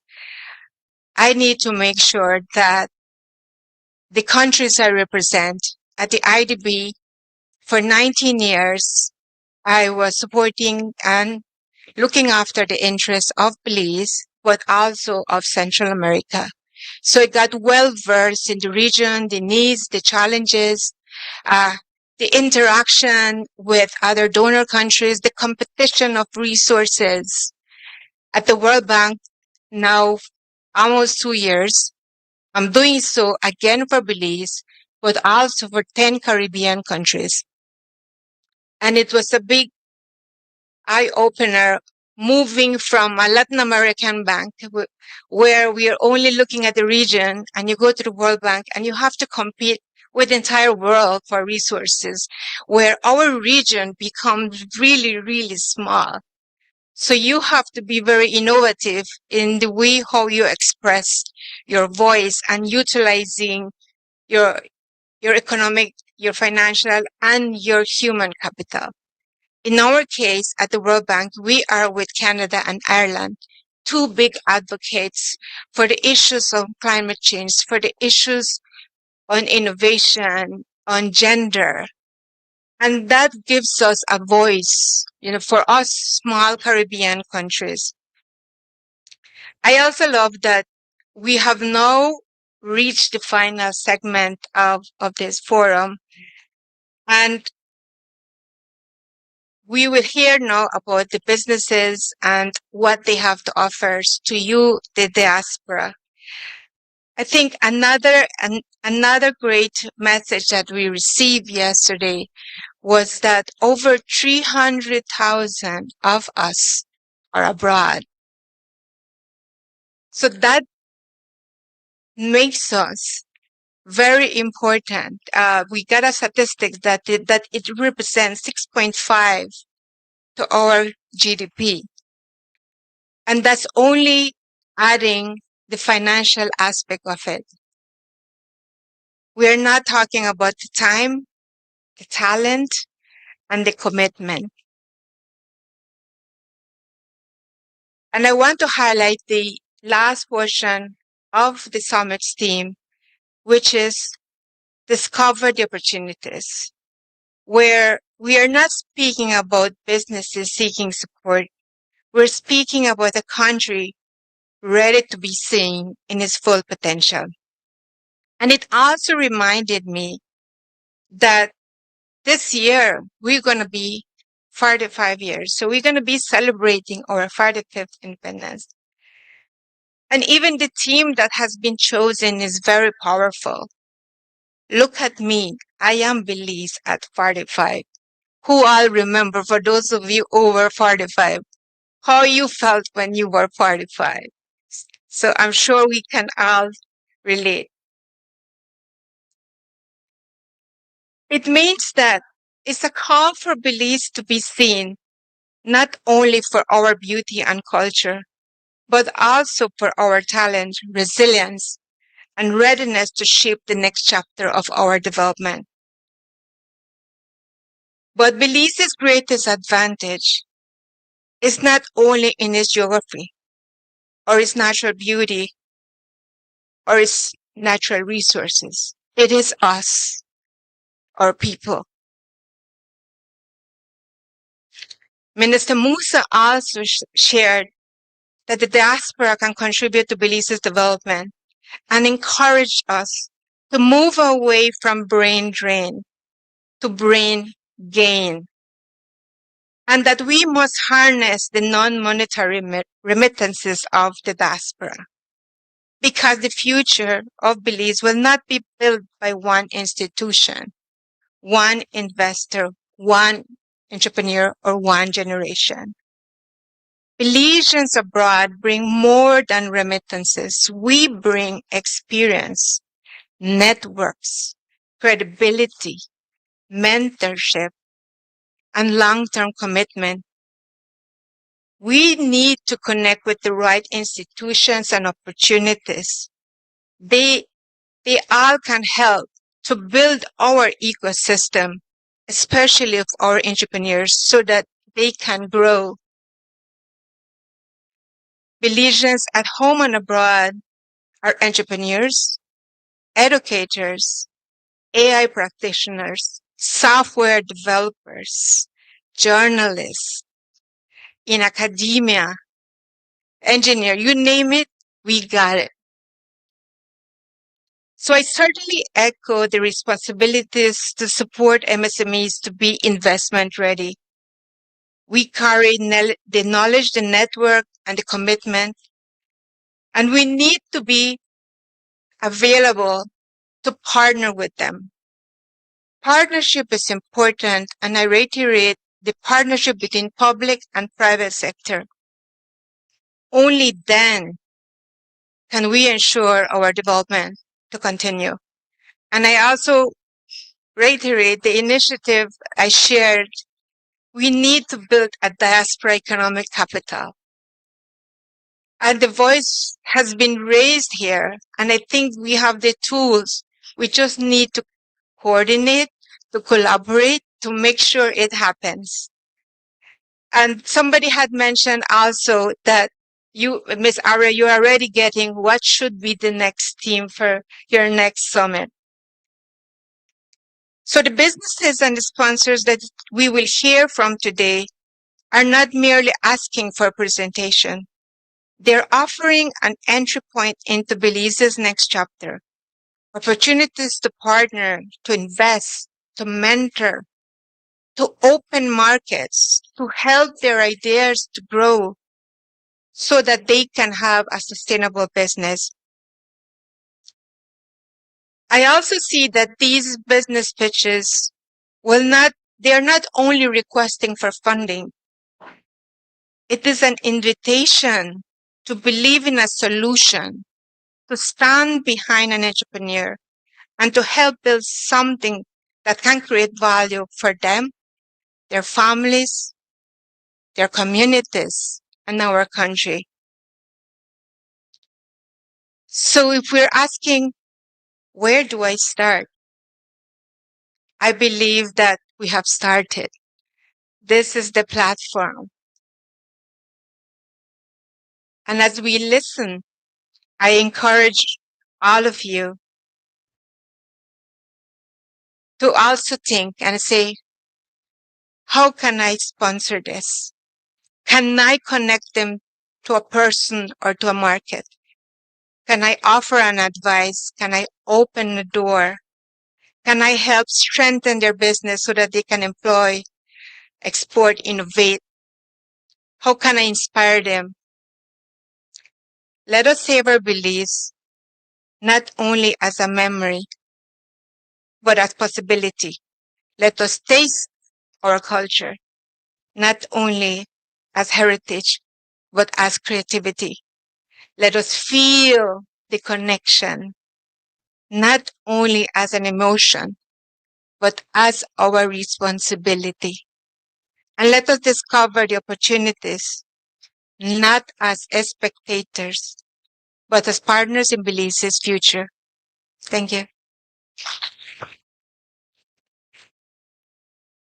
All right, guys.